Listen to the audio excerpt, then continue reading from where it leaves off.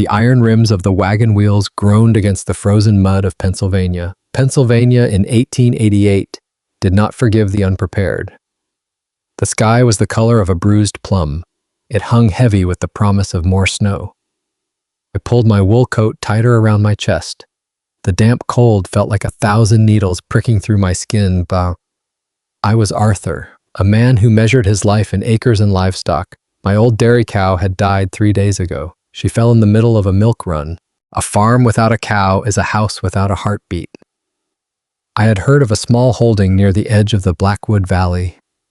They were selling off their stock. The road was a jagged rib of ice and slush. My horse, Barnaby, breathed out clouds of thick white steam. We passed skeletons of oaks that clawed at the gray horizon. The silence of the woods was absolute. It was a lonely kind of silence. It made a man listen to his own heart. I shifted my weight on the wooden bench. My boots were caked in a mixture of clay and half-frozen manure. I reached the gate of the farm just as the light began to fail. It wasn't much of a farm. The fence was leaning at an angle. It suggested a long neglect. The barn was a dark, hunched shape. Its shingles were missing like broken teeth. I pulled the reins. Barnaby came to a halt with a weary snort. I sat there for a moment. I let the stillness settle. There was no smoke rising from the chimney. That was the first thing I noticed. In this weather, a fire was the only thing standing between a man and the grave. I climbed down from the wagon. My knees popped with the sound of dry kindling. I walked toward the porch. My footsteps crunched on the brittle crust of the snow. The front door was scarred and weathered. I raised my hand to knock. The door creaked open before I could touch it. A boy stood there. He couldn't have been more than 7 years old. He wore a man's flannel shirt. It swallowed his small frame. The sleeves were rolled up in thick, clumsy bundles at his wrists. His face was smudged with soot. Dried salt from tears traced paths down his cheeks. But it was his eyes that stopped me. They were wide, dark, and glassy. He looked like a creature that had been staring into a storm for too long. "I'm looking for the master of the house," I said. My voice sounded unnaturally loud in the frozen air. The boy didn't answer right away. He just stared at my heavy coat. He looked at the mud on my boots. "I heard there was a cow for sale," I continued. I tried to soften my tone. I tried to smile, but my face was too stiff from the wind. The boy stepped out onto the porch. The wind caught his hair. It was the color of dead straw. He didn't look at the wagon. He didn't look at the horse. He looked at me as if I were a ghost. I reached into my pocket. I pulled out a small piece of dried apple. I held it out to him. He didn't take it. His small hands were tucked deep into the oversized sleeves. "Is your father home, son?" I asked. The boy shook his head slowly. "Your mother?" Then he stepped closer to me. He was so small against the backdrop of that dying farm. He reached out a trembling hand. He gripped the edge of my coat. His knuckles were white. I felt a sudden, sharp instinct to pull him toward the wagon. I wanted to drive away. There was a heavy scent in the air. It wasn't the smell of wood smoke. It wasn't wet earth. It was the scent of lavender and something metallic, something like old copper. The boy leaned in. His breath was a tiny puff of frost against my chest. He stood on his tiptoes. I bent my head to hear him. "Today is my mother's last day," he whispered. I forgot about the cow. In that moment, the bargain no longer mattered. Only the frightened child standing before me did. The words were so quiet. I thought I had imagined them, but his grip on my coat tightened. He began to shake. A fine, rhythmic tremor traveled from his fingers to my shoulder. "She told me to wait by the door," he said. His voice broke. "She said someone would come for the cow." I felt the air leave my lungs. The cold seemed to solidify in my chest. It turned into a block of ice. I looked at the dark windows of the house. Somewhere inside, a woman was counting her final breaths. Her son waited on the porch for a stranger. The boy's eyes filled with fresh tears. They didn't fall. They just clung to his lower lids. They shone in the twilight. I realized then that I wasn't here to trade gold for a beast. I was here because the universe had a cruel way of bringing people together at the end. I had walked many miles through mud and snow. but I had never felt as lost as I did on that porch. I looked down at the boy again. "What's your name, son?" I asked. "Toby," he choked out. "Toby." A name for a boy who should be playing with wooden soldiers, not a name for a boy guarding a deathbed. I knelt down in the slush. I ignored the wetness soaking into my trousers. I put my hands on his shoulders. They felt as fragile as bird bones. "Toby, I'm Arthur," I said. "I'm going to come inside now." He nodded. He let go of my coat. The movement was listless. He had spent all his strength waiting for me. I stood up and looked back at Barnaby. The horse was shifting its weight. It sensed the tension in the air. The house felt like a tomb that hadn't been sealed yet. The wood was gray and thirsty. The porch boards groaned under my weight. It was a low, mournful sound. Wow. I followed Toby inside. The hallway was narrow and dark. The air inside was even colder than the air outside. It was a stagnant, heavy cold, the kind of cold that settles where the fire has been out for a long time. Toby walked with his head down. He didn't look back to see if I was following. He knew I would. He had caught me with his whisper. We passed a kitchen with a clean table. A single bowl sat in the center. It was empty. There were no crumbs, no signs of a meal recently shared. Only the lingering scent of that lavender. Toby stopped at a door at the end of the hall. The wood was cracked. He pushed it open with a touch so light it was almost a caress. The room was bathed in the pale, dying light of the afternoon. On a narrow bed lay a woman. Her hair was spread across the pillow like silver thread. She was pale, so pale she seemed carved from the very ice that sat outside. But her eyes were open. They were the same dark, glassy eyes as Toby's. "Mama," Toby whispered. He didn't go to her side. He stayed by the door. I was a sentry who had completed his final watch. The woman turned her head toward me. The movement was slow, painful. "You've come," she said. Her voice was like the rustle of dry leaves. I removed my hat. I felt the weight of my own presence. I was a giant in this fragile space. "I'm Arthur, ma'am," I said. I didn't know what else to say. I didn't want to talk about cows. I didn't want to talk about money. She managed a small, ghostly smile. "I am Clara," she replied. She reached out a hand. It was thin. The skin was like parchment. I stepped forward. I took her hand in mine. It was ice cold. But her grip was surprisingly firm. "You came about the cow," she said. "Please sit down. There is more you need to know." She paused to catch her breath. The sound was a wet rattle. "Toby needs to get to the city, to his aunt. The money from the cow. It's for his passage." I looked at the boy. He was still standing by the door. His small face was set in a mask of stoicism. It was a mask no child should ever have to wear. It was the face of the great blizzard survivors. The ones who had seen the white hurricane take everything.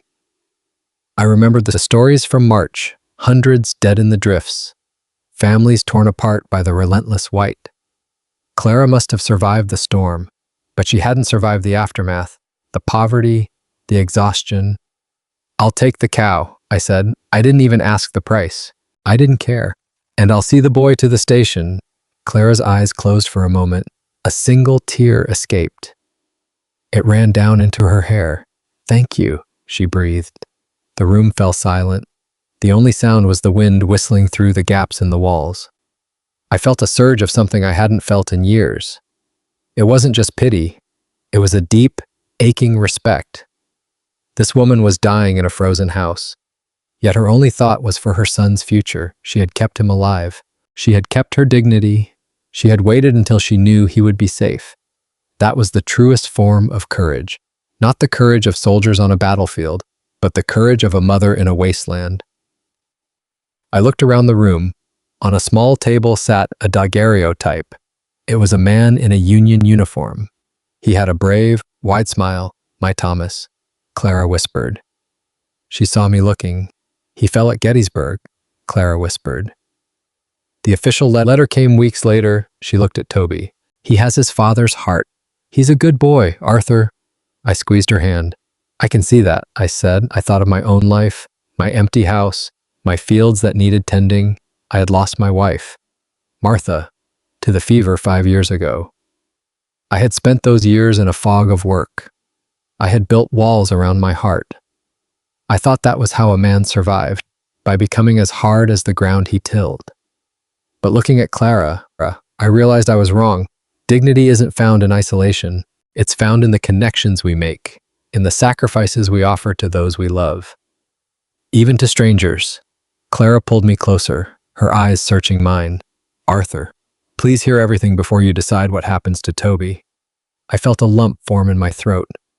I'm listening, I said, and I won't leave until you have told me everything. Clara let out a long, slow sigh. The tension seemed to leave her body. Oh, she looked toward the window. The first flakes of a new snow began to fall. They danced against the glass. It's beautiful, she murmured. She wasn't looking at the cold. She was looking at the light, the way it caught the white crystals. Toby finally moved. He walked to the bed. He climbed up beside her. He tucked his small head under her chin. He didn't cry. He just held her. I stood there, a witness to a love that transcended the freezing air, a love that was the only warm thing in the world.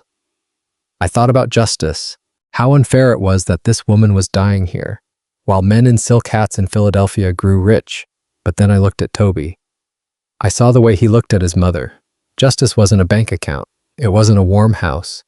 Justice was this final moment of peace, this promise of a future. But before Clara could rest, there were still things she needed me to understand. I looked up at the shriveled bunches of thyme hanging from the rough-hewn rafters. They were gray. They were brittle. They swayed slightly in the draft, looking like the skeletal fingers of the dying. Clara reached out from beneath the heavy, hand-stitched quilts. The movement was agonizingly slow. She was fighting the very pull of the earth. Her fingers were long, elegant, but stained with the dark juices of the herbs she had spent a lifetime brewing. I took a step closer, my boots creaking on the floorboards. My heart hammered against my ribs like a trapped bird. I reached out. I took her hand. It was shocking. It felt like holding a sparrow that had frozen mid-flight.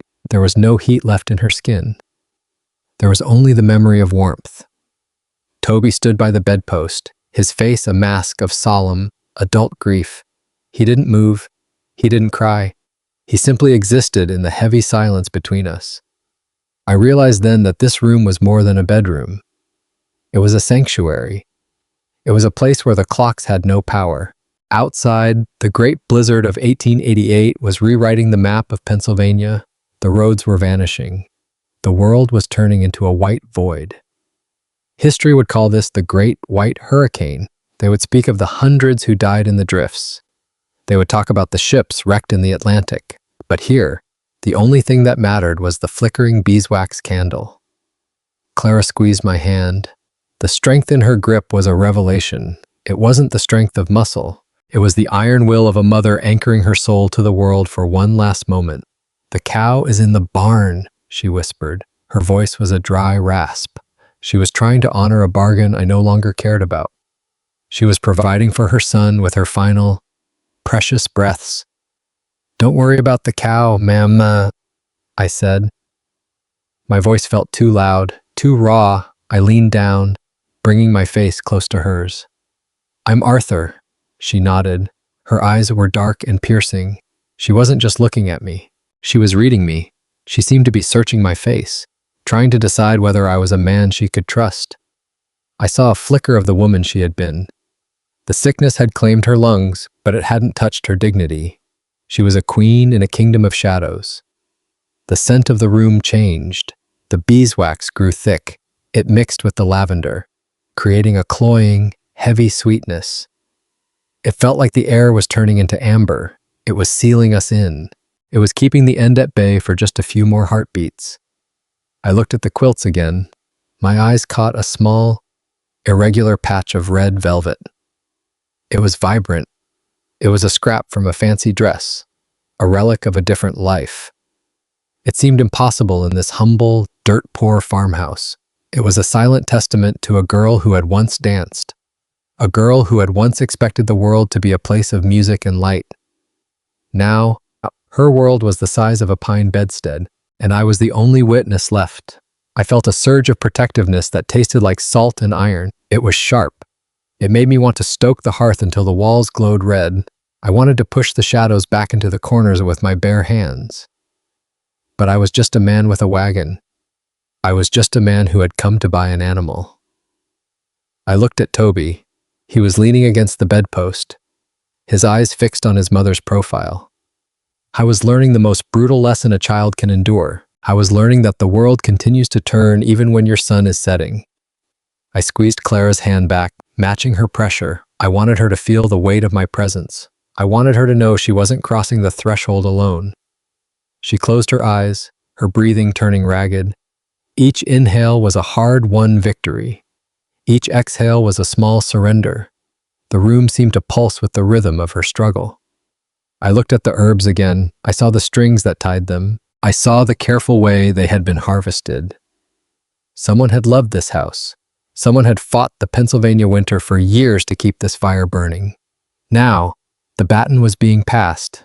I didn't know why it was me. I didn't know how I had ended up in this circle of light, but I knew I couldn't walk away. The cow was just meat and bone. The woman was a masterpiece of sacrifice. The scent of the herbs was no longer just a smell. It was a vow. It was the fragrance of a mother's love trying to outlast the cold. I stayed there. I held her hand while the snow piled up against the door. I stayed there while the candle guttered and flared. I was Arthur, and I had come for a transaction, but I had stumbled into a holy place. I had found the thin line between life and death. It smelled of lavender, wood smoke, and loss. I looked at her face one last time. Her features were sharp, chiseled by pain and persistence. She was beautiful. It wasn't the beauty of youth. It was the beauty of a soldier who had held the line. She was fighting for Toby. She was fighting for a future she would never see. I bowed my head. The silence was no longer heavy. It was sacred. I was a witness to a final act of grace. The buying and selling were over. The transformation of a soul had begun. I felt the frost trying to creep through the cracks in the logs. But for now, the quilts were thick enough. For now, we were safe in this golden bubble. I let out a breath I had been holding since I entered the valley. I was no longer a buyer. I was a guardian of a legacy. The winter of 1888 was howling outside, claiming the weak. But I would not move. I would not let the light vanish. Not yet. Not while the room still held the warmth of her life. Clara pulled her hand back with a slow, deliberate grace. It was a quiet retreat. She was gathering her final reserves for the business of the living. The candle flame danced wildly. It cast a long, jagged shadow of her profile against the timber walls. "The cow," she began. Her voice was a thread of silk in the frozen air. She paused to swallow. I could see the effort in her hollow throat. "Her name is Bess." She looked at me, her eyes wet but clear. "She is a good soul, Arthur. She will give you 3 gallons a day if you treat her with kindness." I nodded, though the thought of milk felt like a ghost story. I was focused on her knuckles. They were large and swollen. They were the joints of a woman who had broken her body against the earth. The skin was as thin as onion paper. She saw me looking. She didn't hide them. She spread her fingers flat against the patchwork quilt. I saw the scars. A deep white line ran across her palm. It was the mark of a slipping scythe from a harvest long ago. The tips of her fingers were calloused from 1,000 nights of mending. These were the hands of a builder. They were the hands of a provider. Now, they were barely strong enough to hold a memory. "I need $20 for Bess," she said. "10 will pay for a simple pine coffin. The other 10 must carry Toby as far as Ohio." The boy, Toby, shifted his weight. The wood groaned under his feet. I looked at him. I saw his father's height in his shoulders. I saw his mother's fire in his eyes. But standing in this room, I felt a different kind of power. It was the power of a man deciding to be better than the world. Courage isn't the absence of the blizzard. It's the willingness to stand in it so someone else can stay warm. I reached into my coat pocket. The gold coins felt heavy. They felt like anchors. I didn't count them. I didn't need to. I placed the coins on the small table next to the candle. The sound of the metal on wood was sharp. It was the sound of a contract signed in the presence of God. Bess will be cared for, I promised. And your son will never know. Hunger. Clara exhaled. It was a long, shaky sound. It was the sound of a woman finally laying down a burden she had carried for years. She looked at the red velvet patch on the quilt. She touched it with the tip of her scarred finger. I wore that dress in Philadelphia, she whispered. It was 1870. The world was so loud then. She smiled. And for a second, the sickness vanished. She was a girl again, spinning in a ballroom. She was a girl who believed in the promise of the morning. Then, the cough came. It was a harsh, racking sound that shook her fragile frame. I moved to help her, but she waved me back. She wanted her dignity more than she wanted my help. She wiped her mouth with a handkerchief. The white cloth was stained with the color of the velvet patch. Toby stepped forward and took her other hand, the boy and the stranger. We were the pillars holding up her sky. The wind screamed against the siding of the house. It sounded like a pack of wolves. But inside, the fire crackled. The scent of lavender remained. Arthur, she said, her voice fading. Be a good man. It's the only thing that lasts. I bowed my head. I felt the weight of her words settle into my bones. The transaction was finished. The cow belonged to me. But the boy belonged to the future, and the future was something I would have to fight for. Outside, the blizzard roared, but inside this small, fragrant room, the light held. I stood my ground. I watched the woman who had given everything, and I promised the shadows they would have to wait. I was a buyer of cows and a keeper of souls. And for the first time in my life, I knew exactly who I was. The candle burned steady, the boy held on tight, and the red velvet patch glowed in the dark. Clara's voice cut through the howl of the blizzard with sudden, haunting clarity, her eyes locking onto mine. She was no longer just a dying woman. She was a strategist, mapping out a future she would never see. The railroad can carry him west to Ohio, if the lines reopen after the storm, she said. My sister lives near the banks of the river. At least, she did when her last letter reached us. She has a farm, and more importantly, she has a heart that stretches for one more soul. The boy looked at his own small hands. He saw the future of labor written in his mother's fragile bones. He cannot stay here alone when the fire finally goes out, she whispered. The land is a hungry, merciless thing. Arthur. It eats the ones who are not strong enough to bite back. I felt the weight of the gold coins pressing against my thigh. $20 was the price of a life's work reduced to a single transaction. I looked around the small kitchen, seeing the ghost of a family that once thrived. The table was scarred by years of shared meals and hard labor. The iron pot on the stove sat cold and empty. On the sideboard, a tin box waited. Its red paint was chipped, a relic from a time when sugar and tea were luxuries they could afford. In this house, that box was the treasury of a mother's dying hopes. I stood up, the floorboards groaning beneath my heavy boots. The sound felt like a violation of the sacred, heavy quiet. I walked to the sideboard, turning my back to the bed. I pulled out my leather pouch. The gold felt heavy, cold, and indifferent to human suffering. The coins did not care about orphans or the price of pine boxes. But I did. I remembered the day I buried my own world in the frozen earth of Kansas. I remembered the silence that followed the last shovel of dirt.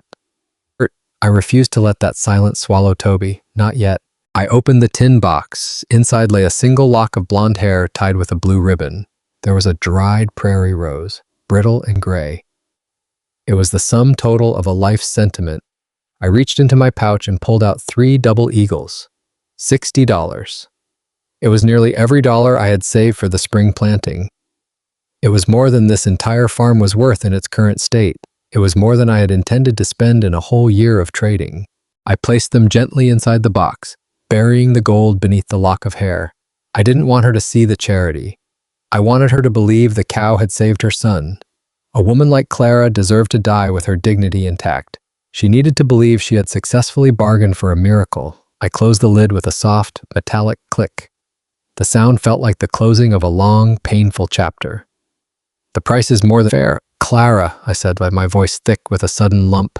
I turned back to the bed. She was watching me. Her eyes narrowed in the flickering light. She was too sharp not to suspect my sudden generosity. But she was too exhausted to argue. She accepted the lie because it was the only ladder out of the pit. "Thank you, Arthur," she breathed. The tension in her shoulders finally dissipated. She sank deeper into the pillows, the burden of survival lifting from her chest. Toby watched me with a curious, searching intensity. I knew the air in the room had changed. It was no longer just the scent of sickness and bitter herbs. It was the smell of a promise being forged in the heart of a storm. I realized I wasn't just buying a cow. I was buying a responsibility that would haunt my steps for years. I was buying the right to stand between this child and the winter. I looked at Clara's hands again. They were still, resting on the quilt like fallen leaves after a frost. The deal was sealed. A strange, terrifying peace settled over me. I had come here to grow my own herd. I had come to fulfill a selfish need for my own survival. But the gold in that tin box was a seed. I didn't know what it would grow into. I only knew I couldn't walk out into the snow and leave them behind. I would stay. I would keep the fire hot until the end. I would be the witness she needed for her final act. I looked at the candle. The wax pooled like a golden tear on the bedside table. Every inch it burned was a second of her life disappearing into the dark. But the light it gave was steady and true. I sat back down on the stool, my shadow merging with hers. "I'll take care of the cow, ma'am," I whispered, "and I'll make sure the boy gets to the river." She closed her eyes, a single tear tracing a path through the dust on her cheek. It wasn't a tear of sorrow or regret. It was the release of a long, agonizing breath held for too many years. The great blizzard of 1888 was still howling at the door. History would remember it as the Great Blizzard of 1888. The storm people called the Great White Hurricane. It would take hundreds of lives before the sun rose. But inside this cabin, the contract was written in a language gold couldn't speak. It was written in the scars on her hands and the weight in my heart. I was Arthur, a man of the frontier, and I had just made the only deal that ever truly mattered. I watched the rise and fall of her chest. It was shallow and rhythmic. It was the ticking of a clock that was rapidly running out of time. But the gold was in the box. The boy had his ticket to Ohio, the woman had her pride, and I had a reason to stay in the cold. I reached out and touched Toby's shoulder. He didn't flinch away. He leaned into my hand, a small sapling seeking the strength of an old oak. We were a family of strangers now, bound together by a tin box and the scent of lavender. The candle flickered, but the flame held. The light remained. And so did I. The silence in the room had grown heavy, like wool soaked in freezing rain. The deal was done, but the air remained thick with the weight of things unsaid. Clara seemed to feel the pressure of the quiet. Her eyes darted toward the shadows in the corner of the room. She reached out a trembling hand. She patted a bundle of fabric resting at the foot of her bed.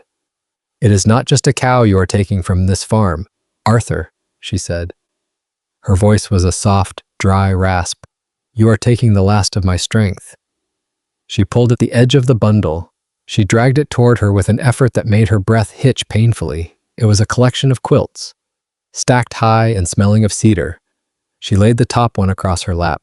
Her thin fingers traced the jagged, colorful lines of the pattern. "This is a log cabin design," she whispered. Her eyes brightened with a sudden, sharp memory of a younger life. "The center square is always red, Arthur. Do you know why?" I shook my head, mesmerized by the intensity in her gaze. "It represents the hearth," she said, "the heart of the home." I looked at the quilt, seeing a riot of colors that defied the gray desolation outside. "My Thomas used to sit by that hearth," she whispered. A soft, romantic glow touched her features, smoothing the wrinkles of pain. "He built this house with his own 2 hands. He carved the very bed I am dying in." She looked at me, her eyes searching for a kindred spirit. "Love is the only thing that justifies the hardship of this land. We worked until our fingers bled, but we were happy." She clutched the red square of the quilt. "This fabric, It's a piece of his first courting shirt. And this blue, it was the ribbon from my wedding hair. A quilt is not just a blanket, Arthur. It is a map of a woman's soul. It is the history of a family, stitched together with prayer and patience. I felt a surge of emotion that threatened to break my composure. This was the justice of the frontier. It wasn't found in law books or courtrooms. It was found in the sacrifice of a mother and the honor of a stranger. Dignity was the last thing a person owned, and she was handing it to me in the form of a promise. "Take this quilt for Toby," she said. "Tell him his father was a good man. Tell him his mother never stopped fighting for him." I took the corner of the heavy fabric. It felt warm, as if it still held the heat of 1,000 fires. The blizzard screamed again, but the sound felt distant. Inside this room, the hearth was still burning. The red square glowed in the light of the dying candle. I realized then that true courage wasn't facing a wolf or a storm. It was facing the end with a heart full of love and a handful of gold. I leaned down and kissed her forehead. It was cold, but her spirit was a wildfire. "I will tell him, Clara," I promised. "I will tell him every word." She smiled, and for a moment, the years of toil vanished. She was a young bride again, standing in the sun. The transaction was complete, the future was paid for, and the light in the room refused to fade. The scraps of calico felt like dry leaves under my calloused fingers. Rough denim rubbed against fragments of delicate silk. That silk had no business on a hard-scrabble Pennsylvania farm. It was a map of lives lived, torn, dyed, and discarded. I watched her thumb rub a square of faded blue velvet. The texture looked rich, almost royal, against her translucent skin. "This piece came from my mother's Sunday best," she said. "She wore it when she stepped off the boat in Philadelphia in '52. Clara's mother had told her that as long as she kept that square, a part of her would never truly be lost." The words struck a chord in me, a chord I had kept silent, locked behind a wall of grit and gunpowder. I looked at Toby. The boy was watching the quilt as if it were a living, breathing creature. My mind drifted back to a sod house on the edge of the Kansas prairie. I remembered the smell of green wood smoke. I remembered the rhythmic click of a metal thimble against a steel needle. My mother had the same hands as Clara. They were scarred. They were calloused. They were unyielding. I remembered the winter of '73 when the panic hit and the banks took everything but our breath. It was so cold that the breath froze on our blankets like tiny diamonds. My mother had taken every spare rag in the house. She stayed up by the light of a single tallow candle to make me a quilt for my loft bed. It was ugly. It was a mess of brown wool and gray flannel. But when the wind howled across the plains, that quilt felt like a fortress. "Nothing is truly broken, Arthur," she used to tell me. "It is just waiting to be part of a bigger pattern." I looked at the patchwork in front of me and finally understood. These scraps were the failures. They were the leftovers of better times and the tragedies of the worse ones. But when they were sewn together with intention, they became a shield. My mother made a quilt for my first winter alone," I said. The words felt foreign, heavy in my mouth. "I still have it in my trunk, tucked beneath my bedroll," I said. "The edges are frayed now, and the colors have bled together until they are all the color of wood smoke. But when I lie beneath it, I can still hear her hum." Clara turned her head toward me. Her gaze was searching, stripping away the layers of the man I had become. "Then you know," she said. "You know that a quilt is the only thing that stays warm when the fire goes out." She gripped the fabric tighter. "Toby will need this warmth on the train to Ohio." The great blizzard of 1888 was still screaming outside the door. History would call it the White Hurricane. It was a storm that buried houses and froze cattle where they stood. He will need to feel the blue velvet of his grandmother's dress. He would need it when the strangers in Ohio looked at him with pity or scorn. The boy reached out. He touched the red square at the very center of the quilt. It was the hearth. It was the home they were losing to the debt and the dirt. "I'll finish the border for you, Mama," Toby whispered. His voice didn't tremble. Clara's hand moved to cover his. Her knuckles were white and sharp, like stones in a stream. "The stitches must be small, Toby. small and tight, so the wind cannot find a way through. I felt a lump form in my throat. It was a cold, hard knot that no amount of winter air could cool. I saw the history of the frontier in those layers of fabric. It was a history written by women who refused to let their families freeze. They turned rags into legacies while the men were busy fighting for dirt. I looked at the tin box on the sideboard. The gold I had placed there was just a different kind of scrap. It was a piece of my own hard life that I was stitching into theirs. The women at the Bees used to say that every quilt has one mistake, Clara said. Her voice was growing fainter, drifting away like wood smoke.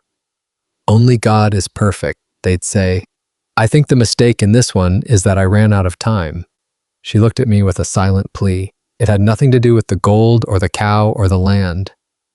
She wanted to know that the pattern of her son's life would hold. She wanted to know that the scraps of Toby's future would be gathered by a steady hand. I reached out and touched the rough denim of the quilt's edge. The border will be finished, Clara, I promised. And the stitches will be small. I have seen enough winters to know exactly where the wind gets in. She closed her eyes. A look of profound relief washed over her features, smoothing the wrinkles of a decade of toil. The patchwork quilt rose and fell with her shallow breathing. It was a landscape of color in a room where the light was dying. Outside, the Pennsylvania snow continued to fall. It buried the fences. It erased the roads. But inside, the memory of the quilting bees kept the shadows at bay. I saw the ghosts of a dozen women sitting in that circle. Their needles flashed in the candlelight like tiny swords. I felt my mother's presence in the weight of the wool. We were all part of the same quilt now. The buyer, the seller, the boy, the living and the dead. All of us are just scraps of fabric, waiting for the needle to pull us home. Dignity isn't found in a bank account or a title deed. It is found in the refusal to be unraveled by the storm. It is found in the sacrifice of a wedding dress to keep a child warm. I sat back on the stool. I watched the needle Clara still held between her thumb and forefinger. It didn't move anymore, but the thread was already deep in the heart of the cloth. The contract was no longer about a debt.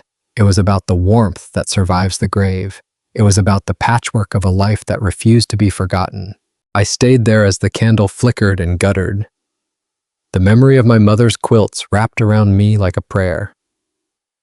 In the cold winter of 1888, we were stitching a new story out of the remnants of the old. For the first time in years, the frost on the window didn't seem so thick. The dark, high-collared frock coat of the Union Army dominated the small tintype. The brass buttons on his chest caught the faint, flickering glow of the beeswax candle.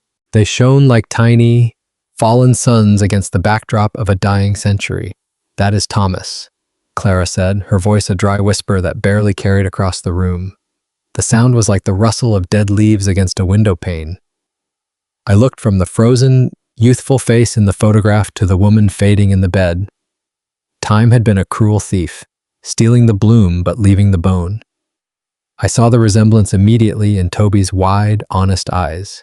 The boy carried a ghost's gaze in a child's face. He looks like a man who knew his mind, I remarked. My thumb traced the cold, sharp edge of the metal frame.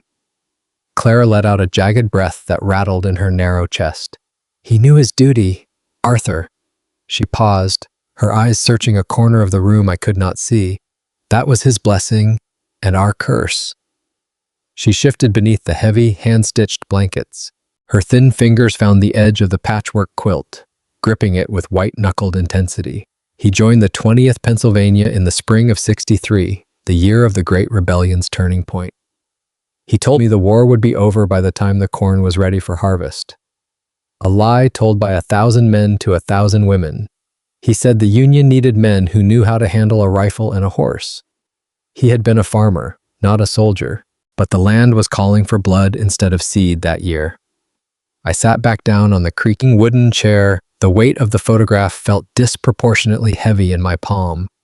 I had seen that blue uniform many times in the decades following the war. It was a garment that held the sharp smell of sulfur and the lingering ghosts of 1,000 brothers.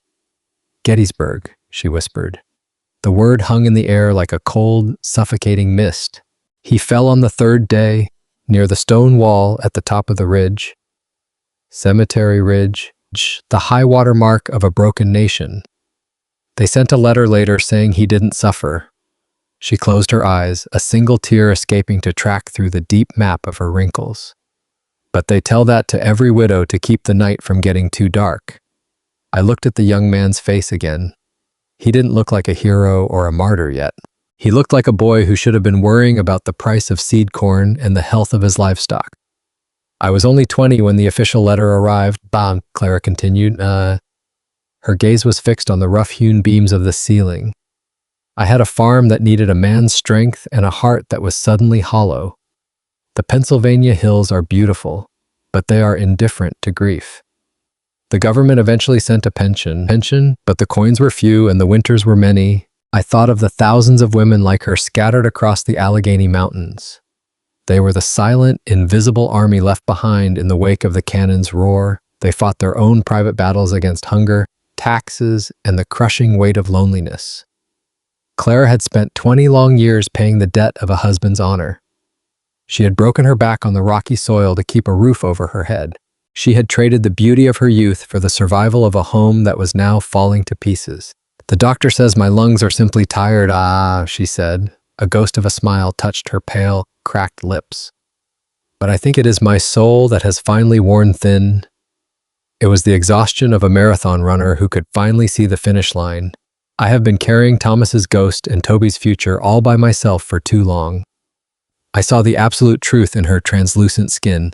I saw it in the way her breath hitched, shallow and uncertain. The poverty in this house wasn't a result of laziness or a lack of character. It was the lingering, open wound of a war that had ended decades ago on paper, but never in the heart.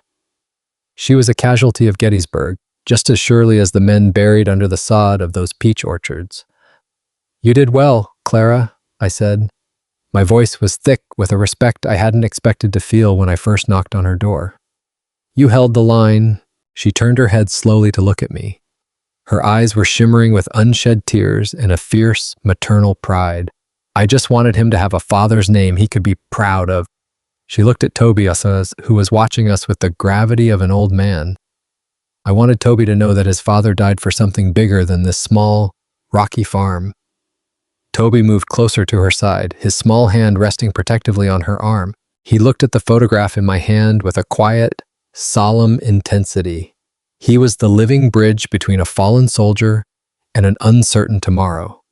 I realized then that my purchase of the milk cow was a small act in a much larger play. The gold I had tucked into the tin box was a tribute to a sacrifice I had only just begun to understand. It was a repayment for the years Clara had spent standing guard over a memory. I set the photograph back on the small table. The young soldier was once again staring into the shadows of the cabin. "The Union is a heavy thing to carry on one's shoulders," I murmured. Clara closed her eyes, her breathing slowing as the memory of the war faded into the background.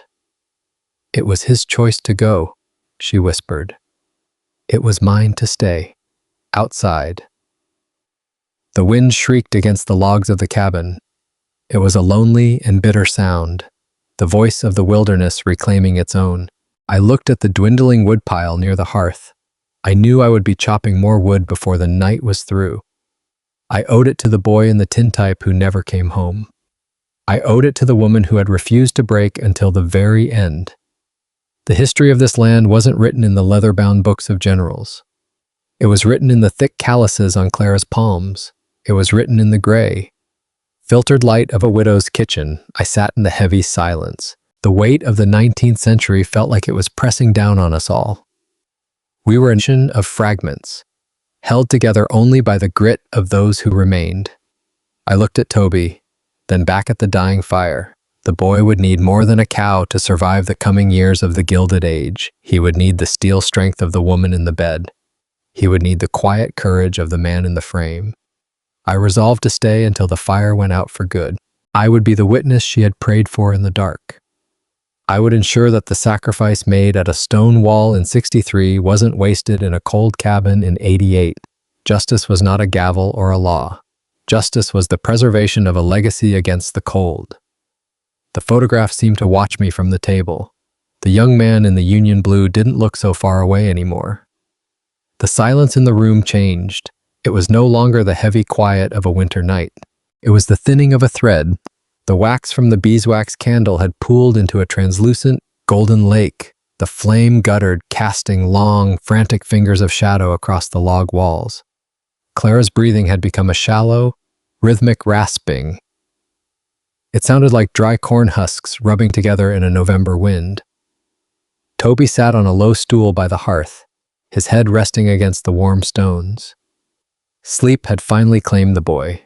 His small brow remained furrowed even in his dreams. I watched the rise and fall of Clara's chest. It was a fragile, desperate motion.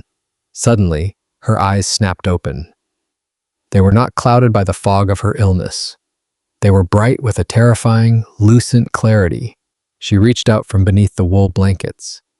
Her hand moved with a sudden strength I did not think she possessed. Her fingers closed around my wrist. The touch was a shock. Her skin was as cold as the ice forming on the milk bucket outside. It felt like the grip of a drowning person reaching for a final shore. "Arthur," she whispered. The sound was raw and stripped of all the polite softness she had maintained earlier. Her eyes were searching mine, looking for a promise. "Tell him," she gasped, her grip tightening until my pulse throbbed against her palm. "Tell him he was loved before he was even a thought." She wasn't talking about Toby. She was talking to the ghost of the man in the picture. She was reaching across 25 years of silence to find her husband. "Thomas," she breathed, and her voice was suddenly young again. It was the voice of a girl in a summer dress standing in a field of clover. Her face transformed, the lines of pain smoothing out in the amber light. In that moment, she wasn't a dying widow in a drafty cabin. She was a bride waiting at the gate. Love is the only thing that survives the fire of history. It is the only justice that truly matters when the light begins to fail. I held her hand, feeling the life beginning to ebb away like a retreating tide. The fire in the hearth popped, sending a single spark into the air. It drifted upward, a tiny star in the gloom, before vanishing into the soot. I leaned closer to her. The scent of dried lavender and old wood smoke clung to her skin like a memory. It was the smell of a life lived in the service of others. "I am here, Clara," I whispered. Her grip tightened with a sudden, desperate strength. I could feel every individual bone of her hand pressing against my palm. Her skin felt like parchment, thin and translucent, yet burning with a final fever. "The time is not measured in days anymore, Arthur," she said. Her voice was a dry rattle, like autumn leaves skittering across a porch. "It is measured in breaths, and I have so few left to give to this world." I tried to pull my hand away to adjust the moth-eaten pillow beneath her head. She would not let me go. "Do not look at the bed," she commanded, her eyes flashing with a spark of the woman she once was. "Look at me." I met her gaze. It was a gaze that had weathered the long, hungry winters of the Pennsylvania hills. It was a gaze that had watched a husband march away toward the smoke of Gettysburg and never return. She had raised a son on a diet of grit and prayer while the Union tore itself apart. "I do not care about the gold in the tin box," she said, her voice shaking with the effort of the words. "I do not care about the passage money or the crushing debt to the bank in town. I care about the wolves." I frowned and glanced toward the heavy oak door. "The wind is loud tonight, Clara, but the door is barred against the wild." "Not those wolves," she hissed, her fingers digging deeper into my wrist. She began to cough, a deep, racking sound that seemed to pull from the very marrow of her bones. It was a sound that spoke of years of damp cellars and neglected fevers. When she finally caught her breath, her eyes were wider, filled with a terrifying urgency. "Silas Miller," she whispered. The name hung in the air like a foul odor. "He owns the land to the north, where the pines grow thick and dark. He has been watching this fence line since the day the telegram came from the battlefield. He thinks a widow is nothing but a slow rot that eventually gives way to the plow." I remembered the fences I had passed on my trek to this cabin. They were arrogant fences, straight and tall, built by a man with too much spite and plenty of lumber. They didn't just mark a boundary, they made a claim on the horizon. "He has come to this porch 3 times this month," Clara continued. "He does not bring bread for Toby or wood for the hearth. He brings papers. He tells me the boundaries drawn by my father were wrong. He tells me the county will seize this dirt the moment my heart stops beating. She pulled me down until our faces were only inches apart. I could see the frantic, fluttering pulse in her neck. It looked like a trapped bird trying to escape a cage. He is waiting for the smoke from this chimney to stop, she said, her breath smelling of bitter tea. He wants to put Toby in the county workhouse. He wants to turn this cabin, my home, into a barn for his fat cattle. The law in these parts is a crooked, jagged thing when a mother is gone. I felt a coldness in my gut that had nothing to do with the frost on the windows. I had seen men like Miller before, during the war and after. They were the vultures of the frontier. They didn't kill, they simply waited for others to die so they could pick at the remains of honest dreams. They built their empires on the misfortunes of those who bled for the land. I am a stranger. Clara, I said, my voice low and heavy. I have no standing in this valley, no name that carries weight. You have eyes that see the truth, she countered, her voice gaining a momentary, ghostly power. And you have the hands of a man who has held a rifle for the right reasons. She gasped, her strength flickering like the last inch of a candle. I am not asking for your charity, Arthur. I am asking for your witness. Stay here. Stay until the ground is broken and the stone is set for me. Do not let that man step foot on this porch while my son is still weeping for me. Be the wall that Thomas cannot be. She began to tremble. The effort of the plea was draining the last of her internal heat. I looked over at Toby. The boy was sleeping peacefully on a small cot, unaware that the world was preparing to swallow him whole. I looked so much like the photographs of the young recruits I saw in '63. I thought of my own empty house, miles away across the black, unforgiving ridges. I thought of the quiet, isolated life I had built to avoid the pain of other people's ghosts. I had spent years trying to be a shadow, invisible and untouched. But the weight of her hand on mine was a physical, undeniable burden. It was the weight of a dying woman's honor, more precious than any currency. In this hard land, a man's word was the only thing that didn't devalue in a panic. Justice wasn't something found in a courthouse, it was something held in the hand. I give you my word, Clara, I said. I spoke the words clearly and firmly. I wanted them to settle into the very logs of the house. I will not leave this boy to the wolves, and Silas Miller will find no purchase on this land as long as I am standing on it. And the tension in her fingers didn't vanish, but it shifted. The desperation turned into a heavy, tragic relief. It was the look of a soldier who had finally been relieved of a long, lonely watch.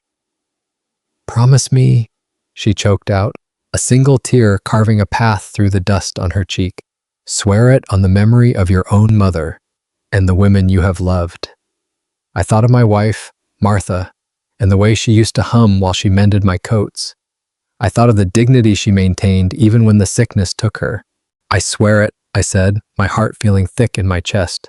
I will be the shield for your house and the fire for your son. She let her head fall back against the coarse pillow. Her hand slid from my wrist, leaving a cold, lingering ghost of a grip behind. She closed her eyes, her face turning toward the darkened window where the snow fell. Thank you, Arthur, she whispered, her voice barely a sigh. Now I can finally listen to the snow. I stood up slowly, my joints aching from the cold. I walked to the hearth and stirred the dying embers with a rusted iron poker. The orange glow illuminated Toby's sleeping face. He looked so small against the backdrop of the vast, indifferent night. He was the heir to a rocky hill and a dead soldier's name, and now, by the laws of the heart, he was my charge.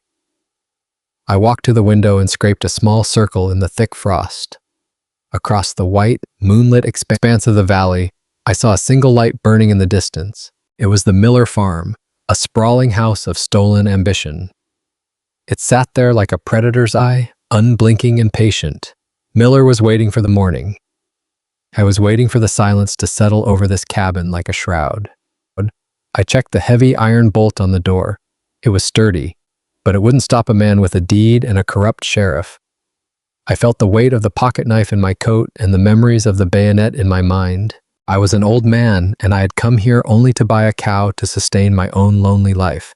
But as I sat back down in the creaking rocking chair, I knew I was staying for a war. The house felt smaller now, as if the walls were leaning in to listen to my breathing.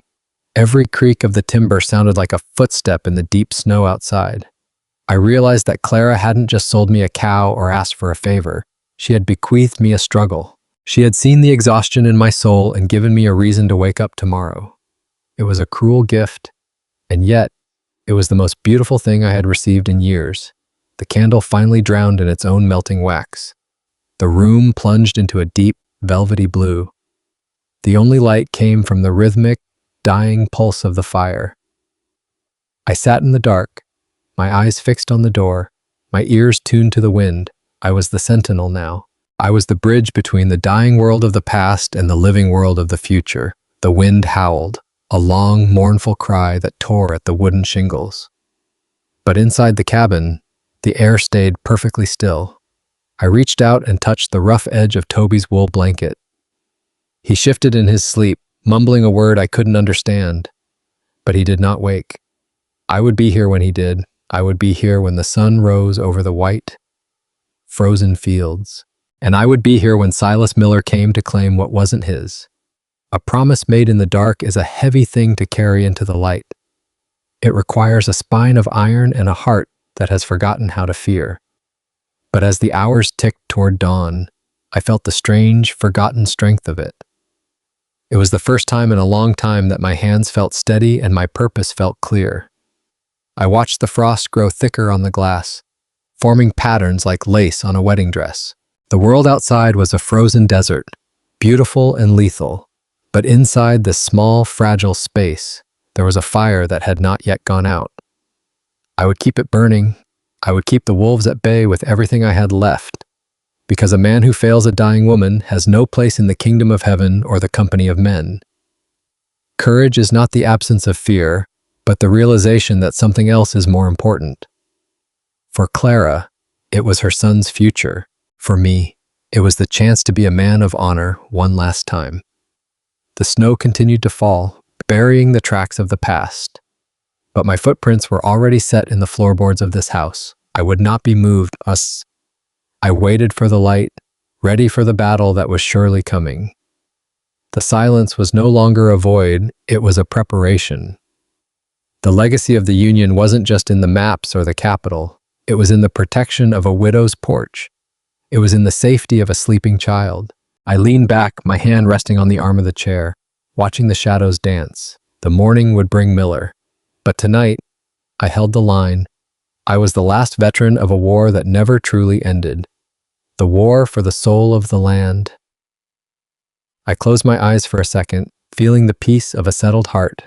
The debt was being paid, the story was continuing, and I was exactly where I was meant to be. The night did not just fall, it settled. It pressed against the window panes with a weight that felt like lead. I leaned back in the creaking chair, my ears tuned to the rhythm of the house. The rattling in Clara's chest had slowed, turning into a shallow, desperate whisper. The darkness outside was absolute. I waited. I watched. I held the silence like a loaded Remington. The shadows in the corners of the cabin seemed to retreat as I knelt before the hearth. I chose thick stalks of seasoned hickory from the woodpile near the door. The wood was heavy. It felt solid. It was a piece of the earth that still held the memory of summer. The wood caught quickly. Orange tongues of fire began to lick away the blue chill of the room. The light flickered, dancing across the peeling wallpaper and the cracked rafters. Clara watched me from her bed. Her breathing was a thin, rhythmic rasp against the quiet. Her eyes followed my every move, wide and glassy with the fever. I shed my heavy wool coat. I rolled my sleeves past my elbows, revealing the truth of my years. My forearms were scarred. They were weathered, the skin looked like old parchment, maps of battles that no one remembered. A jagged white line ran from my wrist to the crook of my arm. Shiloh, a souvenir from a Confederate bayonet.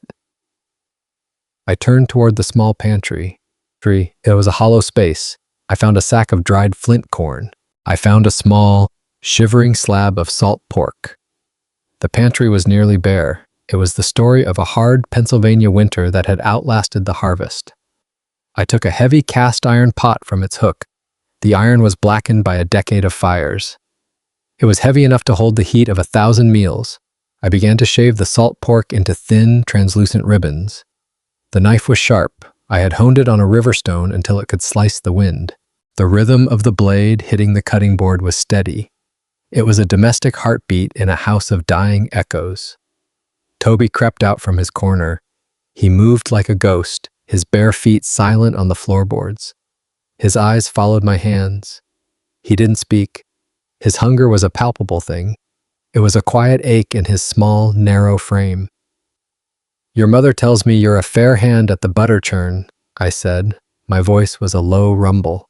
It sounded strange in the small room, like thunder moving over a distant hill. The boy nodded. His chin rested on the edge of the scarred wooden table. "Then you can help me with the corn," I told him. I handed him a wooden bowl. I gave him a handful of dried kernels, hard as pebbles. We worked in silence for a time. The only sounds were the crackle of the hickory and the soft thud of the pork in the pot. The fat began to render. It filled the small cabin with a rich, smoky aroma. It was a smell that spoke of life. It spoke of endurance. It was the scent of every winter I had ever survived. I added water from the bucket. I added the corn Toby had prepared with his small, trembling fingers. I remembered my mother's hands doing this exact dance 40 years ago, a sod house on the plains of Kansas.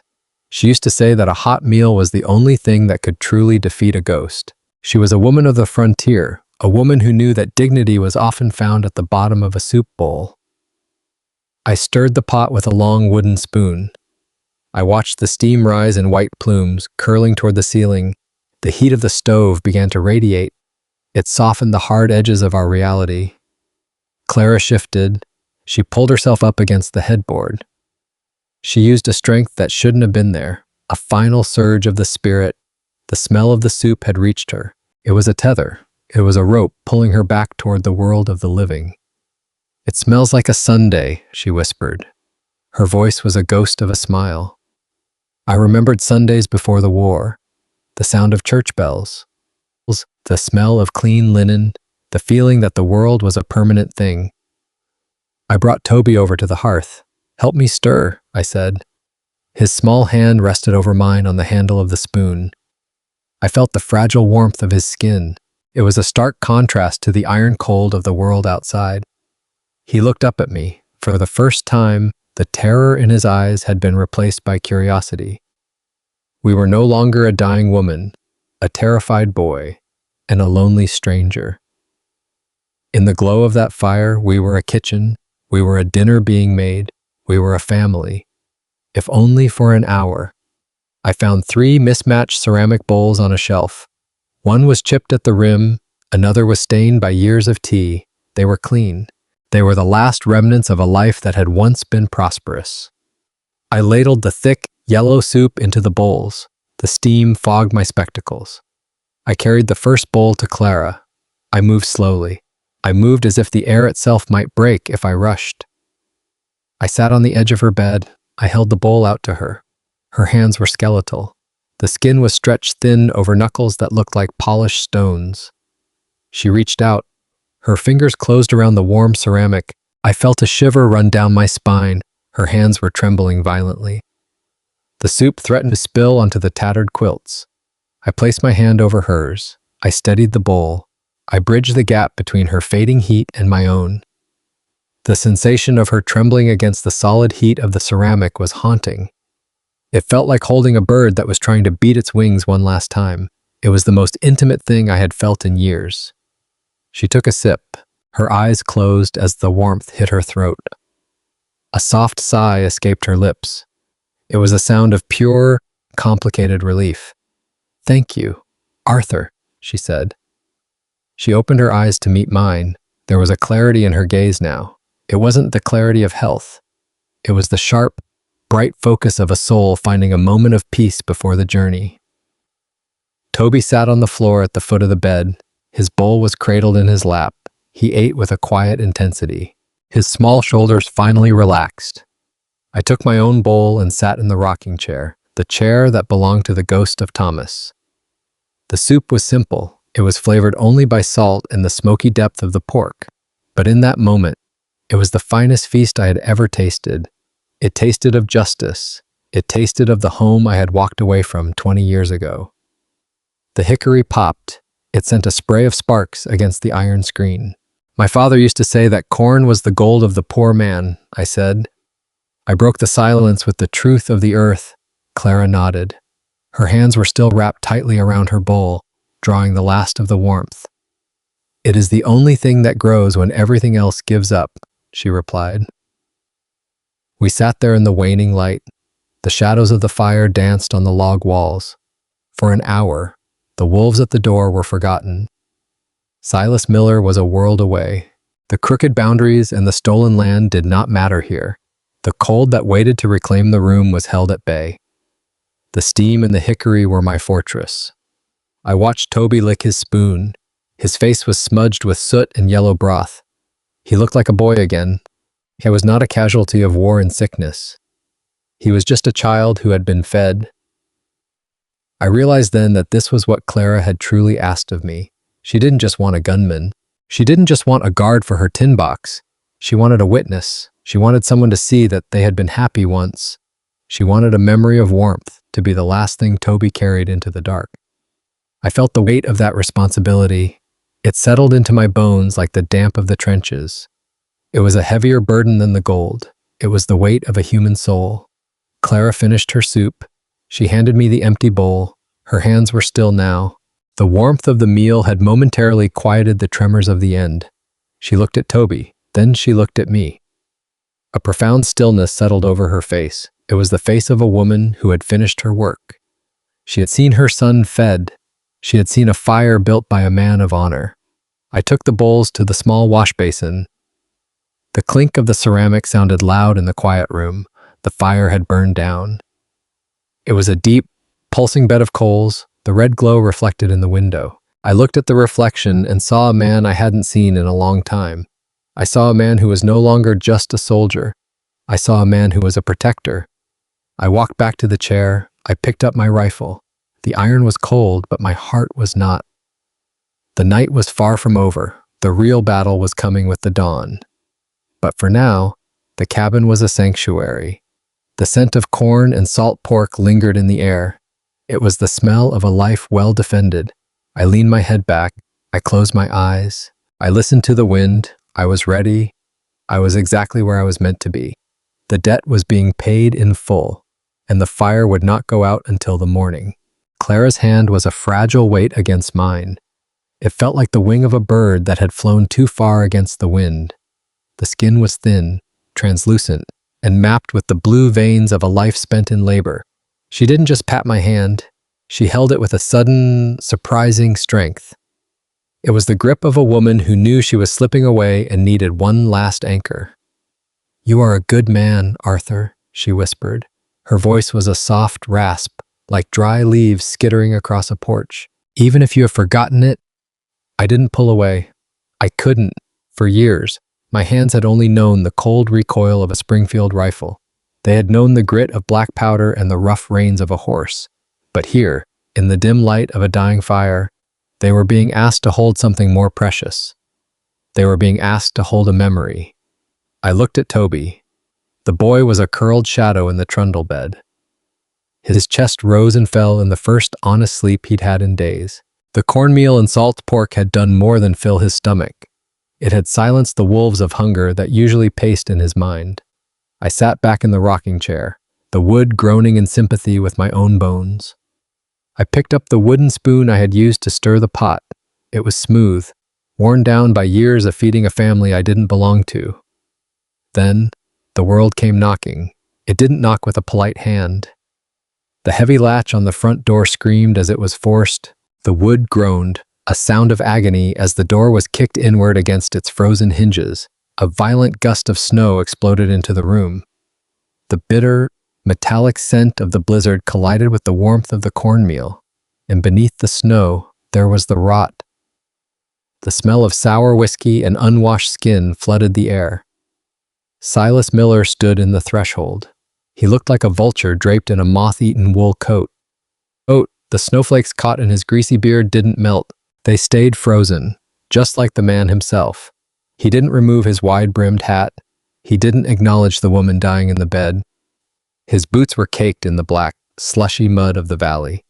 He stepped forward, leaving a trail of filth across the floor Toby had swept so carefully.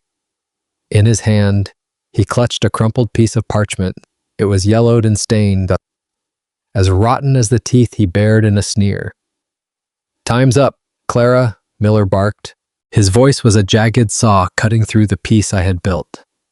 He didn't look at her eyes. He looked at the iron stove and the quilts. He looked at the property he wanted to strip bare. "I've got the paper right here," he hissed, signed by Thomas himself before he went off to play hero and get shot for a lost cause. The mention of her husband's name hit Clara like a physical blow. She flinched, her small frame shrinking under the heavy blankets. Her thin fingers shook as she tried to pull the quilt higher. "Thomas never signed a debt note to you." "Silas," she whispered. Her voice was a dry reed trembling in a gale. "He knew you for the snake you are." Miller let out a wet, mocking laugh. It was a sound that made my blood turn to ice. "A dead man's memory is a flexible thing, widow," he sneered. He took another step, the mud from his boots splashing against the side of the mattress. "This house, this dirt, and the cow in the barn belonged to me by sundown." He leaned over her, his long shadow swallowing her frail form. "You're halfway in the ground anyway, Clara. Why waste a perfectly good roof on a woman who won't be breathing by breakfast?" A small choked sob came from the trundle bed. Toby had woken up. He was ducked behind the headboard, his eyes wide with a terror no child should know. The sound of that sob was the spark in a dry hayloft. I rose from the rocking chair. I didn't rush. A man who has faced a bayonet charge knows that haste is for the weak. I rose with a slow, deliberate weight. I stood until my shadow climbed up Miller's back and covered him completely. I am a man built from the stones of the frontier. I am the product of years of pulling life from a stubborn, unforgiving earth. I stepped between the bed and the intruder. My shoulder was inches from his chest. Miller blinked, his eyes shifting up to meet mine for the first time. He expected to find a frightened woman. Instead, he found the barrel of a storm. He saw a stranger, but he felt the presence of a man who had already seen the end of the world. "The door's behind you, Mr. Miller," I said. My voice was low, vibrating with a deadly, rhythmic stillness. "You can leave by that door, Mr. Miller, or explain those papers to the sheriff." I had no intention of giving him the gunfight he wanted. A forged claim belonged before a judge, not beneath a coffin-maker's hammer. Miller sneered, trying to summon the bravado of a bully. His hand moved instinctively toward the belt of his trousers. "This ain't your business, traveler," he spat. "Go back to your milk cow and keep moving before you get hurt." I didn't move an inch. I could smell the rot on his breath and the cheap grease in his hair. "Everything in this room is my business," I replied. I kept my eyes fixed on his, never blinking. "I have seen men like you in every town from here to the Ohio River. You are the kind that waits for the fire to go out before you steal the wood. You are the scavenger that picks at the wounds of the brave." I reached out and took the parchment from his hand before he could pull it away. I unfolded it carefully and held it near the firelight. If it was forged, I intended to preserve every mark for the sheriff and the county judge. "A forgery is a poor shield against a man willing to bring it before a judge," I said. I took a step forward, forcing him to retreat. The cold air bit at the back of my neck, but I didn't feel it. I felt the heat of the hearth behind me. I felt the fragile life of the woman I was protecting. Miller looked at my hands. They were calloused, thick, and scarred by work and war. His confidence began to leak out of him like water from a cracked jar. "You can't stay forever," he spat, his voice rising an octave in fear. "She's a corpse in a dress, and that boy is just another mouth to feed." I reached out and grabbed the lapel of his coat. I twisted the wool until his heels lifted off the floor. The silence that followed was absolute. Even the fire seemed to hold its breath. "If you speak of her that way again," I whispered. My face was inches from his. "I will make sure you spend the rest of the winter learning how to chew without teeth." I saw the realization in his eyes. He wasn't dealing with a farmer. He was dealing with a man who had forgotten how to be afraid. I shoved him back toward the open doorway. He stumbled into the snow, his arms flailing like a broken puppet. "The note is gone, Silas," I called out into the dark. "And if you come back, I won't use words." I slammed the door and dropped the heavy oak bar into place. The sound of the bolt was the final word in the argument. I turned back to the room. Clara was watching me, her eyes bright with tears she refused to let fall. Toby crawled out from the shadows and clung to the side of the bed. The boy wasn't looking at the door. He was looking at me. He was looking at the first man who had ever stood between him and the night. I walked back to the rocking chair. My heart was drumming a steady, ancient rhythm. It wasn't the rhythm of war. It was the rhythm of a protector. I looked at Clara and saw the ghost of every woman who had ever held a home together with nothing but a prayer. In her face, I saw the true meaning of the word sacrifice. It wasn't about dying on a hill for a general. It was about living every day for the person beside you. I sat down and picked up the wooden spoon again. The grain of the wood felt warm against my palm. Justice had been served, not by a judge, but by a man with a full belly and a clear purpose. The storm continued to howl outside, but inside, the island of light remained. I would sit here until the sun touched the frost. I would be the wall that the world could not break. Because for the first time in my life, I knew what I was fighting for. I was fighting for the dignity of a family. I was fighting for the right of a dying woman to pass in peace. And in this harsh, unforgiving territory, that was the only victory that truly mattered. I leaned my head back and closed my eyes. The scent of the corn lingered. It was the smell of home. It was the smell of a debt finally paid. I listened to their breathing.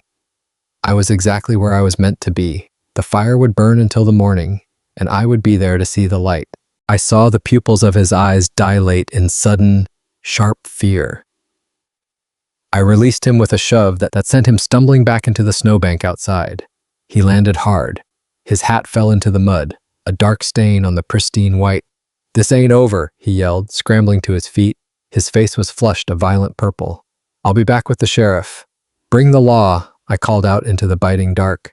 "I'd like to show them how you sign a dead man's name to a forged debt." I slammed the door shut. I dropped the heavy oak bar into its cradle. The sound was final, a wooden bolt of lightning. I turned back to the room. The adrenaline still hummed in my veins like a wire. Clara was white as the snow outside. Her eyes were wide and wet with a terror that had lived here far longer than I had. Toby was still peeking from behind the bed. His small face was a mask of pale confusion. I walked over to the hearth. I tossed the crumpled debt note into the glowing coals. We watched the paper curl and blacken. The fake promise of debt turned to ash in a heartbeat. "He won't be back tonight," I said. My voice returned to its quiet cadence, steady as a heartbeat. Clara reached out. Her hand hovered in the air between us, trembling like a leaf in a winter gale. I took it.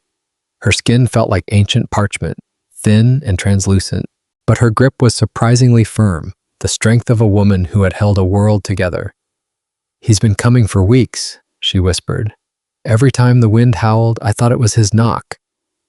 She looked at the empty space where the man had stood. "I thought I was alone in this." "You aren't," I said. I sat back down in the rocking chair. The wood creaked under my weight. A familiar, domestic sound. I looked at the door, then at the fire, and finally at the boy. The hunter had come, and the hunter had been driven away. But I knew the wolves were still circling in the dark. I realized then that a bowl of soup was a start, but a shield was what was required. I adjusted the weight of the gold in my pocket. I thought of the cow in the barn, the last living legacy of a husband lost to the war. I wasn't just a buyer anymore. I was a wall, and I would not crack until the sun rose on a day Clara did not have to see. The frost didn't just sit on the air. It hung like a heavy, invisible curtain of iron. I stepped off the porch and let the heavy oak door click shut behind me. The sound was a dull thud in the vast, shivering silence of the Pennsylvania night. Miller was already 10 paces away. He was nursing his bruised pride in the shadows of the leaning barn. The moonlight hit the snow. It turned the world into a landscape of jagged silver and ink-black holes. You think you're a savior, don't you? Miller spat. His breath was a gray plume in the sub-zero cold. He didn't turn around. He stood there, his shoulders hunched like a vulture waiting for the wind to change. I walked toward him. My boots crunched rhythmically on the frozen crust of the earth. Every step felt like a drumbeat in the quiet. I stopped 5 feet from his back. I think I'm a man who pays his debts, I said. My voice didn't carry. It didn't need to. The winter air carried every syllable like a sharpened blade. Miller turned then. His face was half hidden in the darkness of his wide-brimmed hat. His eyes were narrow slits of greed and calculated malice. You're a fool with a heavy purse and a soft heart, he sneered. That widow owes more than just prayers to this land. I reached into the inner pocket of my heavy wool coat.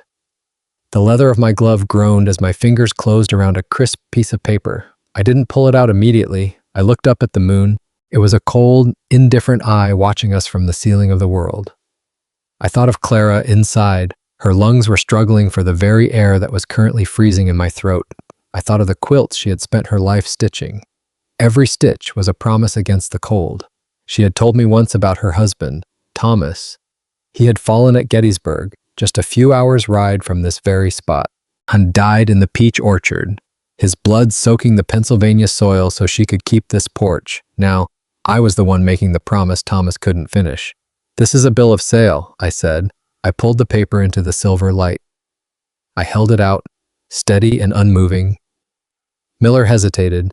He snatched it with fingers that looked like gnarled roots. He held it close to his face. He squinted against the pale glow of the night. I watched his eyes. I watched them widen. I watched the blood drain from his thin lips. $300, he whispered. The number caught in his throat like a jagged bone. For a half-starved milk cow. It's not for the cow, I said. I took a step closer, into the circle of his personal space. He smelled of stale tobacco and the sour rot of a man who lived on the misfortunes of others. That cow is the most expensive creature in this county now, and that paper is a legal record. It is a transaction that clears every lien, every debt, and every shadow you've tried to cast on this porch. The money was more than I had intended to spend on a dozen cattle. It was gold, minted in the Union, heavy and honest. It was nearly half of the savings I had carried from the ruins of my own life. In these years after the Great Rebellion, gold was the only thing that didn't lie. Confederate notes were wallpaper, but this was survival. Gold is just cold metal until it's used to buy warmth for someone else. Miller looked at the paper, then back at me. His bravado was a leaking bucket. You're throwing your life away for a ghost, he hissed. She'll be gone by morning. You'll be left with nothing but a patch of dirt and a boy who isn't yours. I felt a surge of heat in my chest. It had nothing to do with the weather. It was the heat of a father who had once stood over a small, cold grave. It was the heat of a husband who had watched the light go out of his wife's eyes in a darkened room. Love isn't always a soft word whispered in the dark. Sometimes, love is a fist. Sometimes, love is a wall of fire. I reached out and grabbed Miller's collar. My hand was a vice. I pulled him forward until his boots left the snow. I wanted him to feel the weight of a man who had nothing left to lose. If I see your shadow on this fence line again, I whispered. If I hear your name whispered in the same breath as that boy's terror, I won't use a piece of paper to stop you. I leaned in closer.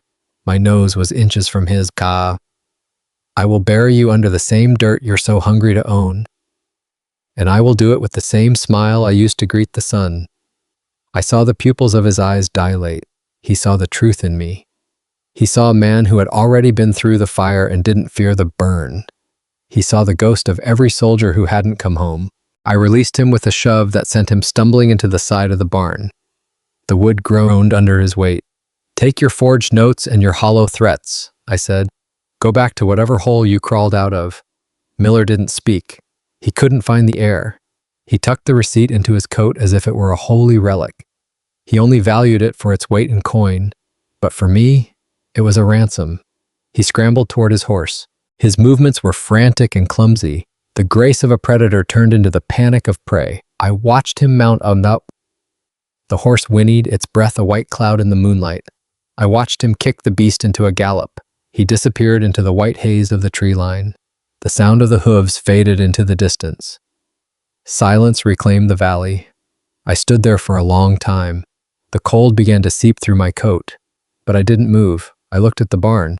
The cow lowed softly inside. Unaware she was now worth a small fortune, I looked at the house.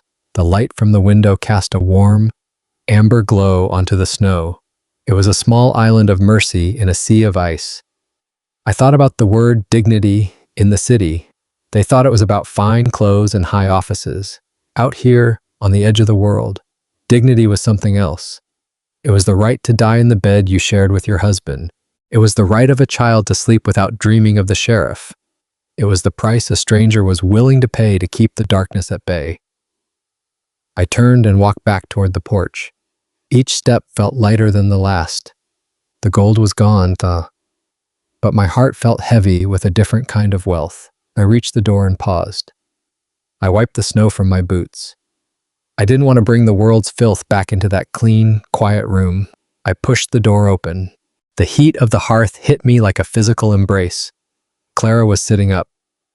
She had a quilt pulled around her shoulders, the one with the blue stars. She looked at me, and for the first time, the fear was gone. There was only a quiet, silver peace. "Is it finished?" she asked. "It's finished," I replied. I walked over to the fire and warmed my hands. "The land is yours. The cow is yours. The morning is yours." She didn't cry. She simply closed her eyes and let out a long, shuddering breath. It was the sound of a burden being laid down after 1,000 miles. Toby came out from the shadows and sat at my feet. He didn't say a word. He just leaned his head against my knee. I realized then that courage isn't the absence of fear. It's the decision that something else is more important than that fear. And tonight, the most important thing in the world was the silence of a house at peace. I picked up the wooden spoon. The soup was cold, but it tasted like victory. Outside, the Pennsylvania winter continued its long, frozen march, but inside, the fire was bright. And for one night, justice was not a concept in a book. It was a warm room, a full belly, and a debt paid in full. The yard was a hollow of silver and ink. The biting cold of the 1874 Pennsylvania winter clawed at my lungs. I stood there for a long time. The vulture had finally vanished into the dark. The air felt scrubbed of his presence. My heart felt heavy, yet oddly buoyant.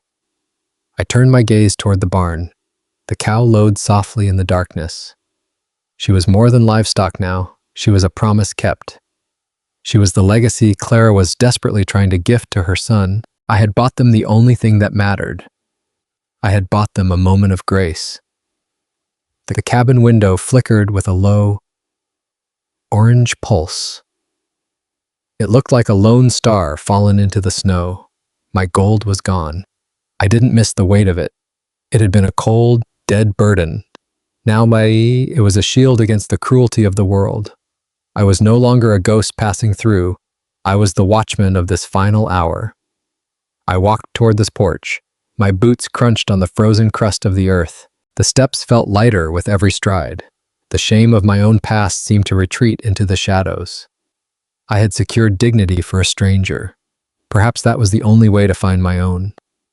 I paused at the threshold. I scraped the mud and the slush from my leather boots. I didn't want to bring the rot of the trail into this room. This house was a sanctuary. I pushed the door open. The hinge gave a small, welcoming groan. The scent hit me instantly. It was the sharp, medicinal tang of lye mixing with pine. It cut through the lingering warmth of the corn soup. Toby sat by the hearth. His eyes were fixed on the door. His small shoulders dropped the moment he saw me. The boy didn't ask a single question. He didn't need to. He saw the stillness in my eyes. He saw that the mountain had stopped shaking.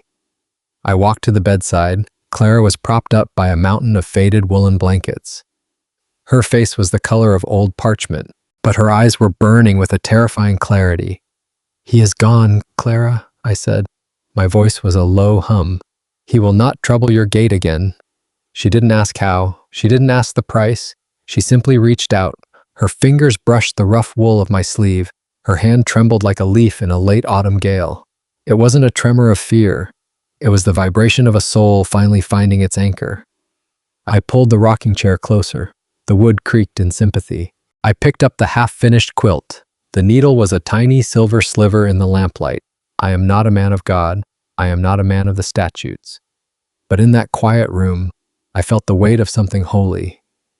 I had given a mother the right to say goodbye in peace, for a man who had left so many things unfinished. This was a masterpiece. The fire popped in the stove. How? Toby moved from the floor. He leaned his head against my knee. I felt the warmth of his small life through my trousers. We were three broken things bound together by a single act of mercy. Outside, the Pennsylvania hills were locked in ice. The Great Panic of 1873 had turned the world into a pack of wolves. It had made neighbors forget their names, and it had made men trade their souls for a bushel of grain. But inside this cabin, the shadows were toothless. The darkness had lost its power to bite. I closed my eyes. I listened to the heartbeat of the house. The clock on the mantel ticked with a steady, relentless pulse. The wood hissed as the sap bubbled. I heard the soft, fragile breathing of a woman who was no longer running. I had come here for a simple trade. I had stayed for a reason I couldn't yet name. The moonlight began to fade behind the gathering clouds. The victory was quiet. It was a frontier mercy. It was the only currency that held value in the silence of the snow. Clara moved with a sudden, painful effort. She signaled for Toby to help her to the table. I stood in the shadows. I watched them. Toby stood on a wooden crate. He held a heavy wooden paddle with the focus of a young soldier. On the stove, a pot of rendered fat simmered while it gave off a low, rhythmic hiss. The confrontation with Miller felt like a memory from a different century. The silence now was heavy with a new kind of urgency. "Slowly, Toby," Clara whispered. Her voice was as thin as a spider's silk. "The ash water must meet the fat like a secret shared between friends." Toby tilted a ceramic jug. A dark, caustic liquid began to trickle into the pot. The mixture clouded instantly. It swirled in a slow, hypnotic amber vortex. "It smells like the woods after a hard rain," Toby said. He wrinkled his small nose. Clara reached out. Her trembling fingers guided his steady hand on the paddle. "That is the pine oil, my heart. It is the scent of the things that endure the winter." I watched her lean into him. She was pouring her remaining life into his young shoulders. It was a transfer of strength by sheer force of will. She wasn't just teaching him a chore. She was handing him the tools to survive a world that would try to break him. "Everything in this life requires a balance, Toby," she said. She paused to catch a shallow, rattling breath. "The fat is the softness of a mother's touch. The lie is the hardness of the world's fire. Too much of one, and you have a mess that will never hold. Too much of the other, and you burn the very thing you try to heal." Toby stirred with a fierce, quiet intensity. His tongue poked out of the corner of his mouth. He was a small boy learning the patience of an old man. I felt a sharp, familiar ache in my own chest. I remembered my own mother. I remembered her standing over a similar pot in the sweltering heat of a long-ago July. I remembered how the soap would sit in the cellar for weeks. It had to cure before it could be useful. Clara reached for a small glass vial. She let a few golden drops fall into the thickening liquid. The scent of pine filled the cabin. The walls seemed to dissolve into an endless evergreen forest. "Patience is the third ingredient," she murmured. "You cannot rush the setting, Toby. You must wait for the heat to die down before the strength can rise up." She looked at me then. Her gaze locked onto mine over the boy's head.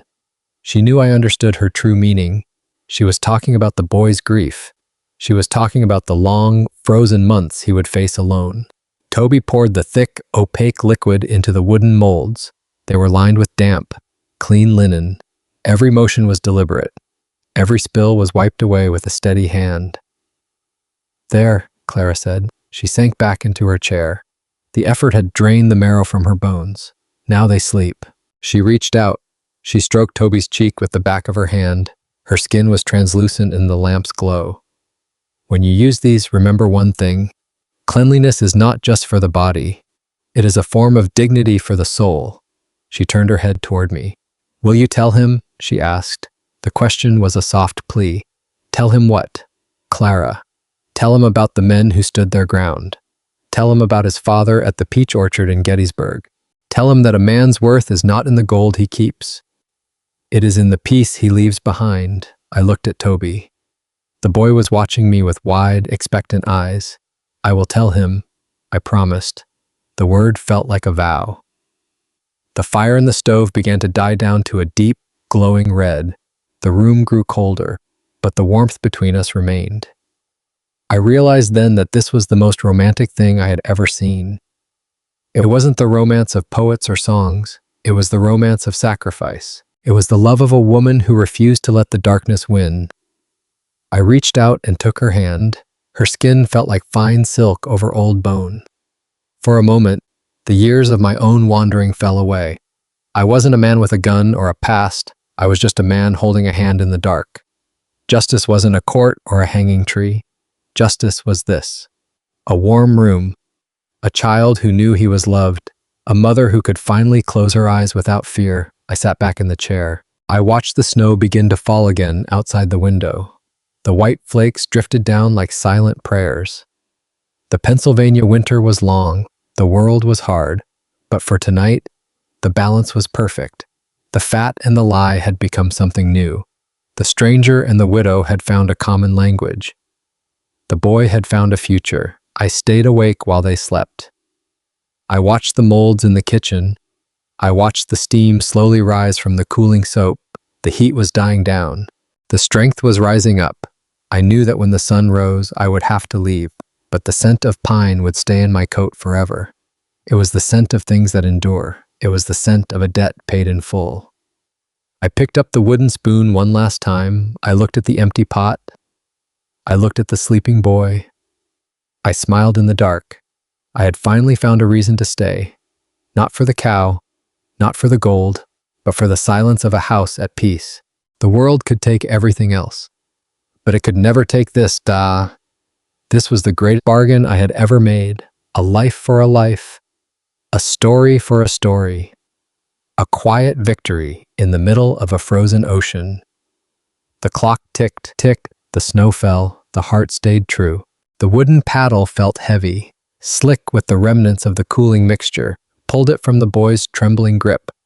The water in the bucket hissed, swallowing the caustic heat of the lie. Toby did not pull away. He leaned his small, tired head against his mother's thin shoulder. Clara looked at the window. The glass rattled under the assault of the biting Nebraska wind. She spoke, her voice a fragile thread in the freezing air. She told him that no matter how little they possessed, they must keep their clothes white and their spirits clear. It was a command, not a suggestion. It was the law of a woman who had seen the world try to strip her of everything. Toby asked if the soap would be ready when the snow stopped. Clara's eyes drifted to the white flakes hammering against the pane. She replied that things are ready only when they are ready. Ready? Time has its own mind, she whispered. I stepped forward, my boots groaning against the worn floorboards. I set the paddle aside and looked at the boy. I told her he had done well. My voice sounded like rough gravel compared to the silk of hers. She offered a ghost of a smile, a flicker of pride lighting her sunken features. She said he was a quick study. She said he had the hands of his father. Her gaze fell to the molds. The soap was turning pale as it set. It was a humble legacy left in boxes of pine and lard. But for a boy about to lose his sun and moon, those bars were anchors. They were proof that she had existed. They were proof that she had spent her final strength to ensure he wouldn't walk the world in filth. I saw the structure of a life being built in this final, desperate hour. Clara's hand slipped from the boy's cheek. It landed heavily on the table. The lesson was over. The teacher was spent. I picked Toby up and moved him from his crate. He stared at the molds with the wide-eyed wonder of a creator. He promised his mother he would watch them. He promised he would not let the frost touch the cooling fat. Clara nodded, her eyes already drifting shut. I moved to lift her. She felt lighter than a bundle of dried lavender. The scent of pine followed us to the bedroom. It clung to her skin and the rough wool of the blankets. It was the scent of the frontier. It was the scent of a woman refusing to leave her son defenseless against the world's grime. I settled her into the pillows. I sat back in the rocking chair. The house returned to the slow, rhythmic tick of the clock. Toby sat by the stove, his eyes fixed on the drying soap. The winter outside seemed less cold, the shadows in the corners seemed less deep. I realized Clara wasn't just teaching Toby to survive, she was preparing me to lead him. Every lesson was a map for me to follow. The soap would cure, the boy would grow. The memory would remain sharp and clean. I closed my eyes and let the warmth settle over me. We were three souls waiting for the morning. We were bound by bitter ash and the soft fat of a life well lived. The soap was setting. The promise was kept. The wind outside turned into a low, predatory howl. White flakes hammered the glass like thousands of frantic fingers. Inside, the lamp glow was the only sanctuary left in a frozen world. I pulled my chair closer to the bed. Toby curled at Clara's feet on a bundle of wool. I found an old, leather-bound volume on the mantel. The pages smelled of dry earth and forgotten summers. I began to read about the men who first crossed the Great Divide. My voice was a low rumble, steadying the air. I told them of Lewis and Clark. I spoke of the vast, untouched cathedrals of stone. I spoke of silent plains where the grass reached a man's waist. Toby's eyes reflected the flickering flame of the beeswax candle. He asked if they saw the end of the world.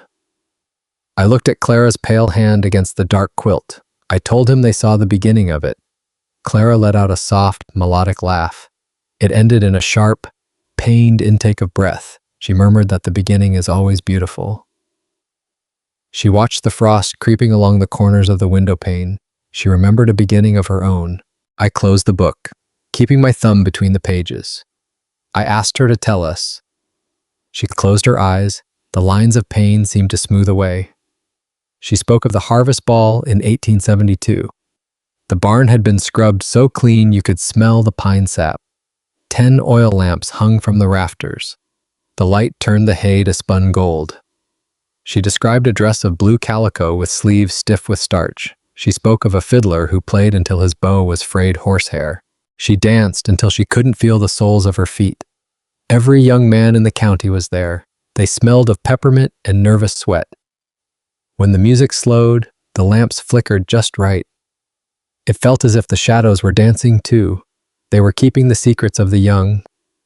Toby listened as if the ball were unfolding in that tiny, dark room.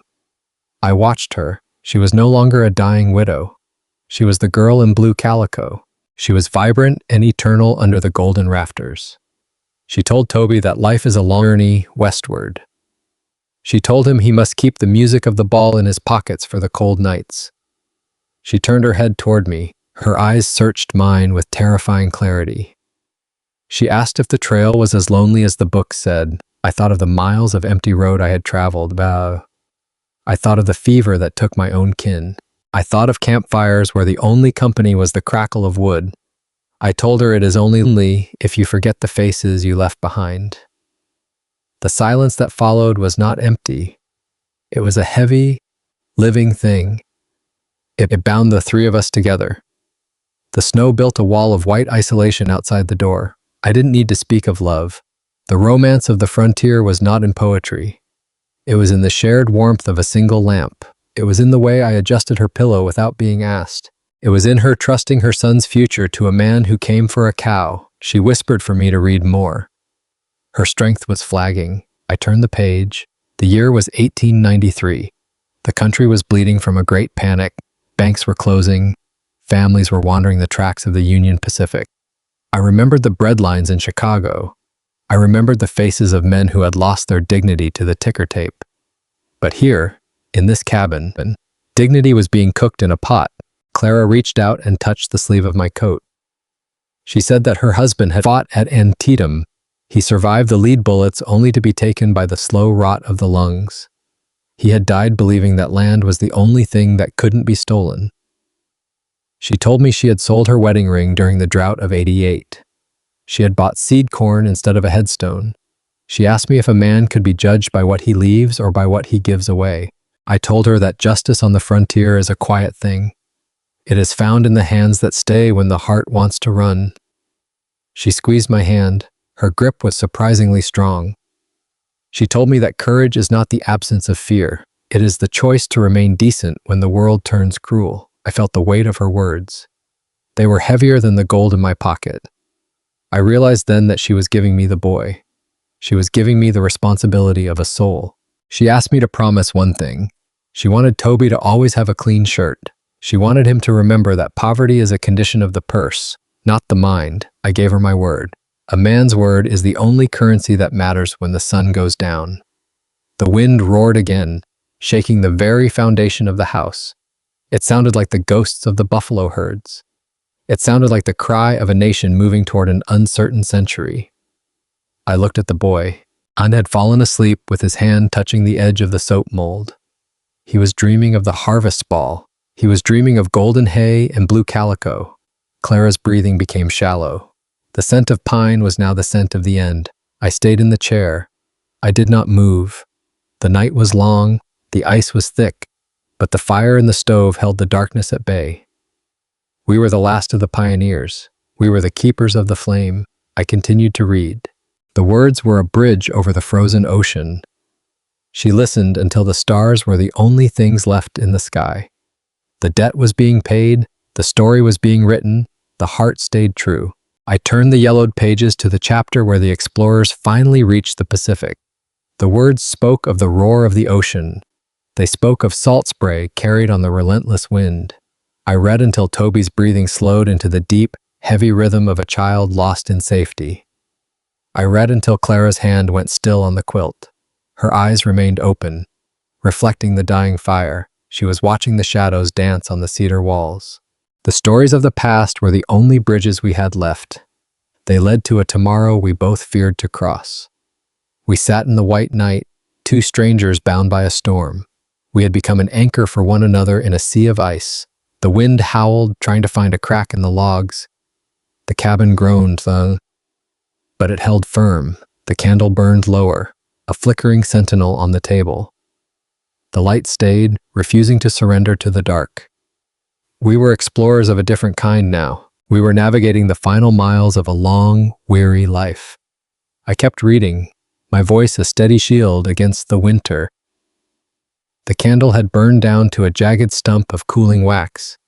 The flame danced in a frantic, dying rhythm. Outside, the wind pressed against the house with the weight of 1,000 years. Toby's breathing was a soft, steady counterpoint to the blizzard's roar. He was a small, warm bundle of innocence. I was a child of the plains, caught in the middle of a quiet tragedy. Clara turned her head slowly on the feather pillow. Her eyes were deep hollows of shadow and light. They held a clarity that only comes when the world is stripped away. "You have a kind voice, Arthur," she whispered, "but it is a voice that has practiced silence for a very long time." I looked down at my hands. They were calloused and stained by the dust of a dozen states. The leather-bound book felt heavy in my lap. It felt like a weight I had carried since the beginning of time. "Silence is a safe place to hide," I said. My voice was a low rasp in the quiet room. I reached into my inner coat pocket, feeling the cold air hit my chest. My fingers brushed against a piece of smooth, carved cedar. I pulled it out and held it where the firelight could find it. It was a small wooden bird. Its wings were spread forever in a moment of flight. The edges were worn soft by years of my thumb rubbing against the grain. "I didn't always live on a wagon," I began. The words felt like heavy stones being pulled from a deep, dark well. In the summer of 1882, the world was different. I had a porch that faced the sunrise in the valley. I had a wife named Martha. She was a woman who could make a garden bloom in a rock pile. And I had a daughter, Clara. She wasn't much older than Toby is right now. I stopped. The memory hit me like a physical blow to the chest. I could almost smell the apple blossoms of that lost July. I could hear the screen door creaking on its hinges. Clara didn't speak a word. She reached out, her fingers trembling as they touched the wooden bird. "The fever didn't knock," I continued. It didn't ask for permission to enter a happy home. It came with the humidity of the Midwest. It was a thick, invisible shroud over the entire valley. First, it was Martha's cough in the middle of the night. Then it was the heat in Clara's skin. No cool cloth from the well could break that fire. I looked at the stove, seeing the red glow of the embers. I spent 6 days and 6 nights in a room that smelled of vinegar and sweat. I prayed until I ran out of words to say to heaven. I bargained with a God I didn't understand. I offered my life, my hands, my very soul. I just wanted to hear Clara laugh one more time. The wind shrieked outside, a high-pitched cry of the prairie. It seemed to echo the ghosts of my own past. But the world doesn't always listen to our bargains. Martha went on a Tuesday morning. The birds were just beginning to sing in the orchard. Clara followed her before the sun set on Wednesday. The house went quiet. It was a silence that broke my heart into pieces. I closed my hand tight around the cedar bird. I buried them under the old oak tree behind the barn. I dug those holes myself. I couldn't stand the thought of a stranger's shovel touching their earth. When I was done, I walked back into that house. It wasn't a home anymore. It was a hollow shell filled with echoes. I heard voices that would never speak again. I sold the land, the furniture, and every memory I couldn't carry. I bought a wagon and a team of strong horses. I thought if I kept moving, the grief wouldn't be able to catch me. I thought the dust of the road would bury the pain. I looked at Clara. My vision blurred for the first time in many years. I've spent 6 years looking for a way to matter again. I've bought and sold cattle across the territories. I've fixed fences for people I'll never see again. I've shared fires with strangers who didn't know my name, but I was always just a ghost passing through. Then I heard Toby's whisper in the snow today. He told me it was your last day, and for the first time since that Tuesday in July, my feet stopped. Clara's hand closed over mine. Her grip was surprisingly firm for a woman so close to the end. You didn't come here for a cow, Arthur, she said softly. No, I replied. A single tear traced a path through the dust on my cheek. I came here because I needed to save someone. I couldn't save Martha. I couldn't save my little girl from the fever, but I can make sure this house stays warm tonight. I can make sure a good woman is seen in her final hours. I can make sure a boy doesn't wake up to a world that has forgotten him. The confession hung in the air like incense. It was a bridge made of shared sorrow and ancient grit. Helping her wasn't an act of charity. It was my penance for surviving when they did not. It was my resurrection. I looked at Toby, sleeping soundly on the floor. He was unaware that he had become the anchor for a drifting man. You are not a ghost anymore, Arthur, Clara whispered. You are the light in this room. You are the courage this boy will remember. I leaned my head back against the hard wooden chair. I let out a long, shuddering breath. The weight of the past was still there, but it was no longer crushing the life out of me. It was a foundation. It was the stone upon which I stood. Dignity is not found in the things we keep for ourselves. It is found in the things we give away when we have nothing left. Justice is the warmth we provide to the cold. Honor is the promise kept to a stranger. I watched the candle flicker and finally go out. The room plunged into sudden darkness. Only the orange glow of the hearth remained. I sat there in the silence, a man who had lost a kingdom. But in that small, dying house, I had found a purpose. The bird stayed in my hand, its wings ready for the morning light. We waited together for the dawn to break the horizon. The storm roared, but it could not get inside our circle. For the first time in 6 long years, I was home. The blue light of dawn eventually bled through the frost on the window. It was the color of a bruise on the sky. The blizzard had finally exhausted its fury. It left a world of suffocating, white silence. Inside the cabin, the air was thin and cold. It smelled of wood smoke and the fading scent of pine. The fire had retreated to a pile of glowing orange eyes in the hearth. Toby was a soft, still shadow beneath a heap of quilts. His breathing was the only steady rhythm left in the room. I sat by the bed, my joints stiff from the night-long vigil. The leather-bound book lay closed in my lap. The story of the explorers was finished. The ocean had been reached. The salt was in the air. Clara stirred under the heavy blankets. The sound of her movement was like dry corn husks rubbing together. The final hour had arrived with the sun. I stood up, my knees cracking in the stillness. The wooden bird was still in my pocket. I looked at the window and saw the first spark of gold. The debt was paid. The fire was still burning. Her eyes opened slowly. They were clear and startlingly bright against the sunken gray of her skin. She looked at me with a gaze that reached across a great, final distance. "Arthur," she whispered. Her voice was a ragged thread of silk. I leaned forward and my chair creaked in the frozen stillness. "I am here, Clara." Her right hand began a slow and agonizing journey across the quilt. It looked like a pale bird struggling through thick mud. She reached the edge of her pillow and paused to gasp for a shallow breath. Her fingers fumbled with the ticking of the straw mattress. Her face twisted with the sheer effort of existing. The pain was a physical wall. She had to climb 1 inch at a time. I reached out to assist her, but my hands hovered in the biting air. She shook her head with a sudden and fierce flicker of strength. "No, this I must do alone." Her fingers disappeared beneath the heavy weight of the pillow. I heard the faint and ghostly rustle of old fabric. She pulled her hand back and her knuckles were white with the strain. Something silver glinted in her trembling palm. It hung from a heavy and tarnished chain that snaked between her fingers. It was a pocket watch. The silver casing was dented and dulled by years of long neglect. She held it out toward me. Her arm trembled with the weight of holding such a small and heavy thing. I held out my palm, which was calloused and rough from the road. The watch dropped into my hand. It was ice cold. It felt heavier than any stone I had ever lifted in the fields. "This belonged to Thomas," she said. Her voice gained a momentary and ghost-like resonance. "He carried it through the sulfur smoke of Gettysburg. He was with the 20th Maine on the rocky slope of Little Round Top. He kept it wound in the trenches when the world was falling apart. The brass gears inside saw the blood of a nation spilled on the grass. It is the only piece of him that the war did not keep for itself." I turned the watch over gently in my palm. There was an engraving on the back which was worn nearly smooth by time. "To T.B. May the hours bring you home." The glass crystal was cracked in a delicate spiderweb pattern.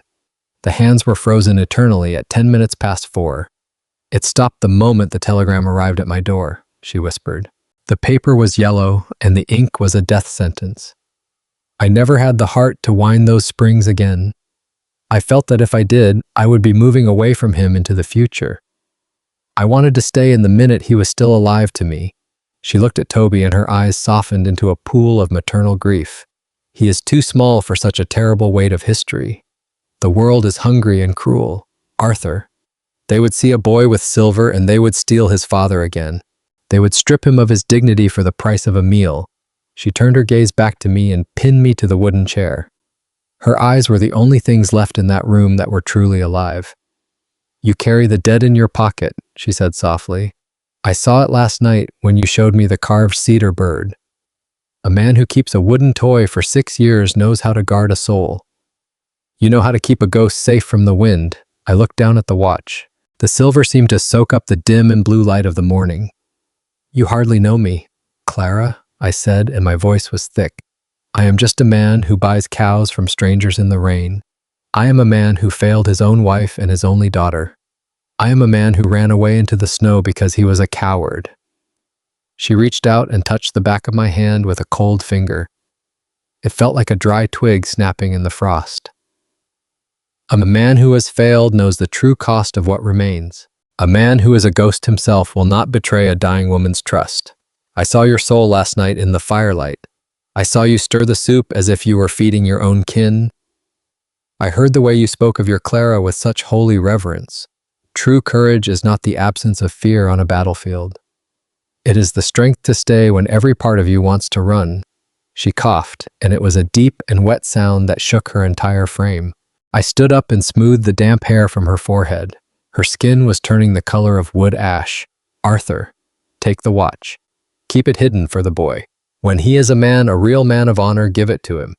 Tell him his father was a soldier who stood his ground. Tell him his mother didn't just leave him behind in the cold. Tell him she traded her final hours for his very first chance. Tell him that his life was bought with a price I paid gladly." The weight of the request settled onto my weary heart. It was heavier than the wagon I had driven across 3 states. It was heavier than the 6 years of silence I had endured thus. It was a legacy of blood and silver, It was a bridge built over a dark and howling void. I looked at the silver watch in my hand. It was a heart made of cold metal, which was waiting to beat again. It was a promise of a future I never thought I would see. A sudden and sharp heat rose in my constricted throat. My vision blurred. The salt of tears burned my eyes like hot embers. I had not cried when I signed away the deed to my family farm. I had not cried when the iron shovel hit the earth above Martha's casket. I had been a hollow vessel for so long, but now the hollowness was being shattered by a beautiful grace. I sank to my knees by the side of the bed. I took her thin and cold hand in mine. The silver chain of the watch draped over our joined fingers. It was a sacred tether between the living and the dead. I swear it, Clara. My voice was a ragged and broken sob. I swear it before the Almighty and the falling snow, I will not let him go into the darkness. I will be the stone walls around his life. I will be the fire that does not go out in the storm. I will raise him as my own blood and my own soul. As if Martha had reached through the clouds to hand him to me. As if my Clara had finally found a brother to protect. A single tear fell onto the cracked silver watch. Then another fell onto Clara's translucent hand. I wept for the man I had been who was drifting like smoke. I wept for the mother who was surrendering her last hold on earth. I wept for the boy who was sleeping through the moment his life changed. Clara's fingers gave a weak and final squeeze. It was a silent benediction. Thank you, Arthur. The sun is finally coming over the ridge. I think I can sleep for a little while now. She closed her eyes. The tension left her brow. The blue light of dawn shifted into a pale and golden glow. It touched the silver watch in my trembling hand. It touched the quilts where Toby lay in peaceful ignorance. It touched the man who was finally coming home. I stood up and placed the watch deep in my inner pocket. I tucked it right next to the carved cedar bird. The metal began to warm against my chest. The blizzard was over. The silence was no longer a void of despair. It was the beginning of a new story. I had a son. I had a sacred purpose. I watched the horizon turn to a brilliant fire. But the golden light of the horizon was a cruel lie. It crawled across the floorboards like a silent predator. The peace I had felt only moments ago vanished instantly. A sound tore through the cabin like a knife. It was a wet and jagged rasp. Clara's body suddenly arched upward against the straw mattress. Her back strained as if an invisible hand was pulling her toward the ceiling. Her eyes snapped open, but they saw nothing of this world. Thomas, she gasped. It was not a whisper this time.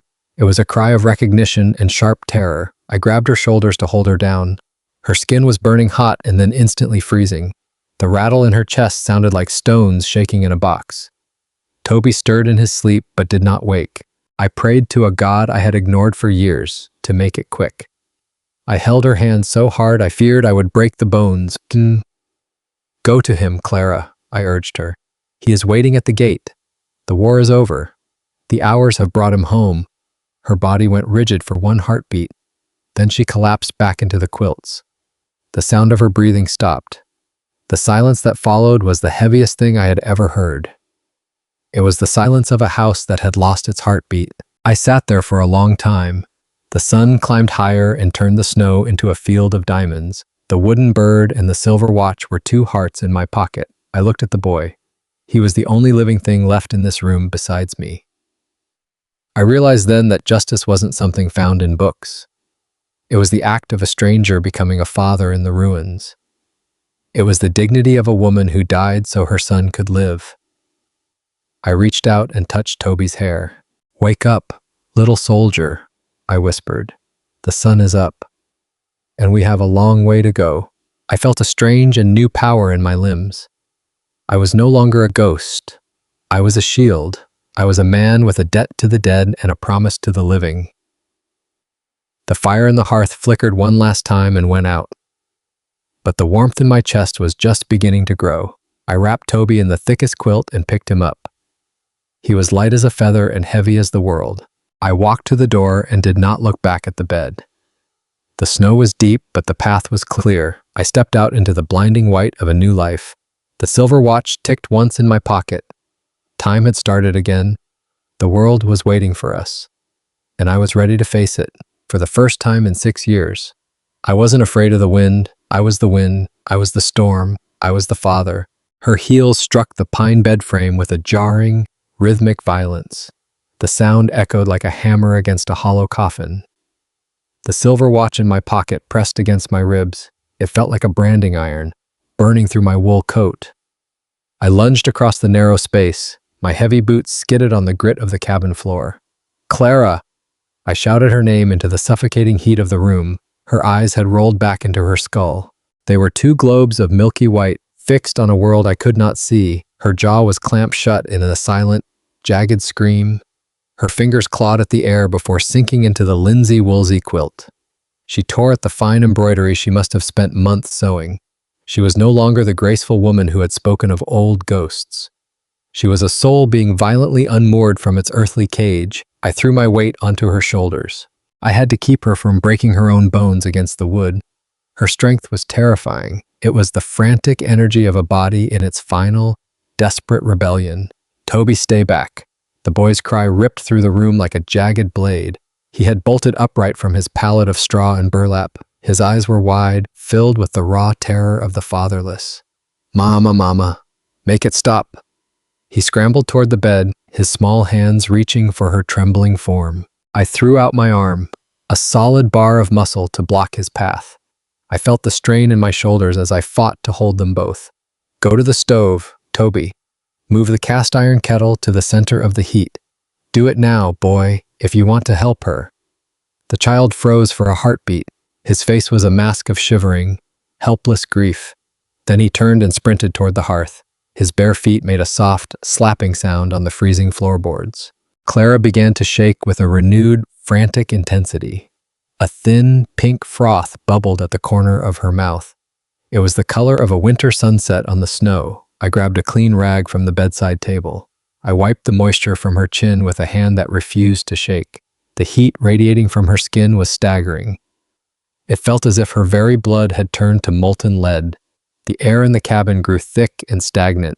It smelled of damp wool, wood smoke, and the metallic tang of old sickness. I grabbed the heavy iron kettle from the stove top. My palms sizzled against the metal, but I felt no pain. I poured the steaming water into a tin wash basin. The vapor rose up in a ghostly, swirling cloud. I dipped a thick woolen cloth into the scalding liquid. The heat bit deep into my calluses. I did not flinch. I wrung the cloth out until it hissed like a dying ember. I laid the damp heat across her chest. I placed it right over the spot where her heart labored like a trapped bird. I laid another cloth across her burning forehead. She let out a groan. It was a deep, guttural sound that seemed to rise from the Pennsylvania soil itself. Her limbs finally began to slacken. The seizure was passing into a heavy, suffocating lethargy, but her breathing did not find its rhythm. Every inhale was a mountain she had to climb with bare feet. Every exhale was a long, slow slide into a dark valley. Toby sank to his knees by the side of the bed. He rested his forehead against the rough-hewn wood. He began to sob. It was a low, rhythmic keening that matched the wind outside. The gale howled through the gaps in the logs. It was a mournful spectator to this small, private tragedy. The wind whistled through the rafters like a flute carved from human bone. I knelt beside the boy. I placed a heavy, soot-stained hand on his trembling shoulder. I was the stone wall I had promised the dead I would be.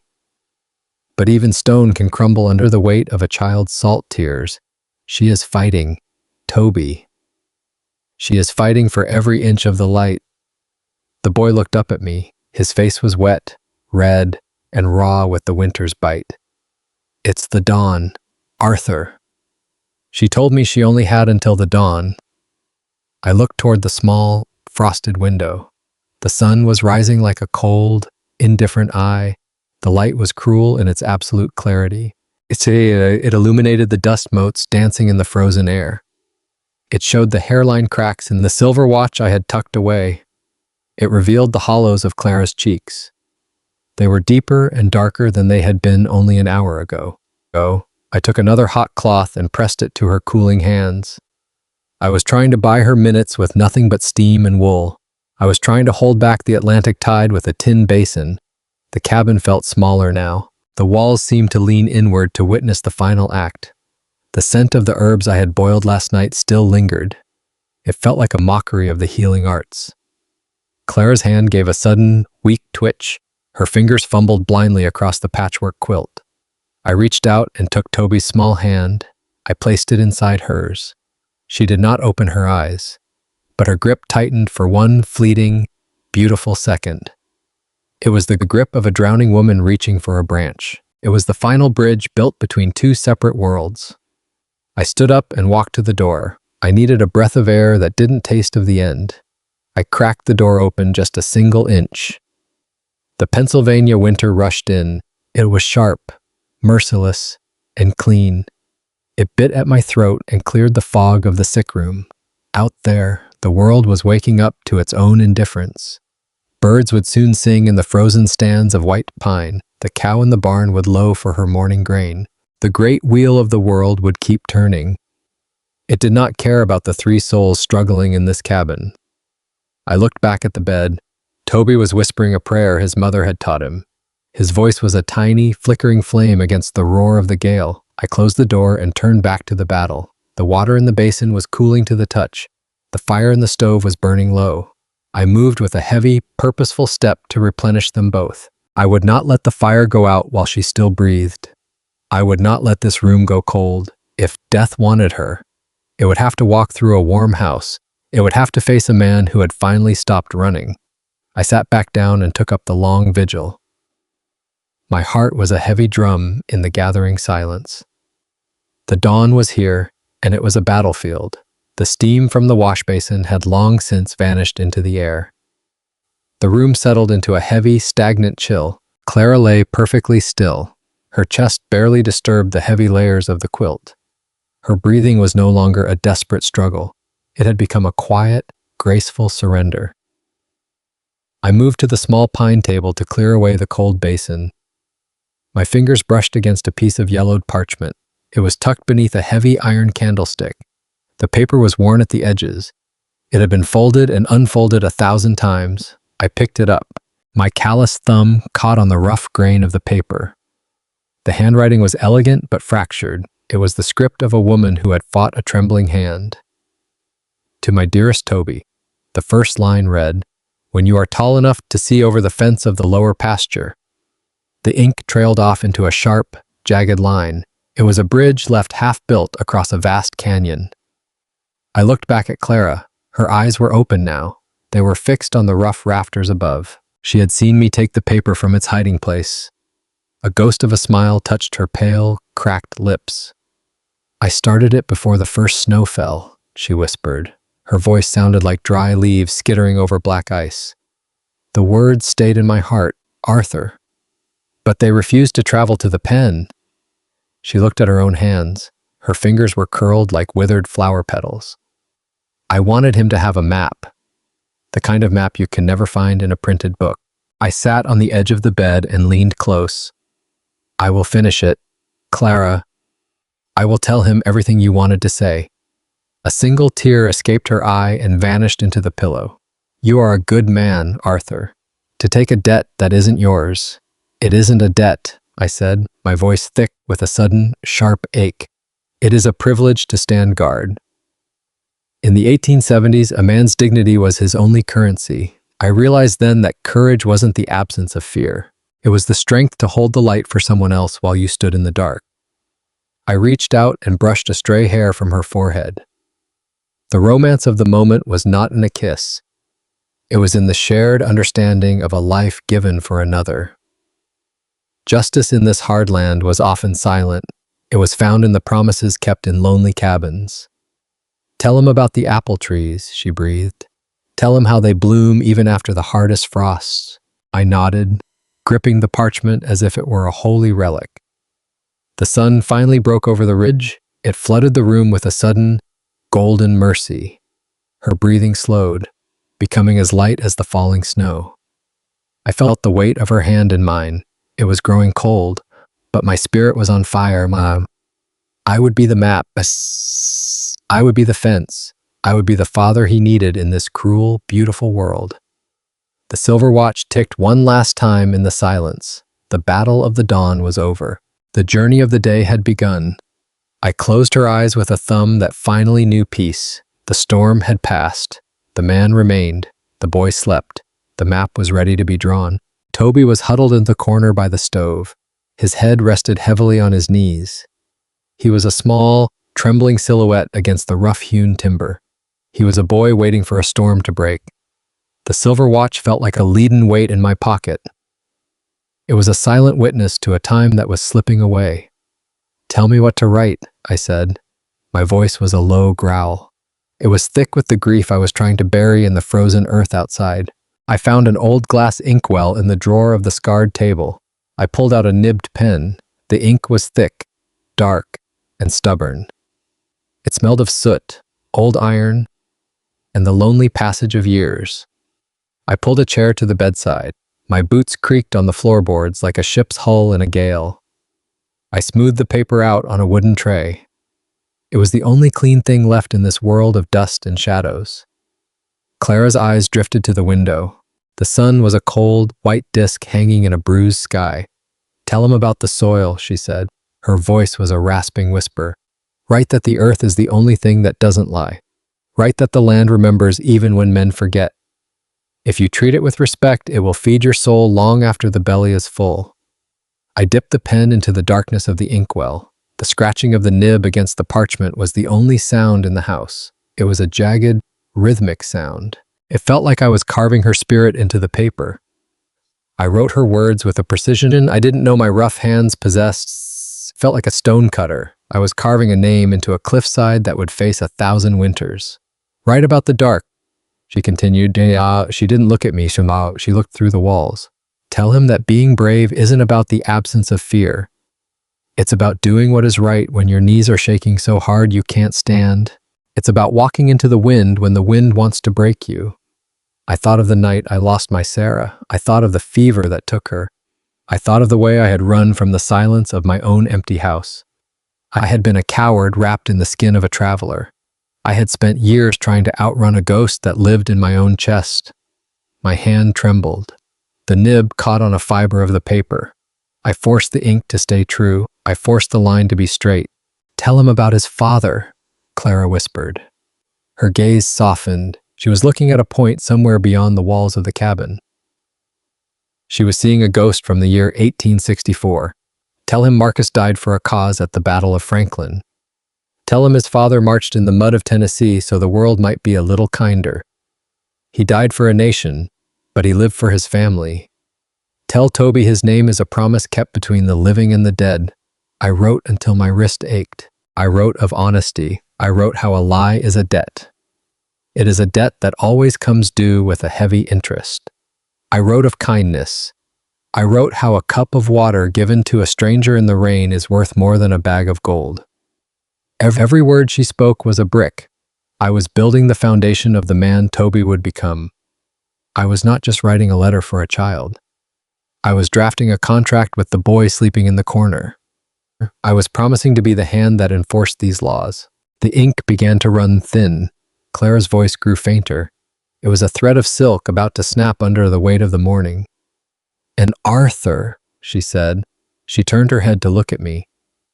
The effort was visible in the straining of her neck. Her eyes pierced the gloom of the room. They were clear and terrifyingly bright. Tell him he was my greatest song." The pen stopped. A single drop of black ink fell onto the paper. It was a dark tear that spread into the grain of the parchment. I looked at the unfinished thought. My throat felt as if it were filled with jagged glass.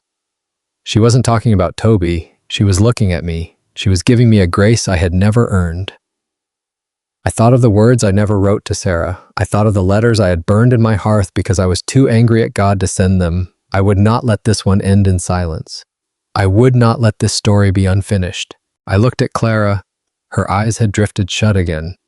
She was drifting in the gray space between breaths. She was on the edge of the great divide. I took the pen and moved to the final section of the parchment. I didn't wait for her to speak. I wrote from the hollow, aching center of my own chest. "Always look for the light in the winter," I wrote, "for there is a fire that the wind cannot touch. You are not alone, and you will never be." The road is long, but the stars are fixed. Sign your mother. I set the pen down.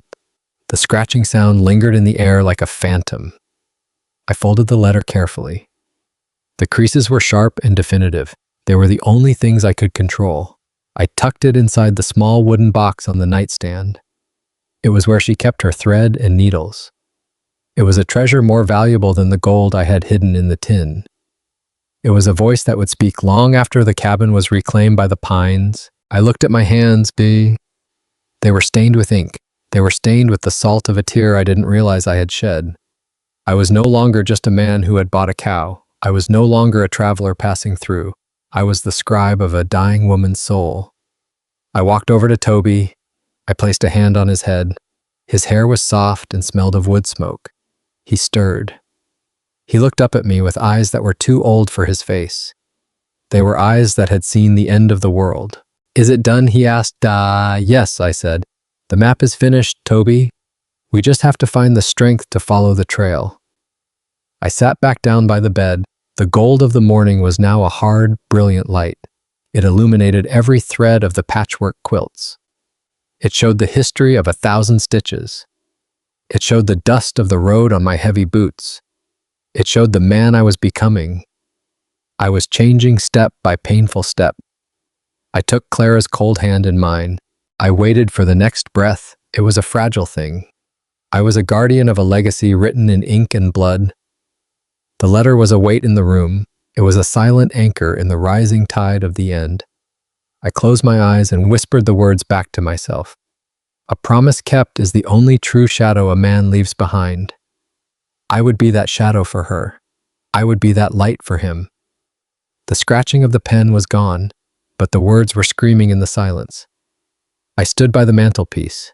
The fire groaned in the stove. The heat was a dry, hollow thing. It did not reach the cold corners of the room. I needed a name and a place for the boy. Clara had spoken of an Aunt Martha in Ohio. She was the last branch on a dying family tree. She was the destination for a boy who had no idea his world was ending today. I looked for a ledger. I looked for a Bible where families record their births and their deaths. On a high shelf, I found a bundle of letters. They were tucked behind a jar of dried sage. They were tied together with a length of blue yarn. The yarn was frayed. It was the color of a bruised twilight. I pulled the knot loose with my teeth. The envelopes were thin and yellowed. They felt like autumn leaves ready to crumble.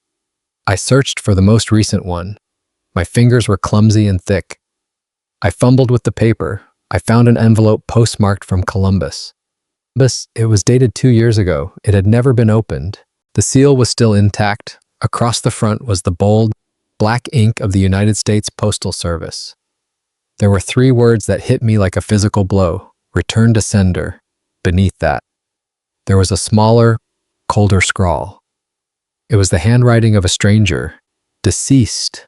The paper felt like ice against my skin. It felt like a death warrant for the boy in the corner. I looked at the dates on the other letters in the bundle. They were all the same. Return to sender. Deceased. Aunt Martha had been in the ground for a long time. She was gone before Clara even started writing. I looked toward the bed where Clara lay. She was a shadow against the white pillows. Her eyes were closed. But I knew she was not sleeping. She had been building a bridge out of smoke and mirrors. She had been talking about Ohio because she couldn't face the abyss. She had lied to herself so she could die with hope. She had created a sanctuary in her mind. And now, the sanctuary was a graveyard. The map I had just written led to nowhere. The letter was addressed to a future that didn't exist. I looked at Toby. He was looking at the stove, waiting for a warmth that wouldn't come. I felt the weight of the silver watch. I felt the weight of the lie. The justice of this land was silent. But the burden of the truth was mine to carry. I looked at the deceased stamp one more time. I folded the dead letters and put them back. I would not tell her. I would let her go believing the bridge was solid. I would be the bridge instead. I would be the destination. I stood over her, a man of ink and iron. The storm had passed. The man remained. The boy slept. The map was a lie, but the promise was real. I would find a way. I would be the father. I would be the home. even if I had to build it from the ashes of this cabin. The sun climbed higher. The silence was absolute. I held her hand and waited for the light to take her. I was the last witness. I was the only one left to keep the score. The world was cruel. But the ink on my hands was still wet, and I still had pages left to write. I would write a new map. I would draw it with my own blood if I had to. For the boy, for the song, for the woman who taught me how to stay. The clock ticked, the fire died, the journey began. The lie was a heavy, silver-edged shield. It protected Toby from the jagged truth of a world that had no room for a boy with empty pockets. Clara had crafted this deception with the precision of a master weaver. She knew that hope was the only thing more vital than bread in the high, unforgiving country. If Toby believed a porch in Ohio was waiting for him, he would find the strength to lift his feet through the drifts. If he knew that porch was a ghost, he would simply surrender to the frost. The cruelty of this necessity burned in my throat like raw lie. I felt a sudden, sharp anger at the structural unfairness of a universe that demanded such a price from a dying mother. A woman should not have to spend her final, precious heartbeats inventing a kingdom for her son. A boy should not have to inherit a map that terminates in a potter's field. I turned the letter over in my weathered hand. The ink of the deceased stamp was slightly smudged, a careless mark of bureaucratic finality. In some distant, sun-drenched office, a clerk had ended Toby's future with a single, indifferent flick of a wrist. I thought of the gold coins nestled in the tin box beneath the floorboards. Money could buy a new plow, a winter's worth of grain, or a sturdy pair of boots. But all the gold in the world could not breathe life back into a relative who had already been reclaimed by the earth. Toby stirred in his sleep, his breath a soft, rhythmic hushing against the rough wool of the blanket. He was a small, fragile ship adrift in a very large and hungry ocean. I looked at my own hands in the flickering, amber light of the kerosene lamp. They were the hands of a man who had made a covenant with solitude. They were the hands of a man who had buried his own joy under the crushing weight of silence for 6 long years. I had originally come to this cabin for a simple transaction. I wanted a cow to fill the empty stall in my barn. I wanted the low, comforting sound of another living thing in my quiet life. But now, the silence of my own farm seemed like a vast, echoing canyon of my own making. I saw Toby's small, scuffed boots by the door, caked with the frozen mud of a world that viewed him as an inconvenience. If I took him to the authorities in the valley, he would become a ward of the state. He might be sent away with one of the orphan placements heading west, becoming another numbered child among desperate strangers. He would spend his childhood waiting for a meal that never quite satisfied the hollow in his belly. The thought hit me with the physical force of a timber falling in the woods. I thought of Martha, and the way her laughter once filled the rafters of our home. Fever had taken her 6 years earlier, leaving an empty chair at my table and a silence I had never learned to escape. I looked at Clara. Her hand twitched against the colorful geometry of the patchwork quilt, searching for a comfort she could no longer find. She knew the truth about Aunt Martha in Ohio. She had carried that secret like a burning coal in the palm of her hand, letting it sear her so the boy wouldn't have to feel the heat. She was waiting for the moment I would walk away so she could finally close her eyes and let the lie survive her. I walked to the bedside, my heavy work boots sounding like thunder on the thin floorboards. I didn't wake her, but the air in the room shifted with my presence. I simply stood there, a tall man of iron and ink in a room that smelled of lavender and impending loss. I realized in that moment that the most important contracts in this life are never written on parchment. The real agreements are made in the dead of night between the living and those who are preparing to depart. I found the letters. Clara, I whispered into the shadows. The wind rattled the window pane, a low, mournful sound that echoed the ghosts of the valley. She didn't open her eyes, but I saw the subtle change in her breathing. It became shallow and rapid, a panicked fluttering like a bird caught in a net. "There is no one waiting in Ohio," I said, my voice barely louder than the crackle of the dying fire. A single, crystalline tear escaped the corner of her eye and vanished into the gray fabric of the pillow. She was a mother who believed she had failed her final mission on this earth. She was a woman falling into the infinite dark without a single hand to catch her. I reached out and placed my large, calloused hand over her fragile, translucent one. "He isn't going to Ohio," I said. My voice was steady and rooted, like the sound of a sharp axe striking the heartwood of an ancient oak. "He's going to my farm in the valley. He's going to the place where the grass stays green until the very first hard frost of November." Clara's eyes snapped open with a sudden, violent clarity. They were wide and luminous, filled with a terrifying, desperate kind of hope that demanded an answer. "Arthur," she breathed, and my name sounded like a prayer offered up at the edge of the world. "I am a man of my word, Clara," I said, leaning closer so she could see the truth in my eyes. "I have a house with a spare room that has been empty for far too long. I have a dog named Blue who desperately needs a boy to chase through the tall weeds. I have a life that has become much too quiet for its own good." She tried to speak, to offer some word of gratitude or protest, but the words were trapped in her failing throat. She suddenly gripped my hand with a strength that shouldn't have been possible for a body so close to the end. "The people in Clear Creek, they will talk," she whispered, her voice a dry rasp of autumn leaves. "A single man, a widower, taking in a child that isn't his." I thought of the gossips who gathered around the pot-bellied stove at the general store. I thought of the cold, judgmental stares from the back pews on a Sunday morning. A lone man raising a boy of no relation was a scandal, waiting to be whispered into the wind. The words would be sharp, and the social climate would be as biting as a January blizzard. "Let them talk," I said, and for the first time in years, I felt a spark of true defiance. "I have spent 6 years listening to nothing but the wind and my own heartbeat. I think I can manage the sound of a few wagging tongues if it means the boy has a roof. They don't understand the weight of a promise made in the shadow of the mountain. They don't know the color of the yarn that ties us together now." Clara's face underwent a profound transformation right before my eyes. The tension that had carved deep, bitter lines into her forehead began to melt away like spring snow. The fear that had been her only constant companion for months finally packed its bags and left the room. She looked toward Toby, then turned her gaze back to me, her eyes brimming with a peace I hadn't thought possible. "You are the light," she said, her voice reaching a clarity that defied her condition. "You are the light in the middle of a very long winter." I didn't feel like a light. I felt like a man who had just stepped onto a very thin, precarious sheet of ice. I was terrified to the very marrow of my bones. I was 50 years old, and I had long since forgotten the rhythm of being a father.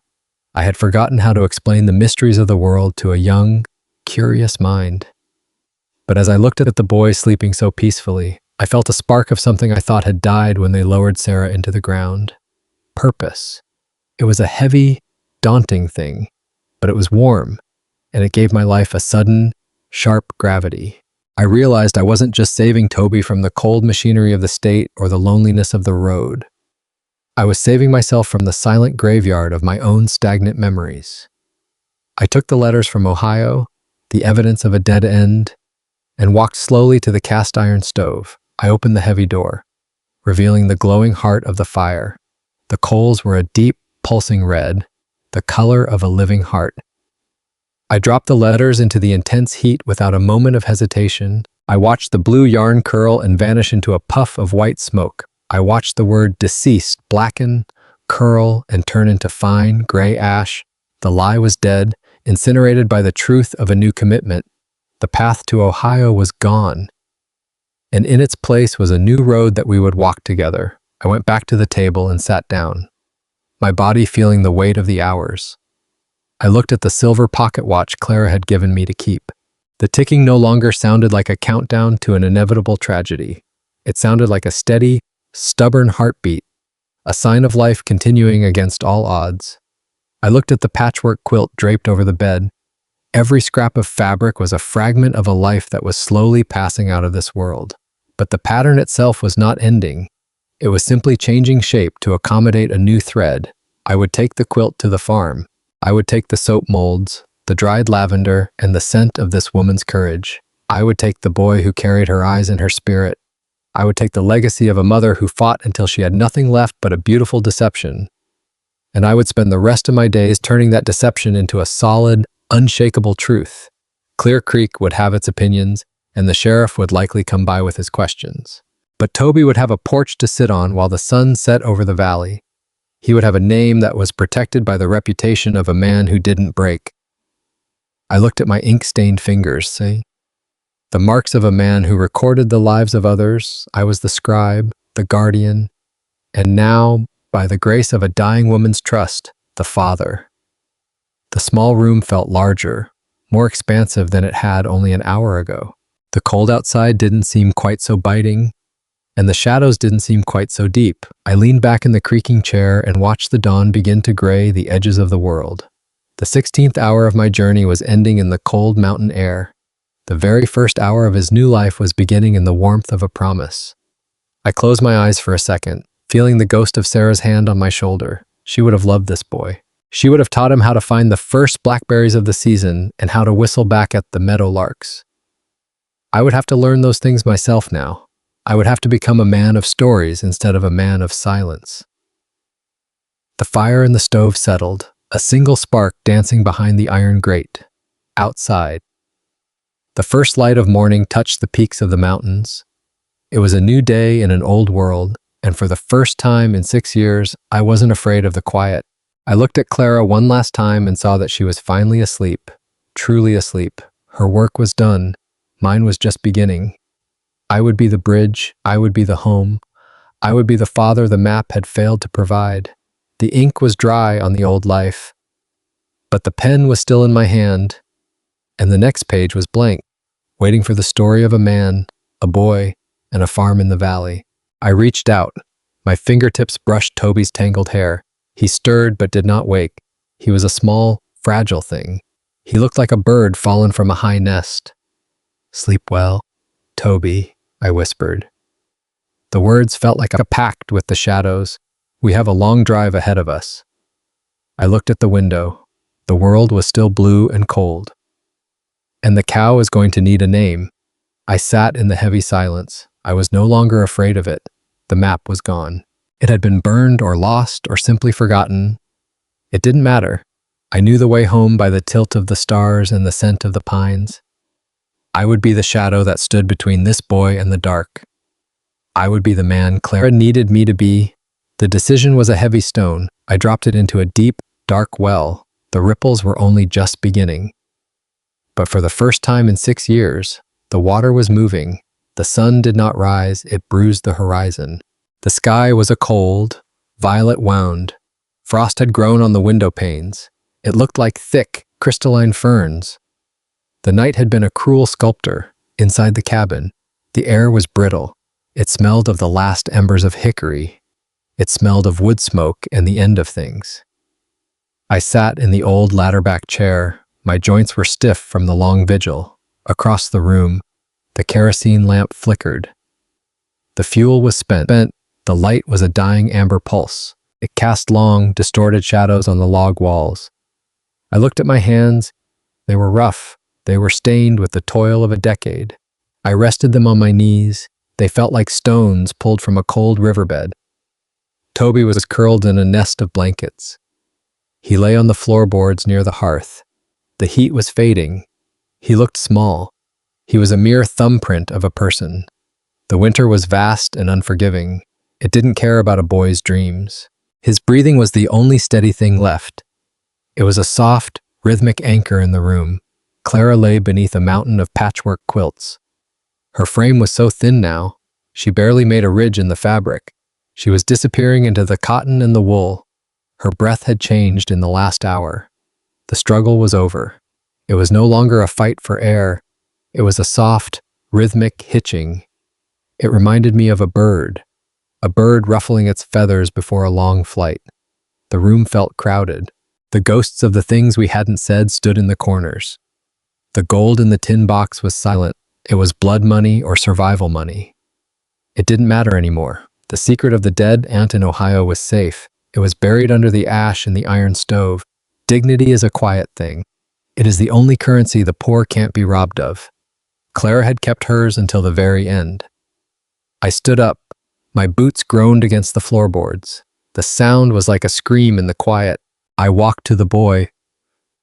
I touched his shoulder. He woke instantly. His eyes were wide and clear. He had been waiting for the signal. "Is it time, Arthur?" he whispered. "Faye?" His voice was too old for his face. It was a voice that had heard the war. "Come," I said. I took his small, cold hand in mine. My palm was a map of scars. I had seen the siege of Petersburg. I had seen the earth turn into a graveyard. I had seen men die for a piece of silk. His hand was a blank page. It was soft and unwritten. Together, we moved to the bedside. The smell of dried lavender hung thick. It mixed with the sharp scent of old medicine. Clara's face was the color of parched parchment. She looked like an old letter. Her eyes were closed. Her lashes were dark against her translucent skin. I squeezed Toby's hand. It was a silent promise. I would hold him steady. Then, the hitching breath stopped. The silence that followed was terrifying. It was a vacuum. It threatened to pull the air from my own lungs. Toby leaned forward. His chin was trembling. He was a soldier trying not to break. "Mama!" The word was a prayer. Slowly, but... Clara opened her eyes. It looked like she was lifting a great weight. The hazel was gone. It was replaced by a clarity like deep water. She did not look at the ceiling. She did not look at the shadows. She looked directly at our joined hands. She saw my rough fingers. They were anchored around her son's small wrist. She saw the bridge. I had built it between her world and the one he had to live in. A ghost of a smile touched her lips. They were cracked and dry. It wasn't a smile of joy. It was a smile of profound, final relief. She reached out a trembling hand. Her fingers brushed the edge of the quilt. I moved closer. I brought Toby within her reach. She didn't have the strength to touch us. She didn't need to. Her gaze moved up to my face. I saw the recognition. We had signed a contract in the dark. She knew Toby was safe. She knew the farm in the valley would have a new voice. She knew I would be the shield. A mother's love is a fierce, terrifying thing. It is a fire that burns even when the wood is gone. She tried to form a word.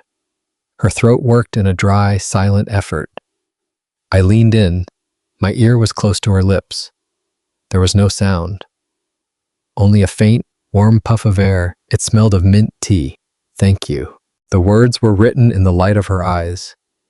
She turned her head slowly. She looked toward the window. Outside, the sky had turned a pale, hanging gray. The wind had died down. The world was in a state of grace. Huge, lacy snowflakes began to fall. They didn't drop. They danced. They twirled in the air. They caught the first weak light of the morning. Clara watched them through the glass. Her eyes followed a single flake. It drifted against the pane. Her expression became peaceful. It was smoothed out by a hand I could not see. The lines of pain vanished. They had defined her face for days. Now they were gone. She looked young again. She looked like the girl in the Civil War photograph, the one she kept hidden in her Bible. She looked like someone who had finished a long walk. She had finally set down a very heavy suitcase. Her chest rose one last time. It was a deep, slow expansion. She took in the scent of her home. She took in the sight of her son. Then she let it out. It was a long, soft sigh. It merged with the sound of the falling snow. Her eyes remained open. They were fixed on the dancing white flakes. But the light behind them went out. It was simple. It was like a candle being snuffed by a gentle breeze. She was gone. She was no longer the woman who sold a cow. She was no longer the mother who wrote a lie to save a child. She was a memory. She was drifting into the rafters of the cabin. Toby didn't scream. He didn't wail. He simply leaned his forehead against her shoulder. He let out a small, broken whimper. It was the sound of a heart snapping in two. I stood there. I was still holding his hand. I felt the transition of the room. The house was no longer a shelter for three. It was a wooden shell. It held a boy and a man and a body. The silence was no longer empty. It was heavy. It was filled with the weight of her departure. I looked at Clara's hand. It lay still on the quilt. It looked like a piece of carved ivory. I reached out. I gently closed her eyes. The lids were as soft as a moth's wing. She's sleeping, Toby, I said. My own voice sounded foreign. It was thick and raspy. She isn't tired anymore. Toby looked up at me. His face was wet with silent tears. They tracked through the dust on his cheeks. Is she with Papa now? I thought of the man in the blue uniform. He was buried in the blood-soaked soil of Gettysburg. The year was 1863. The world had broken then. I thought of my own Sarah. She was waiting in a graveyard under a willow tree. She had died while I was away fighting for a union that felt miles away. I believe she is, I said. I had to believe it. I believe they are all waiting for the sun to come up together. I picked the boy up. He felt like he was made of nothing, just bird bones and grief. I carried him to the window. The snow was covering the woodpile. It was covering the fence. It was covering the tracks of the life we were leaving behind. Justice is a cold thing in this world, but mercy is warm. I looked at the boy in my arms. He was my justice now. He was my mercy. The war had taken my youth. The fever had taken my wife. But this boy would take my name. We stood there for a long time. The snow fell in silence. The old world was being buried in white. A new page was turning. The ink was the color of a winter dawn. I held him tighter. He was the only heat left in the world. We would leave at first light. We would find the valley. We would find the farm. I would teach him how to whistle. I would teach him how to survive.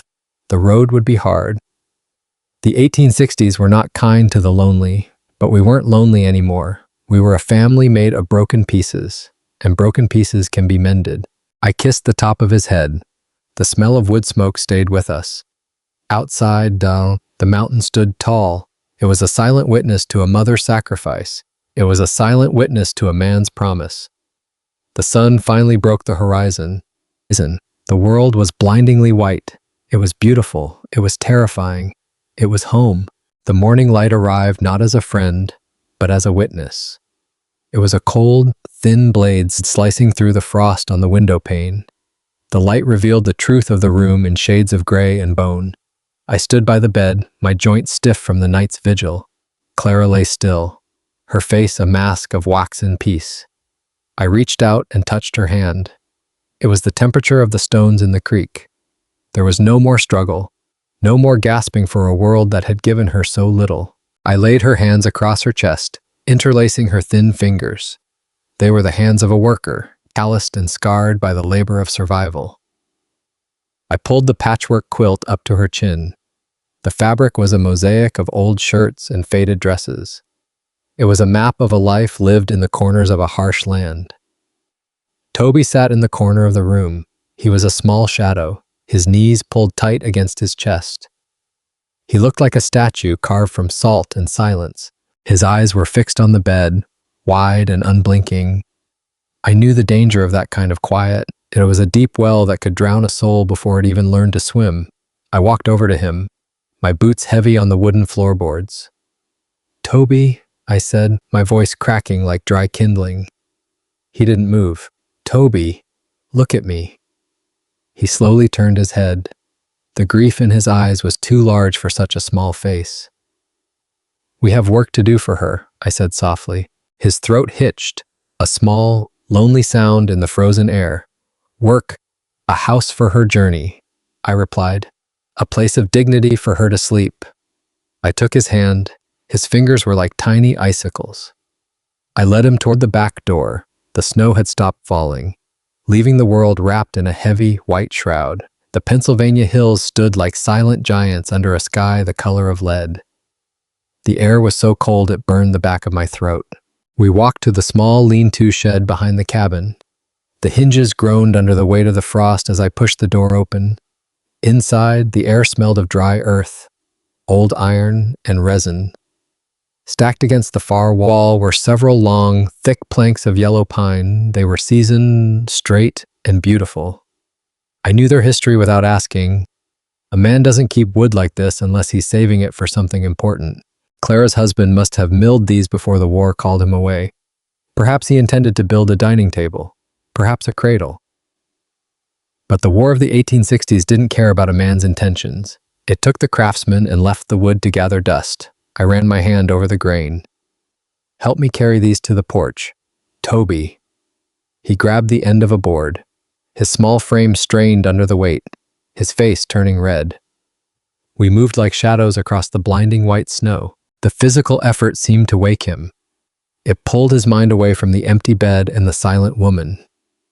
I fetched my toolkit from the wagon, the saw, the hammer, and the heavy jack plane.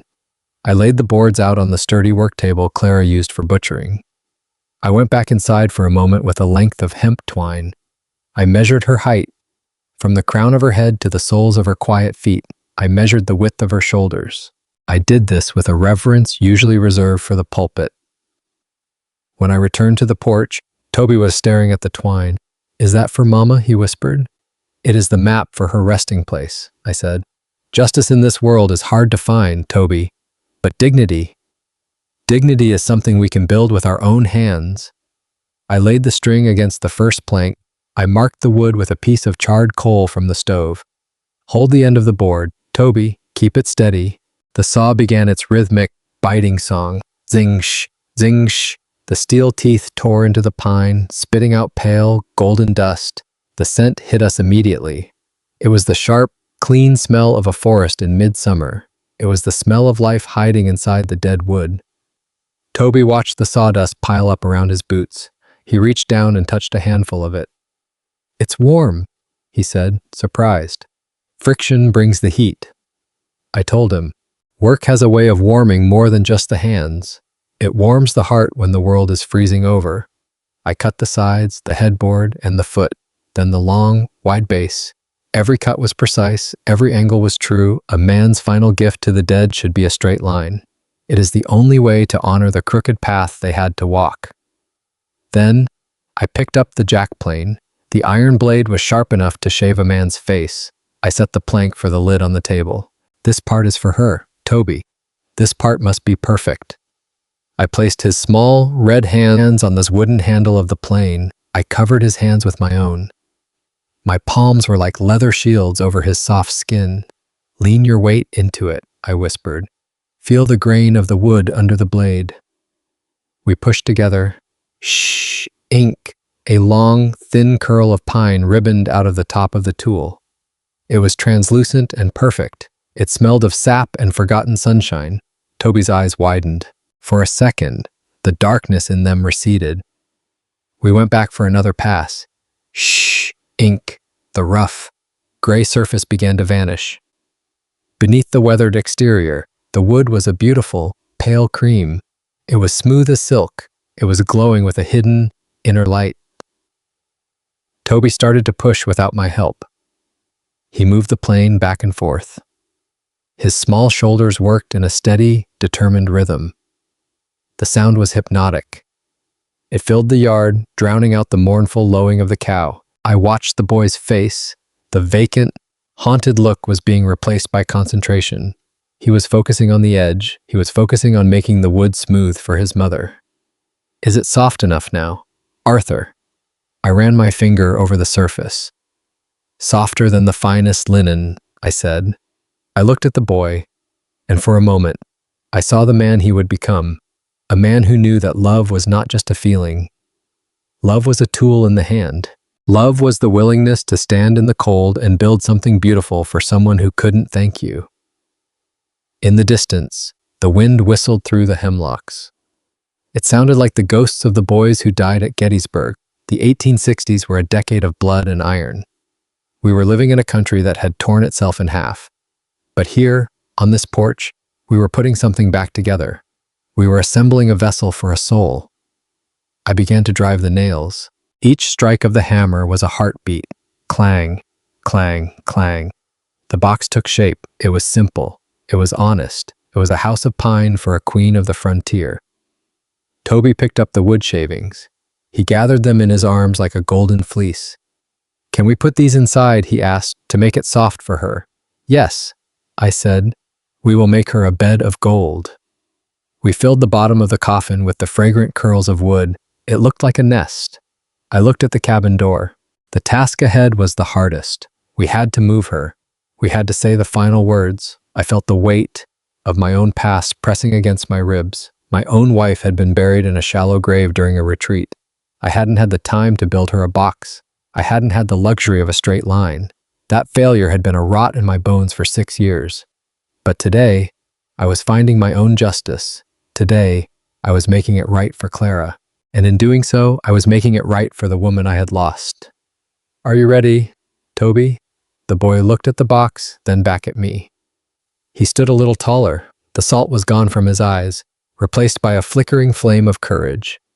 "I'm ready," he said. We stepped back into the cabin. The silence was no longer a well. It was a cathedral.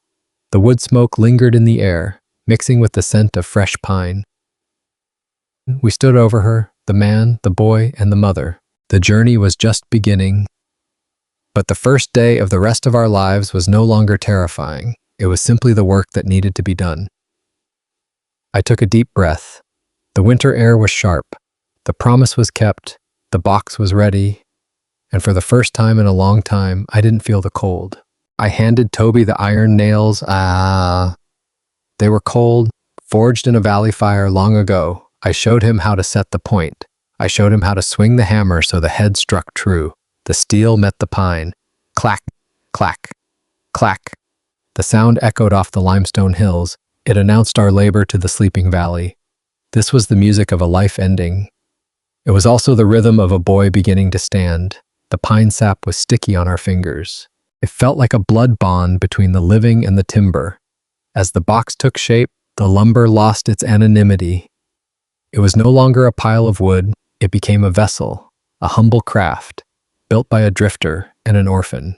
But it was sturdy enough to carry the weight of a soul. Toby stopped hammering for a moment. He looked at the shavings on the floor. They were piled deep around our boots, a sea of golden curls, shimmering in the winter light. "She liked ribbons," Toby said. His voice was clearer now. The ghost had left his throat. "She used to save the ribbons from the dry goods store in town." "Then these are her final ribbons," I said. I picked up a handful of the curls. I let them drift into the bottom of the coffin.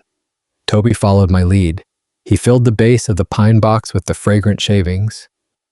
It made a bed of wood, a soft cushion for the long, hard sleep ahead. I felt a strange peace settle over my heart. My mind drifted to a small, unmarked grave in a different valley. I hadn't built Sarah's coffin. I had failed that fundamental duty. The neighbors had done it while I sat in the dirt. I had been paralyzed by my own shadow for 6 years. I realized now what I had truly lost back then.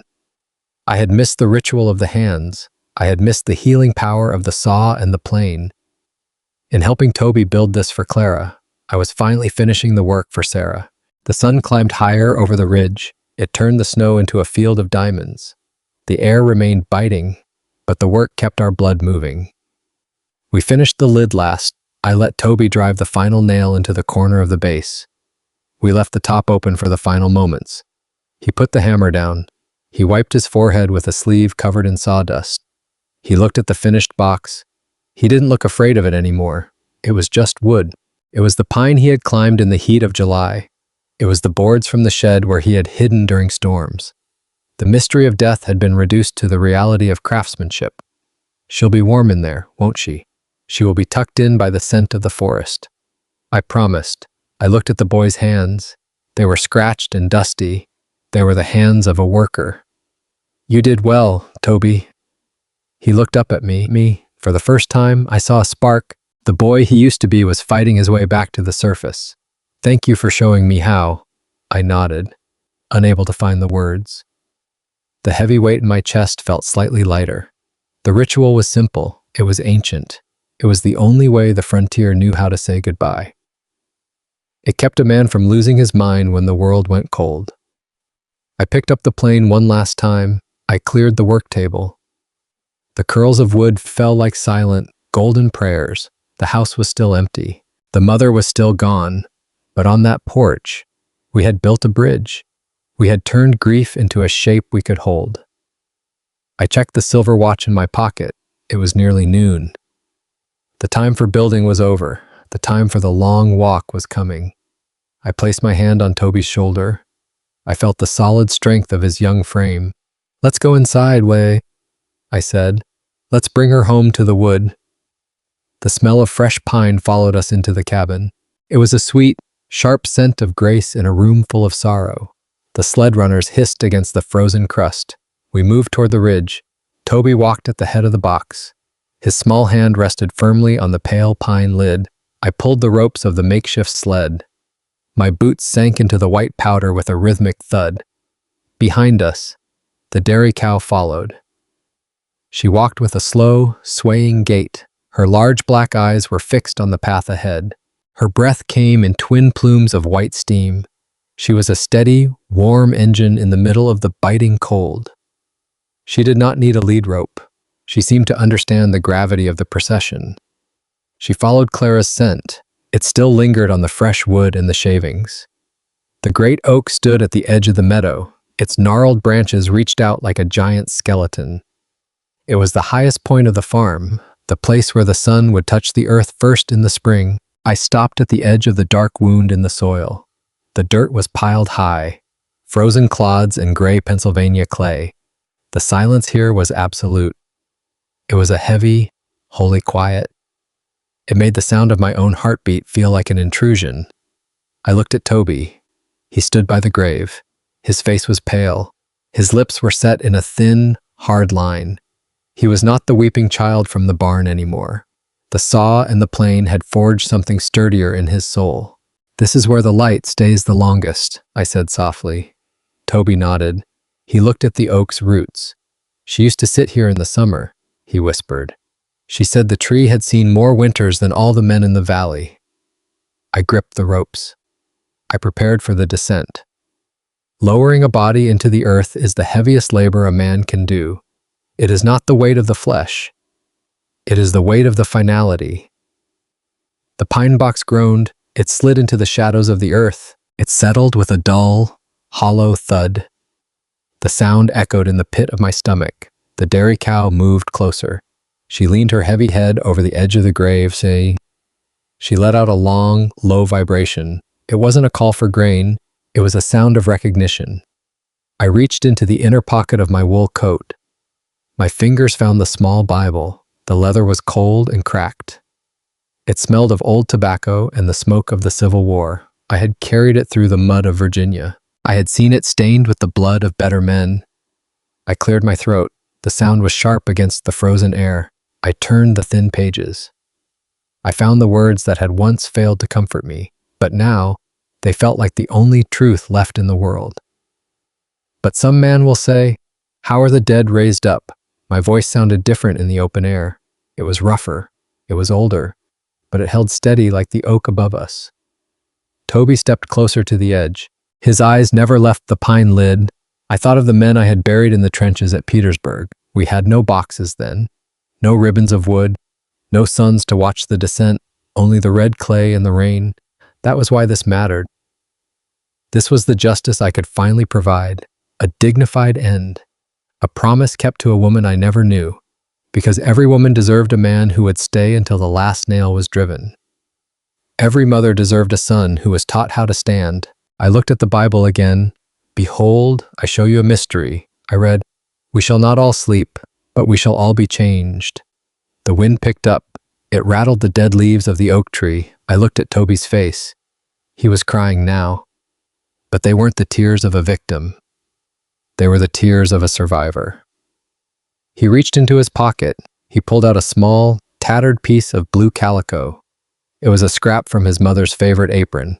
He let it drop onto the lid. It fluttered like a falling leaf, a piece of the home going into the ground. I realized then that courage isn't the absence of pain. It is the willingness to walk through the fire for someone else. It is the strength to build a box when your own heart is broken. I closed the book. The leather snapped shut. "She is home now. Toby." The boy looked at the dirt pile. He picked up the shovel. It was too heavy for him. But he didn't care. He thrust the blade into the frozen earth. I threw the first clod of clay onto the wood. Thump! The sound of the end. I stepped beside him. I took the larger shovel. Together, we began the work of returning her to the mountain. We worked in silence. The only sounds were our breathing and the steel hitting the dirt. The sun began its slow dip toward the horizon. The shadows grew long and blue across the snow. Justice is a quiet thing. It is a debt paid to the dead by the living. It is the dignity we afford to those who can no longer ask for it. When the hole was filled, we mounded the earth. We placed heavy stones on top, protection against the creatures of the night, protection for the peace we had just created. The cow nudged Toby's hand. He leaned his head against her warm, furry neck. Life was still here. The farm was still waiting. "Do you want to stay a moment?" I asked. "No," Toby said. He looked toward the cabin. Smoke was still rising from the chimney. "She's not down there," he pointed to his heart. "She's in the ribbons." I felt a lump in my throat. I looked at the oak tree. I thought of Sarah. I thought of the 6 years I had spent running from a grave. Today, the running stopped. Today, I was a man who had finished the work. We turned back toward the house. The sled was empty now. It bounced lightly over the snow. The world was still cold. The winter was far from over. But as we walked, I felt a warmth I hadn't known since the war. It was the warmth of a promise kept. It was the quiet pride of a craftsman. We had given her a name. We had given her a place. We had given her the ribbons she loved. The boy walked beside me. He wasn't a stranger anymore. He was the legacy of the woman in the ground. And I was the man who had helped him find his way. The mountain watched us go. The Pennsylvania sky turned a deep, bruised purple. We reached the porch. The smell of pine was still on our clothes. It was a scent that would stay with me forever. The scent of a bridge built over a river of tears. The scent of grace. "Thou fool, that which thou sowest is not quickened, except it die," the words of the Apostle Paul rang out. They hung heavy in the frigid Pennsylvania air of 1867. I looked up from the worn pages of the Bible. A single hawk circled high above the ancient oak. It was a tiny, sharp speck against the vast gray vault of the sky. The bird seemed indifferent to the tragedy unfolding below. "So also is the resurrection of the dead," I continued. My voice felt rough, like gravel shifting in a stream. "It is sown in corruption, it is raised in incorruption." I glanced at the pine box. It was the finest work I had ever done with a plane and saw. "It is sown in dishonor, it is raised in glory." I thought of the neighbors who had whispered. They judged a widow living alone on a ridge. "It is sown in weakness, it is raised in power." I stopped reading. The words felt like seeds being dropped into the winter wind. I hoped they would find purchase in the frozen ground. I thought about Clara's hands. They were worn and scarred. Years of patchwork quilts had pricked her fingers. Soap molds had burned her palms with lye. I thought about her sacrifice. She had bartered her last days for Toby. She worked until her lungs gave out. She ensured her son had a future beyond this ridge. If there was glory to be found, it was here. It lived in the calluses of a mother who refused to quit. It lived in the dignity of a woman who never begged. Toby reached into his small, wool coat pocket. The boy's face was a mask of pale resolve. He pulled out a small, jagged scrap of fabric. It was a piece of the bright blue calico. The color of a summer morning before the war changed everything. He knelt in the snow. His knees made a sharp, crunching sound on the ice. He reached down. He placed the fabric gently on top of the pine lid. "I'll keep the rest of it for you, Mama," he whispered. His voice was a thin thread in the wind. "I'll make sure the stitches don't come loose." He stayed there for a long moment. His forehead rested against the cold, gray clay. I saw his shoulders shake once, then twice. But he did not make a sound. He was a child of the frontier. He knew that silence was the only armor against the cold. The dairy cow nudged the boy's shoulder. Her wet nose left a mark on his jacket. It was a clumsy, animal gesture. It was a moment of pure, unadorned grace. Toby leaned into her warmth. His small hand buried itself in the coarse fur of her neck. I realized then that we were a strange congregation. A lonely traveler seeking redemption, a grieving orphan holding onto a scrap of cloth, and a cow that didn't know the world had ended. I looked at the vast rolling hills of Pennsylvania. The scars of the Great Rebellion were healing, but the land remembered. I felt a presence that filled the empty spaces between us. It wasn't just the biting wind, it was the weight of every prayer Clara had ever whispered. She She had prayed in that cabin while the fever burned. She had prayed when the flour barrel was empty. It was the respect she had earned from this soil. She had tilled it until her back was bent. The love in this clearing was thicker than the coming snow. It was a wall, a fortress against the cruelty of an indifferent world. I picked up the spade. The metal was cold enough to bite through my gloves. The first shovelful of earth was the hardest. I held the handle tight. I felt the grain of the ash wood against my palms. I looked at Toby. I was waiting for his signal. He stood up slowly. He wiped his eyes with the back of his hand. He stepped back. He took the cow's halter. He led her a few paces away from the edge. "Do it, Arthur," he said. His voice had aged 10 years in a single hour. "She's ready to rest." I turned the spade. The gray earth fell onto the pine lid. The sound was like rain on a tin roof in July. Thump, thump, thump. Each stroke of the shovel was a promise. I promised to watch over the boy. I promised to keep the cow fed through the frost. I promised that her sacrifice would not be forgotten. Justice in this world is often a ghost, but here, in the dirt, it was real. It was the dignity of a proper burial. The hole began to fill. The pale wood disappeared. The gray clay claimed its own. My muscles burned with the effort. The cold air seared my lungs like fire. But I did not stop. I could not stop. I worked until the earth was mounded high, a small hill of silent history under the oak. Toby came back to me. He helped me smooth the top of the grave. We used our hands. We patted down the soil. We were tucking Clara into the mountain. I took a large, flat stone. I had found it near the creek the week before. I placed it at the head. I didn't have the tools to carve her name. Not yet. That would come when the thaw arrived. When the world turned green again. For now, the oak tree was her monument. Its roots were her guardians. The cow lowered her head. She sniffed the fresh earth. She let out one final, low call. It echoed across the valley. It was a goodbye to the woman who milked her in the dark. A goodbye to the woman who sang to her in the rain. I looked back at the house. Smoke was still curling from the chimney, a thin, blue line against the darkening trees. The farm looked small. It looked fragile from up here. But it felt different now. It was no longer a place where life was escaping. It was a place of memory. I placed my hand on the rough bark of the oak. "She's home," I said. Toby looked at the grave, then he looked up at the skeletal branches. "The roots go deep here, don't they?" Arthur said, "As deep as a mother's heart," I told him. We stood there until the sun began to slip. The western ridge swallowed the light. The shadows grew long and blue across the snow. The Pennsylvania winter was closing in. It was cold, it was unforgiving, but as we turned to walk back, Toby didn't look back. He walked with his head up. His hand was steady on the cow's flank. I followed them. I carried the spade and the Bible. I felt the silver watch in my pocket. It was ticking against my thigh, a steady, mechanical heartbeat. Time was moving forward. The funeral was over. The long road of living was starting again. The scent of pine and fresh earth stayed with us.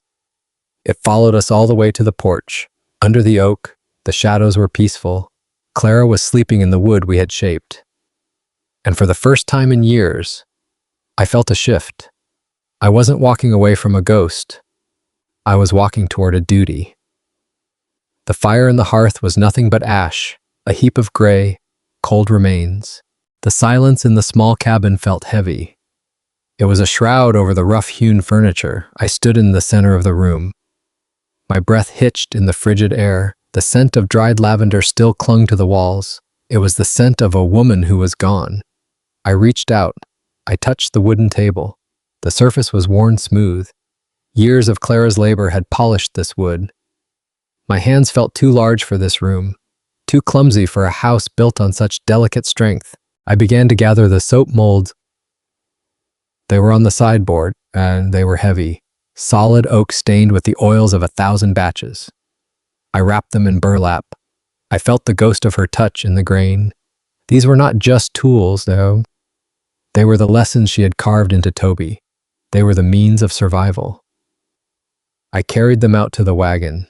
My boots crunched on the frozen crust. The wagon was old. The wood groaned under the weight of the journey. I laid the molds in the corner. I cushioned them with straw. Then I went back for the quilts. They were piled on the bed, a riot of colors against the drab cabin. I picked up the top one. The calico and denim felt thick. They felt warm in my arms. Every scrap of fabric was a memory she had saved. There was a piece of a soldier's coat. Perhaps it was her husband's. There was a strip of lace from a Sunday dress. I saw a square of yellow gingham. It was stained with a drop of old candle wax. This was her autobiography. She hadn't written it with ink. She had written it with a needle and thread. I folded the quilt carefully. I felt a lump in my throat that I couldn't swallow. I thought of the nights she spent by the fire, her eyes straining in the dim light, her fingers aching, all for this, all for the warmth of her son. I stepped out onto the porch one last time. The wind picked up. It rattled the dry corn husks in the field. I looked toward the oak on the hill. The stone was a dark shadow now. I thought of the words I hadn't said. I had loved her in the quiet way a man loves a miracle. I had loved the way she stood against the storm. I had loved her dignity. She was a woman who never asked for mercy. She only asked for time, and now her time was mine to honor. I placed the quilts in the wagon. I covered them to keep the snow away.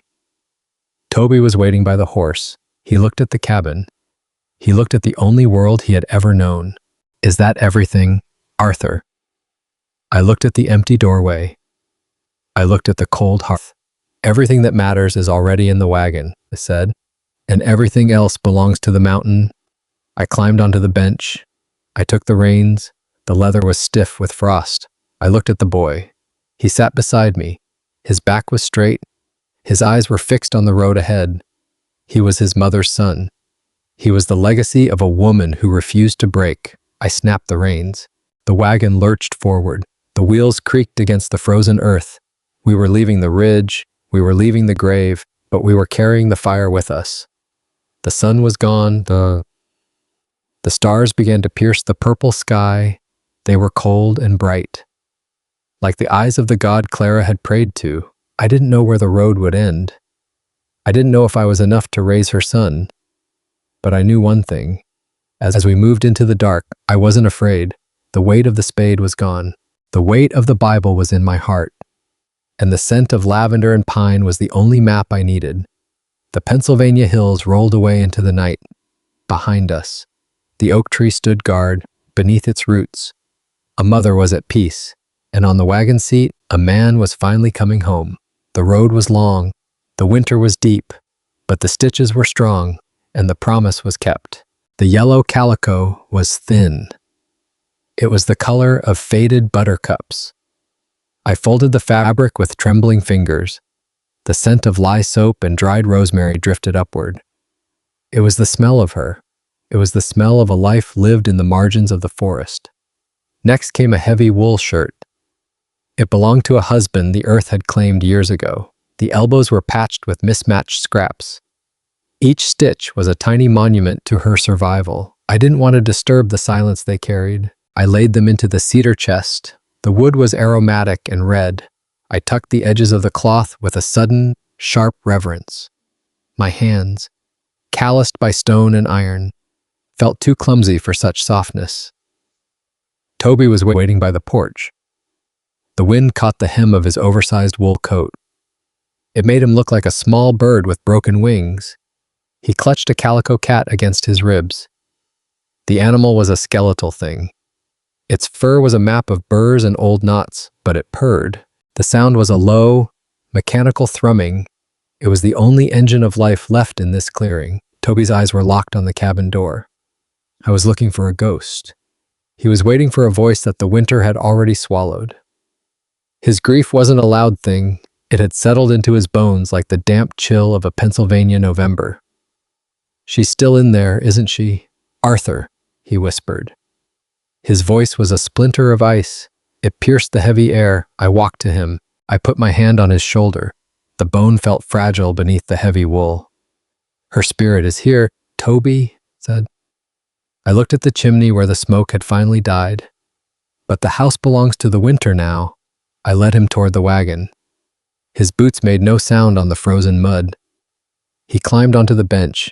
His knuckles were white as he held that cat. I turned toward the barn. The dairy cow was a silhouette against the graying sky. She was a Jersey, small and sturdy. Her large eyes were pools of liquid ink. She watched me with the ancient patience of her kind. I looped a hemp rope around her halter. The fibers were rough. They bit into my palms. She didn't fight the pull. She stepped out into the cold with a heavy, rhythmic gait.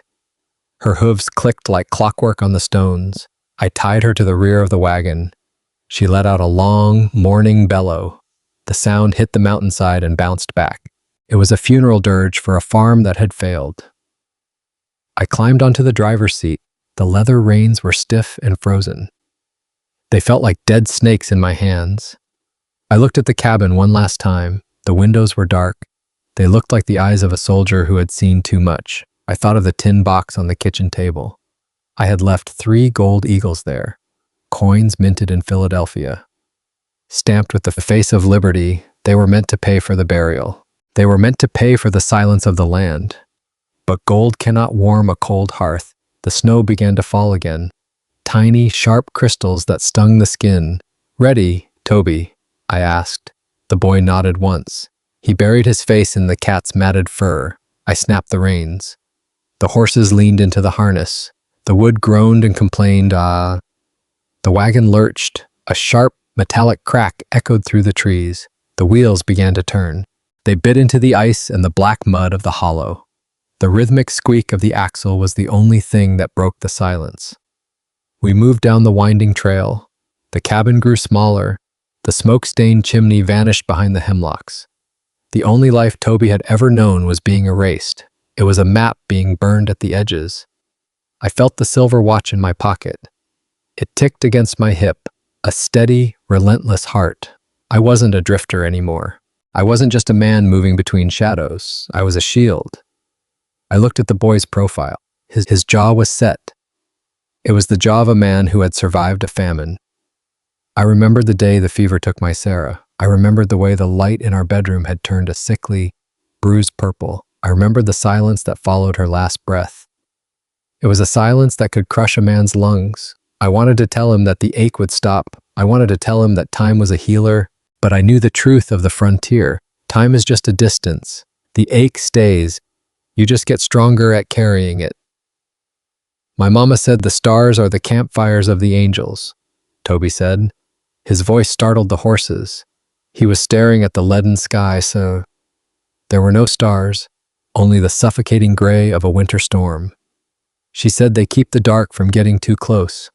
I tightened my grip on the frozen leather. Your mama was a wise woman, Toby, I replied. She saw things the rest of us are too blind to notice. The cow plodded behind us. Her bell gave a dull, occasional clank. She was our anchor. She was the promise of butter and cream in a world of salt and hardtack. The road ahead was a nightmare of Pennsylvania granite. The hills were steep. The ice was a deceptive glass. But the cold didn't feel like a burden tonight. It felt like a whetstone. It was sharpening my resolve. I thought of my own farm. The house was 3 rooms of echoing silence. The fields were choked with goldenrod and despair. I realized I wasn't just rescuing a boy. I was bringing a heartbeat back to a corpse. Toby leaned his head against my arm. The cat was a sleeping ball of fur in his lap. I felt the heat of the boy's breath through my heavy coat. It was a small, flickering flame, but it was enough to defy the frost. I thought of the patchwork quilts in the back of the wagon. They were sewn from the history of a family, a piece of a wedding dress, a scrap of a christening gown. Clara was gone, but her hands were still holding us. She was in the way the boy breathed. She was in the steady pace of the cow. She was in the very grit of our journey. The sun dipped below the ridge. It cast long, bruised shadows across the snow. The world turned into a portrait of ink and silver. I steered the team onto the main pike. The path was wider here. It was a road built by the sweat of Irish immigrants and the blood of the weary. Where will we sleep tonight, Arthur? The boy's voice was heavy with exhaustion. In the wagon, Toby, wrapped in your mother's quilts. We'll find a stand of pines to break the wind. We'll be safe.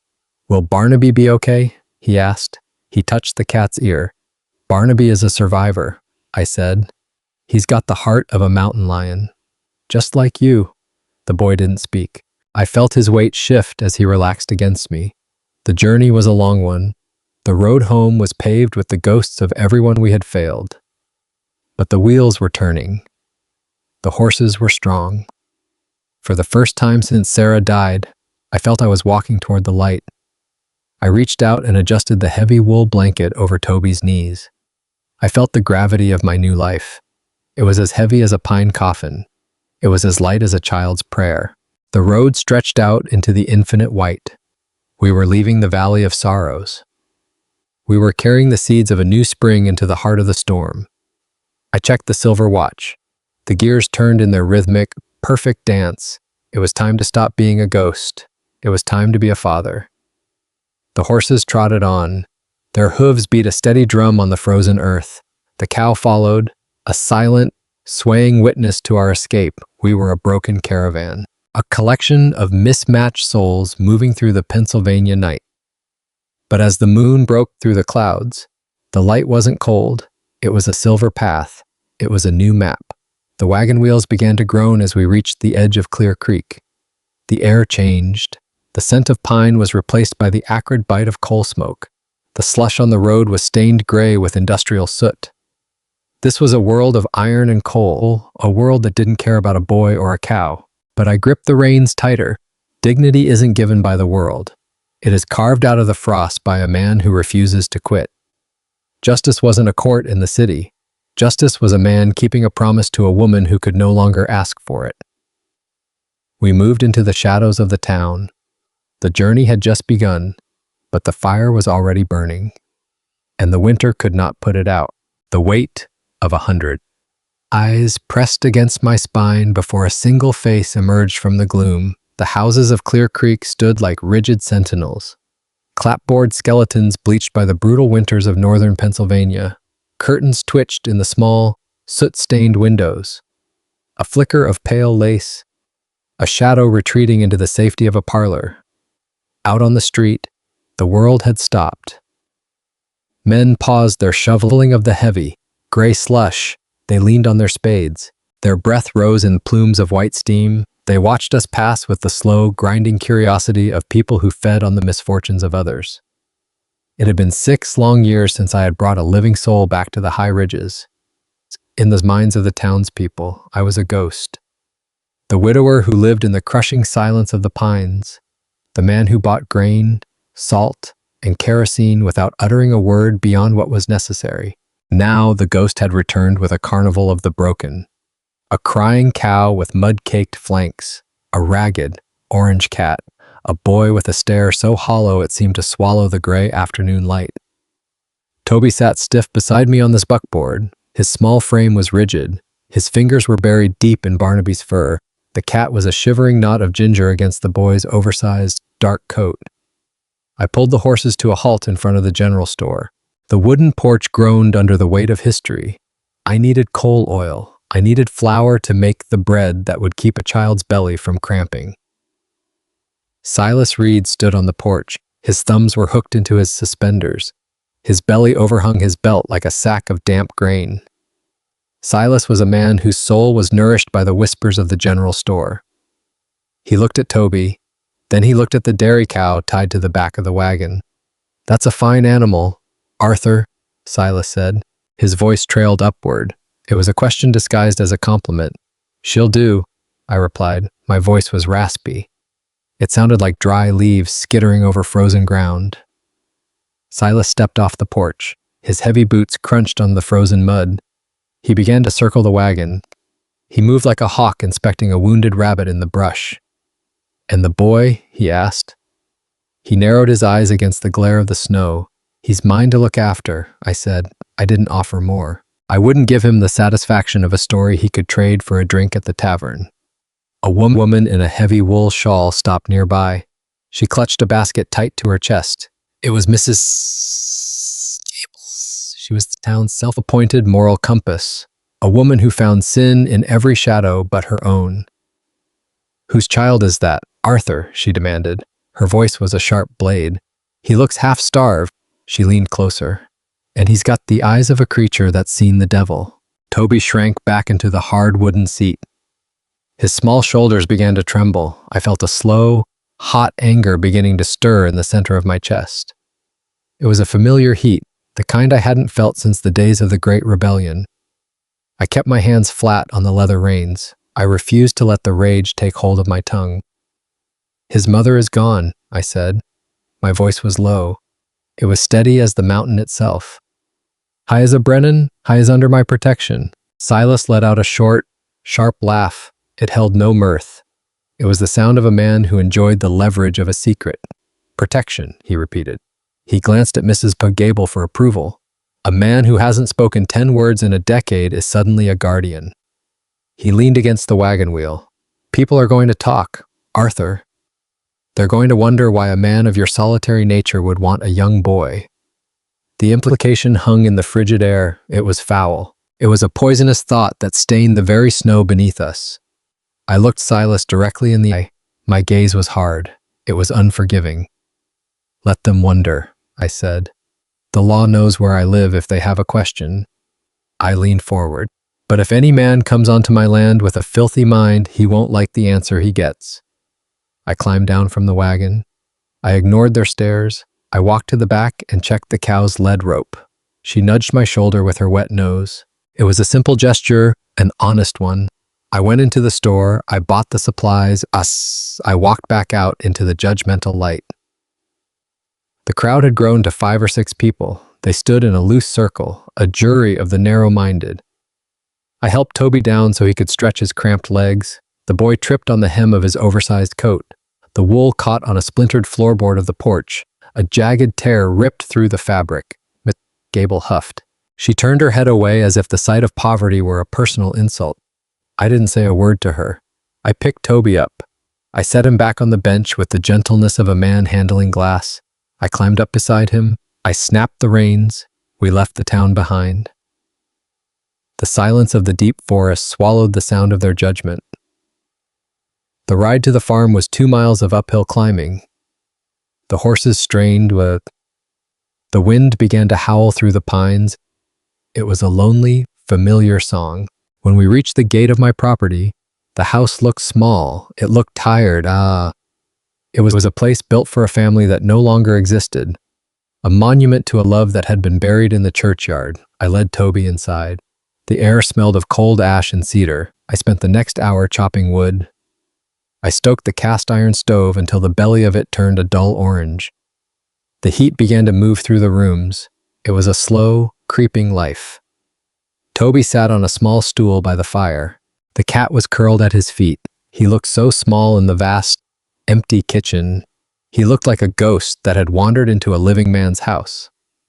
I realized then that Clear Creek wouldn't change. The rumors would grow in the dark like mold. They would see my care as a mask. They would see my silence as a secret. But I knew the truth of the stitches in my pocket. After Toby had eaten a bowl of warm mush, he fell asleep in the corner. His head rested on a burlap sack. I took his coat. I sat at the heavy oak kitchen table. The oil lamp flickered. It cast long, dancing shadows on the walls. I reached into my old sewing kit.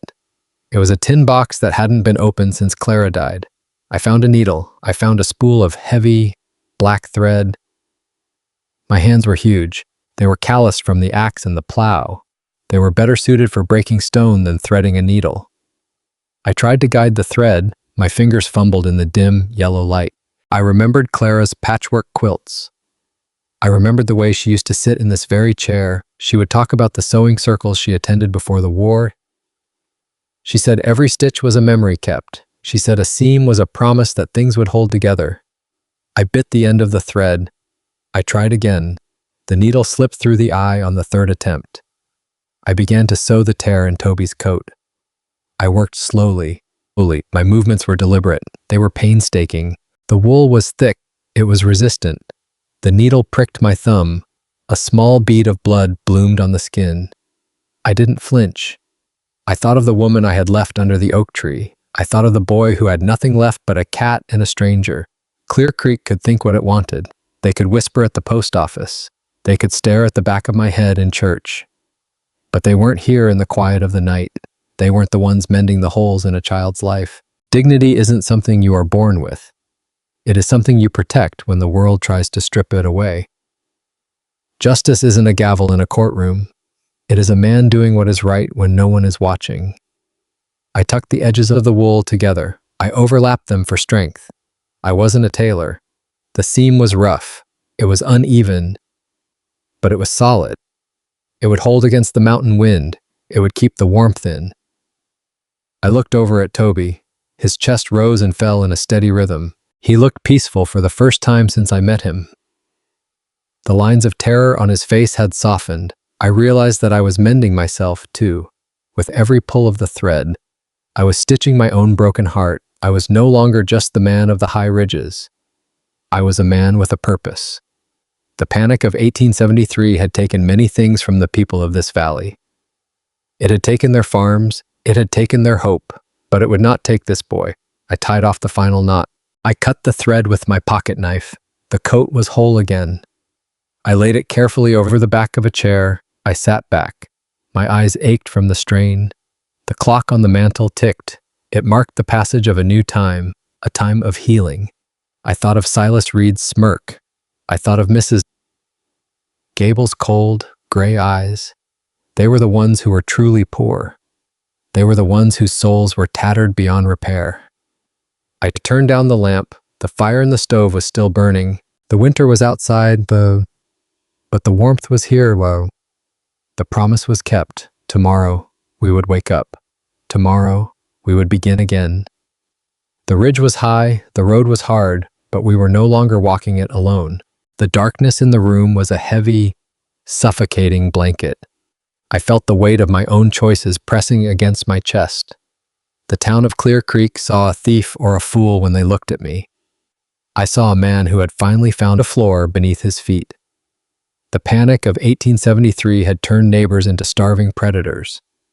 The failure of Jay Cook's bank had rippled out from Philadelphia like a plague. It turned honest men into beggars and soft women into stone. Men who once shared tobacco now looked for a neighbor's weakness. They wanted the boy's land for the timber. They wanted the cow for the meat. They wanted to strip the last scrap of dignity from this valley. I stood by the window and watched the frost retreat. The glass was cold, biting into my forehead. I thought about the word justice and how it changed with the weather. In the city, justice is a gavel and a leather-bound book. On the high ridge, justice is a full stomach and a fire that doesn't go out. I closed my eyes for a moment. The ghost of my own daughter, Sarah, seemed to brush against my sleeve. She would have liked Toby's quiet spirit. She would have shared her carved wooden dolls with him. The pain of her absence was a dull, rhythmic ache. It never truly went away. It just became part of the architecture of my soul. I walked to the small bed in the corner. I pulled the quilt up to Toby's chin. His breath was even and soft. He was safe for tonight, tomorrow. The world would come for us with its claws out. But tonight, this house was a fortress. The days began to bleed into weeks as the sun climbed higher. The ice on the creek didn't just melt away. It exploded with a roar that shook the valley. The sound was like cannon fire echoing through the Pennsylvania hills. Nature was reclaiming its voice after a long, white silence. The mud was deep and treacherous. It was a thick, brown glue that tried to claim my boots with every step. I didn't mind the physical struggle. Labor is the only honest prayer I have left to offer. I took Toby to the barn as the first light touched the peaks. The morning sun was a pale, watery yellow. It caught the edges of the mist, turning the air into spun glass. The scent of damp pine and wet earth was overwhelming. It was the smell of things stubborn enough to begin again. We reached the heavy barn door. I felt a small but hesitant hand on my arm. Toby looked up at me. "Arthur, will she remember me?" I was talking about the cow, his mother's last living legacy. His voice was small and fragile as a bird's wing. "She has a long memory, Toby. Animals know the heart of a person better than people do." We stepped into the cathedral of shadows and dust. The cow turned her massive head toward us. Her eyes were large, dark, and liquid with intelligence. She let out a low, vibrating moo that rumbled in the floorboards. Toby froze in his tracks. Then, he took a brave step forward.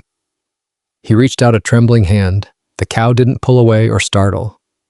She leaned, pressing her damp nose against his palm. She recognized the scent of the bloodline. She recognized the boy who had huddled near her during the blizzard. I felt a lump form in my throat. It was a small victory in a decade of crushing defeats. I sat him down on the three-legged wooden stool. The wood was smooth from 40 years of my father's labor. I showed him the rhythm of the milk. It is a sacred conversation between man and beast. You must be firm enough to command respect, Kaka. You must be gentle enough to invite trust. You must listen to the animal's breath to find the pace. I watched his small, pale fingers. They were clumsy and weak at first. He bit his lip in fierce concentration. Then, the first white stream hit the bottom of the bucket. The sound was a sharp, metallic ping. Toby gasped and nearly dropped his hold. He looked at me with a wide, genuine grin. It was the first time I saw the light of a true child in him. The shadow of the graveyard seemed to recede for a moment. I'm doing it, Arthur. You are doing it well. You're a natural, Toby. We filled the bucket together. The foam was thick and white like sea spray. I felt a presence at the barn door. I turned my head. Clara stood there framed by the morning light. She was wearing a faded blue dress that matched the spring sky. Her hair was pulled back, but a few strands escaped to frame her face. She held a wicker basket filled with early spring leeks. Clara was a widow who knew the cost of the hills. The panic of '73 had taken her husband's life in the rail yards. She knew the weight of the silence I lived in every day. I heard the creek break last night, she said. Her voice was like warm honey on a cold morning. I thought you might need something fresh for the pot. Thank you, Clara. Toby stood up, puffing out his chest. Look, Miss Clara. She walked over with a soft rustle of skirts. She looked at the milk. She looked at the boy's pride. Then, she looked directly into my eyes. There was a softness there that made my chest tighten painfully. It was the kind of look a man doesn't deserve but survives for.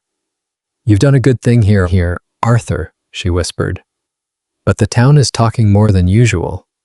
Silas Reed says you're hiding more than just an orphan. He says you're hiding a claim to the ridge timber. I felt a flash of cold, sharp anger. It burned in my gut like raw whiskey. The boy has nothing but this dirt and that cow. I have his mother's ledger in the house. She owed the bank every penny of her soul. Clara stepped closer, her scent of lavender and lye filling the space. Silas doesn't care about the bank's debt. He wants the ridge for the new rail spur. He wants to harvest the oak before the creditors arrive. I stood tall, feeling the mountain's granite in my spine. He'll have to walk through me to touch a single tree. Clara smiled, a sad and beautiful curve of her lips. I know you will stand. That's why I came this morning. She reached into her basket beneath the greens. She pulled out a small, yellowed piece of paper. It's a deed for the creek access. My husband bought it before the world fell apart. It blocks the only road Silas can use for his wagons. I want you to have it, Arthur. I stared at the paper, then at her. I can't take your security, Clara.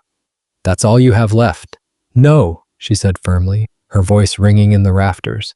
Toby's future is the only security this valley has left. We have to protect the children from the wolves, or we are just ghosts waiting for the wind to blow us away. She handed me the paper. Our fingers brushed for a fleeting second. It was a spark of lightning in the dark. It was a reminder of what it felt like to be human. I took the paper and nodded, unable to find my voice. She turned to Toby with a bright, forced cheer. Bring that milk to the house, little man. I'll help Arthur churn the butter today. Toby lugged the heavy bucket toward the kitchen. He walked with a new, heavy-footed purpose. I followed them into the warmth of the house. The kitchen felt alive for the first time in years. The stove was humming a low tune of burning wood. Clara moved with an easy grace that claimed the room. She knew where the heavy bowls were kept. She knew exactly how I liked the coffee brewed. We worked in a comfortable, rhythmic silence. The world outside was still broken and bleeding. The economy was a ruin of paper and empty promises. The banks were locked tight against the poor. But in this room, there was a different kind of wealth. There was the smell of fresh bread and shared labor. Toby sat at the scarred wooden table. He dipped a crust of bread into the warm milk.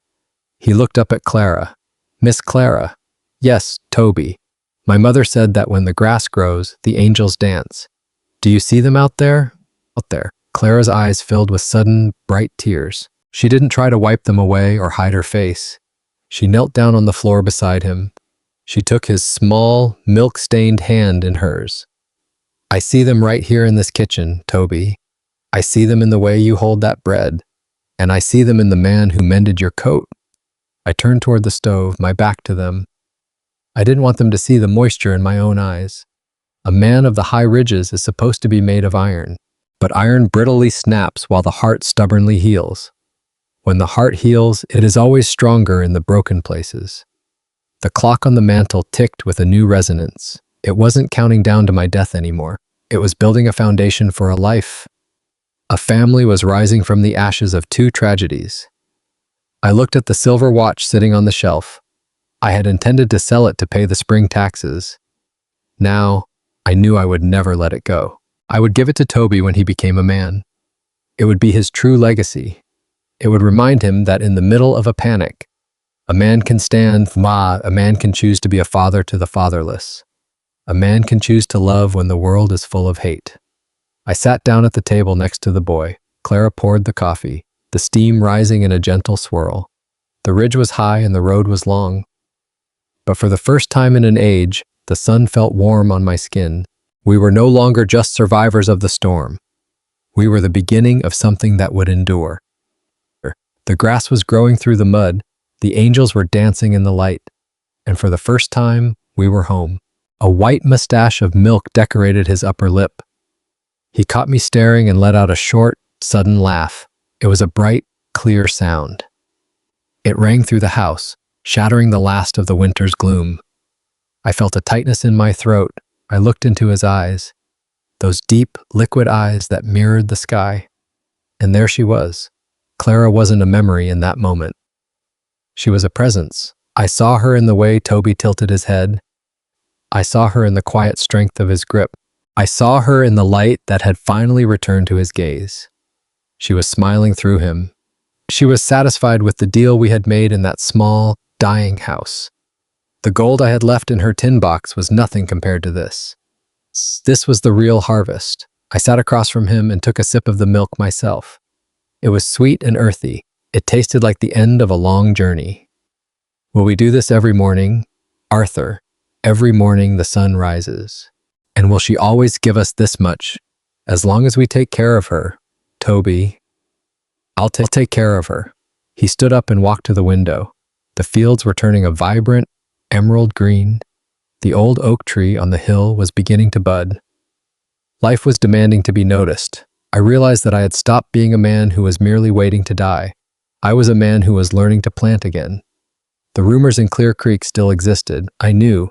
The whispers of Silas Reed and the cold stares of the town wouldn't vanish with the snow, but they didn't matter. They were the thorns, and we were the wheat. I walked over and stood behind Toby. I rested a hand on his shoulder. He didn't flinch.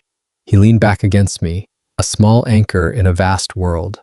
The frontier was a place that took everything if you let it. It took husbands and wives and dreams of the past, but it also gave a boy a new father. It gave a lonely man a reason to mend a coat. It gave a cow the strength to provide for those she loved. I looked out at the horizon. The mountains were no longer a wall. They were a sanctuary. The spring air flowed through the open window, carrying the scent of apple blossoms. It was a new season. It was a new life. I felt the silver watch in my pocket. Its ticking steady and true. Time was moving forward. And for the first time in 10 years, I was moving with it.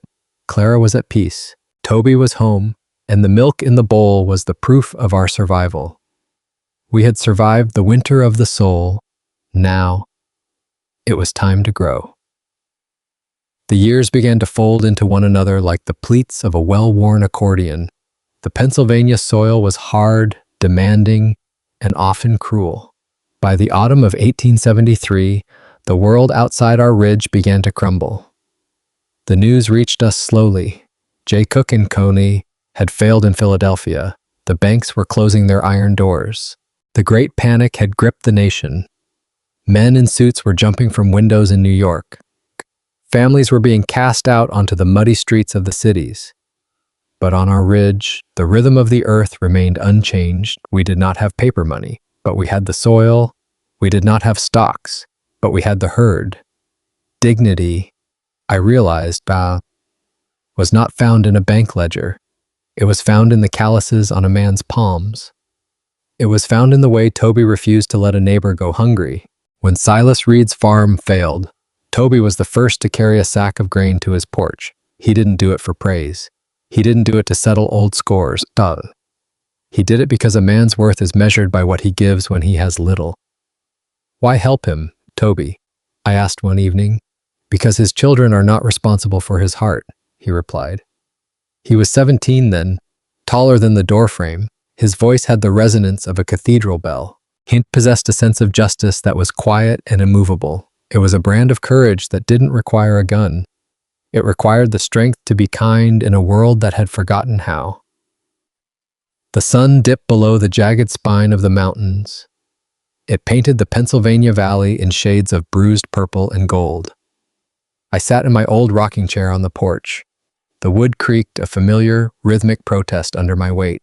My joints felt like rusted hinges, stiff and weary from decades of labor. I reached into my pocket and pulled out the silver watch. The chain was worn smooth against my palm. I clicked it open with a trembling thumb. The steady tick, tick, tick was the only heartbeat the porch needed.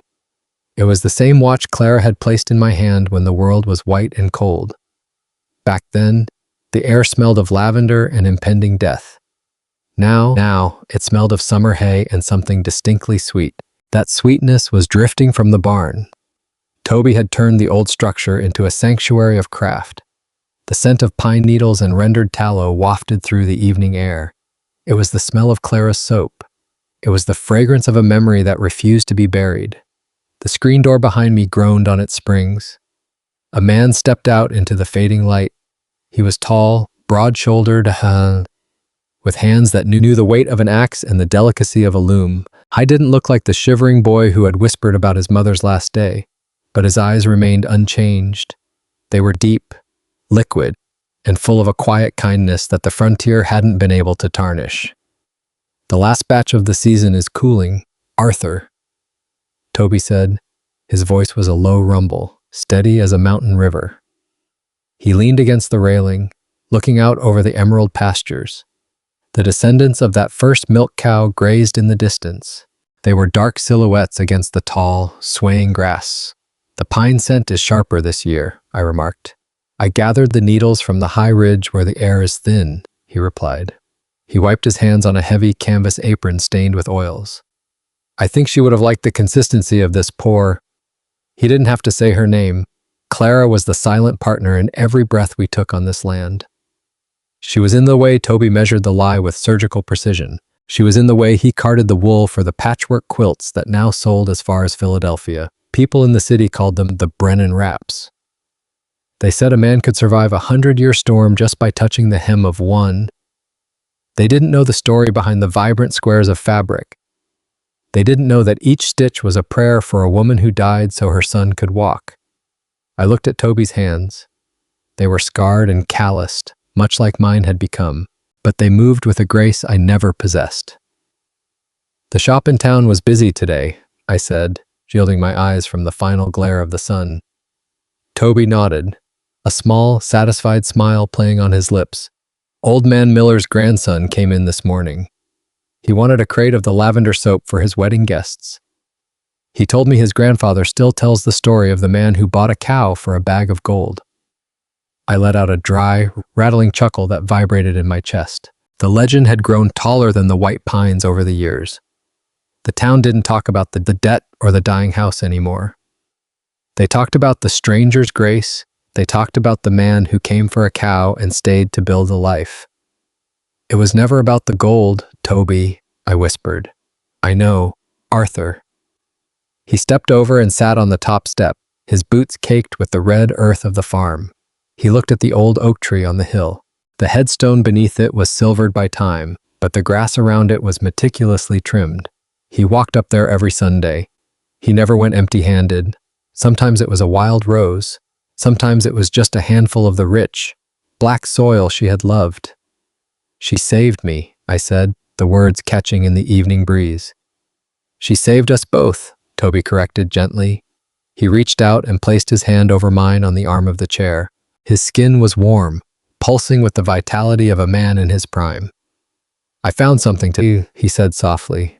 He reached into his apron pocket and pulled out a small, folded piece of parchment. It was yellowed, the edges brittle as autumn leaves. It was tucked behind the loose stone in the hearth, the one she used to sit by. My breath hitched. I recognized the elegant, sloping script. It was a letter addressed to a man who didn't exist yet. It was addressed to the father of her son. Toby began to read, his voice thick with an emotion he usually kept locked away. "To the soul who finds my boy," he read, "do not teach him only how to survive. Teach him how to love the things that do not love him back.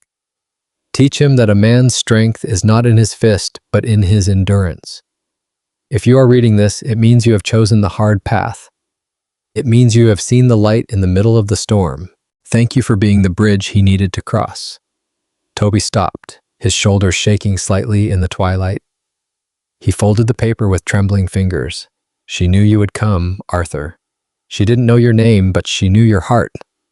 I closed my eyes, letting the tears track through the deep wrinkles of my face. The silver watch in my hand felt heavy, a physical weight of responsibility and love. I had spent years thinking I was the one who had rescued a boy from the snow. In truth, it was a dying woman who had rescued a man from the ice of his own isolation. She had traded her life for his, and in doing so, she had given me mine. The sacrifice was a circle, never ending, always turning. "I loved her. Toby," I whispered, the confession finally finding the air. Not with the fire of a young man, but with the devotion of a man who found a reason to breathe. Toby stood up and pulled me into a fierce embrace. The scent of lavender and pine enveloped us. It was the scent of home. It was the scent of a love that transcends the grave. In that moment, the frontier felt small.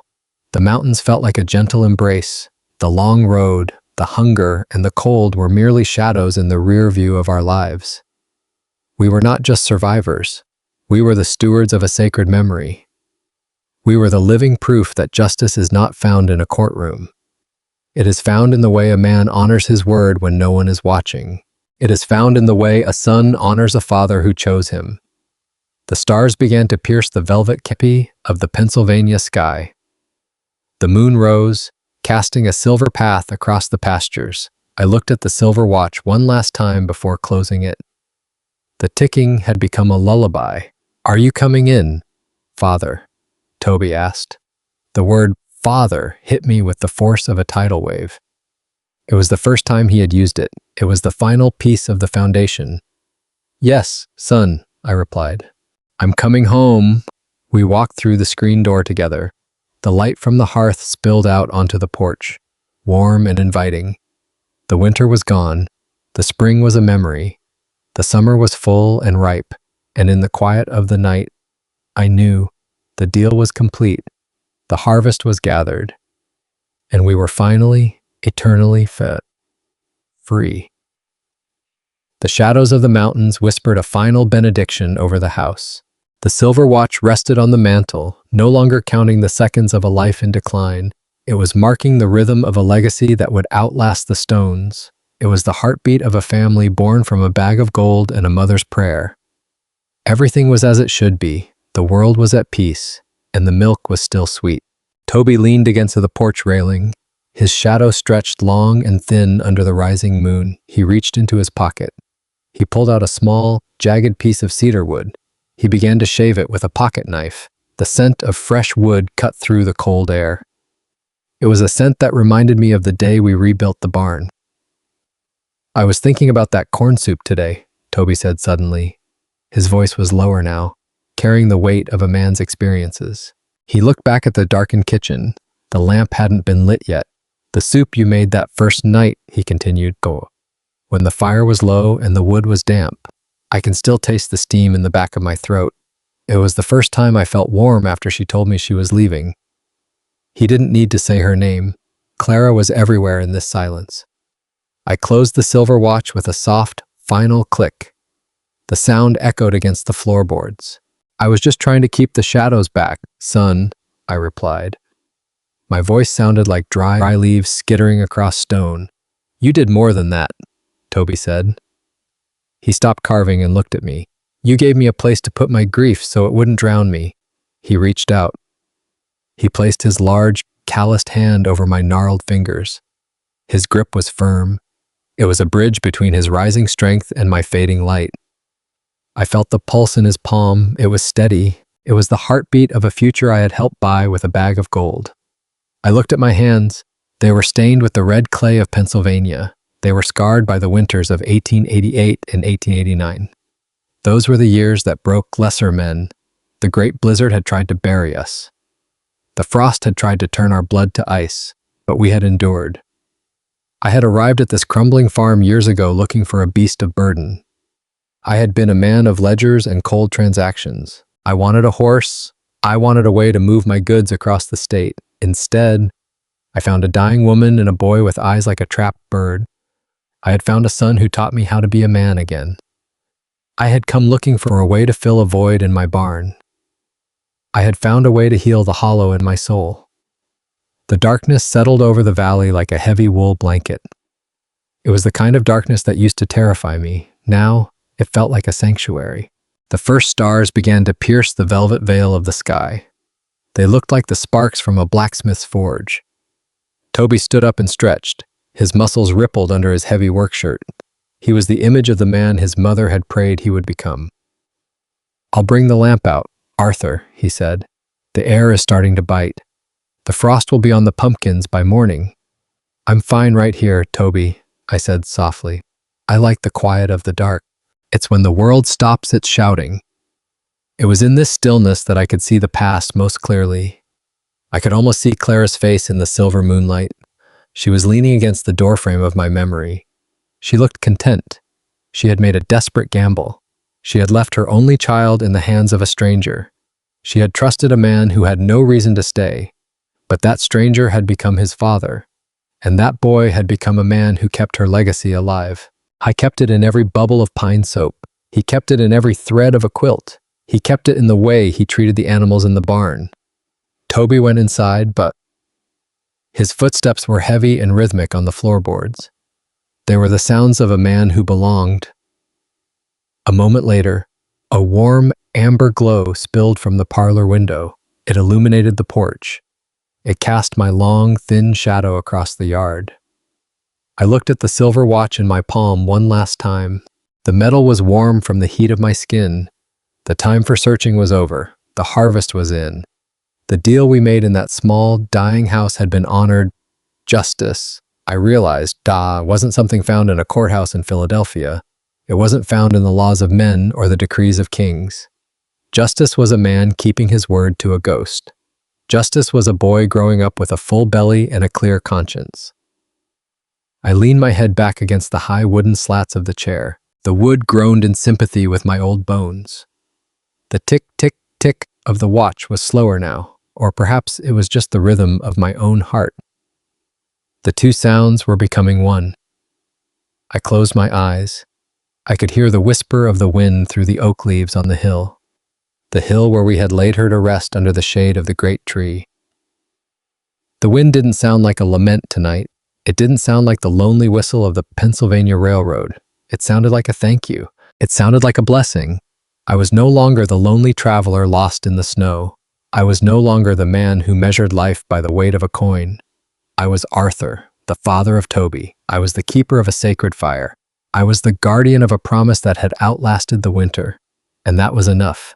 That was more than enough for any man who has walked this earth. The evening air turned sharp. It carried the scent of wood smoke from the neighbor's hearth. It carried the distant, rhythmic lowing of the herd. The cows were settled, the sheep were penned, the world was closing its eyes. I pulled the Brennan wrap closer around my narrow shoulders. The wool was thick and heavy. It carried the faint scent of lanolin. Toby had worked so hard to preserve that natural oil. He said it made the blankets waterproof. He said it made them last a lifetime. Each square of the quilt told a story of a season survived. I ran my fingers over the indigo patches. Those were the summer rains of 1892. The deep ochre patches were the autumn harvest of the year the drought broke. And the white patches, stark and pure, those were for the winters that had tried to break us. Those were for the nights we sat by the fire and spoke of things that mattered. We didn't speak of money.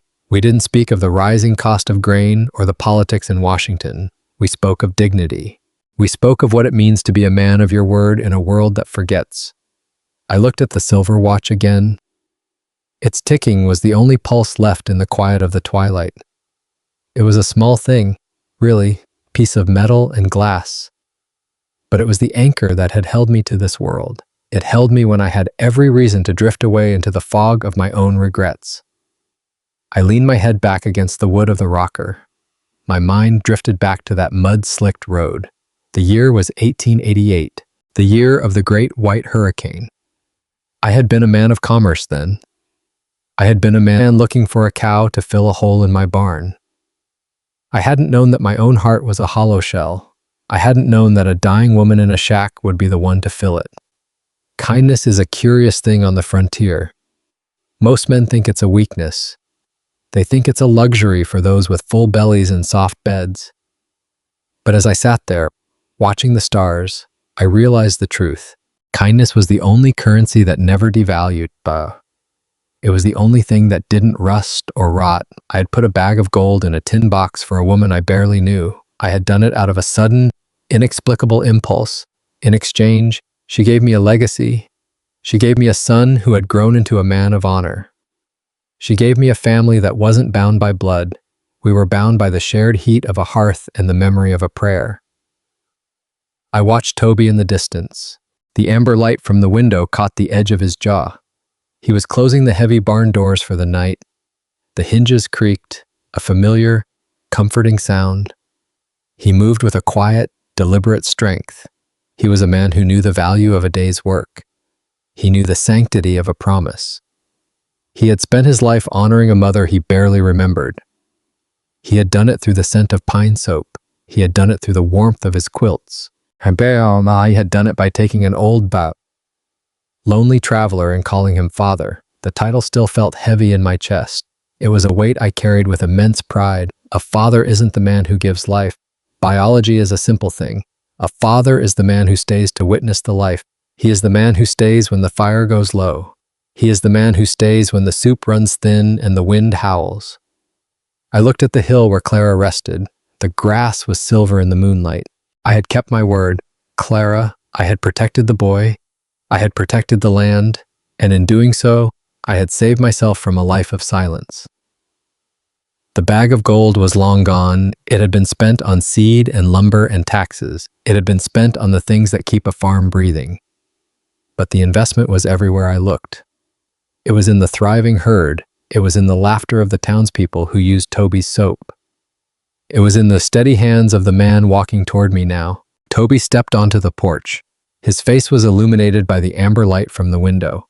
He looked at me with a tenderness that caught in my throat. "You're thinking again, Arthur," he said. His voice was a warm resonance in the cold night. "I'm just counting the harvest, son," I whispered. "The barns are full," he replied. He sat on the step at my feet. He leaned his head against my knee. "Not those barns," I said. I touched his hair. It was thick and coarse, like the wool he worked. He looked at me. His eyes reflected the first stars of the evening. He understood. He always understood. He knew that we were the living remnants of a desperate contract.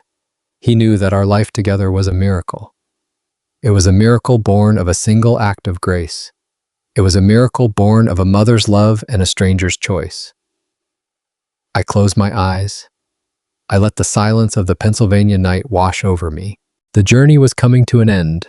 The road was no longer mud-slicked and cold. It was no longer a path of loneliness and greed. It was paved with the memories of a life well lived. It was a good road. It was the best road I could have ever taken. The watch ticked one last time in my palm. The heartbeat of the house continued. Everything was finished. Everything was beginning. I was home. Kindness is a seed sown in winter. It blooms long after the sower sleeps. I recall the great blizzard of 1888. The frost bit deep into our bones. My Silas gave his last coat to a shivering orphan. That was his courage. Dignity is not a title. It is the choice to stay when the world crumbles. Justice lives in the calloused hands of the honest. He loved me with a fierce, quiet grace. Our bond was a shield against every storm. Now the hearth glows with a fading ember. My journey here finds its peace. Yet every ending is a doorway. In the dust of the attic, a heavy oak chest waits. It holds the forbidden letters of a noble woman named Clara. It is a tale of sacrifice and a heart that refused to break. Subscribe and stay close. Next time, we open the secrets of the past. Sleep well, my dear friends.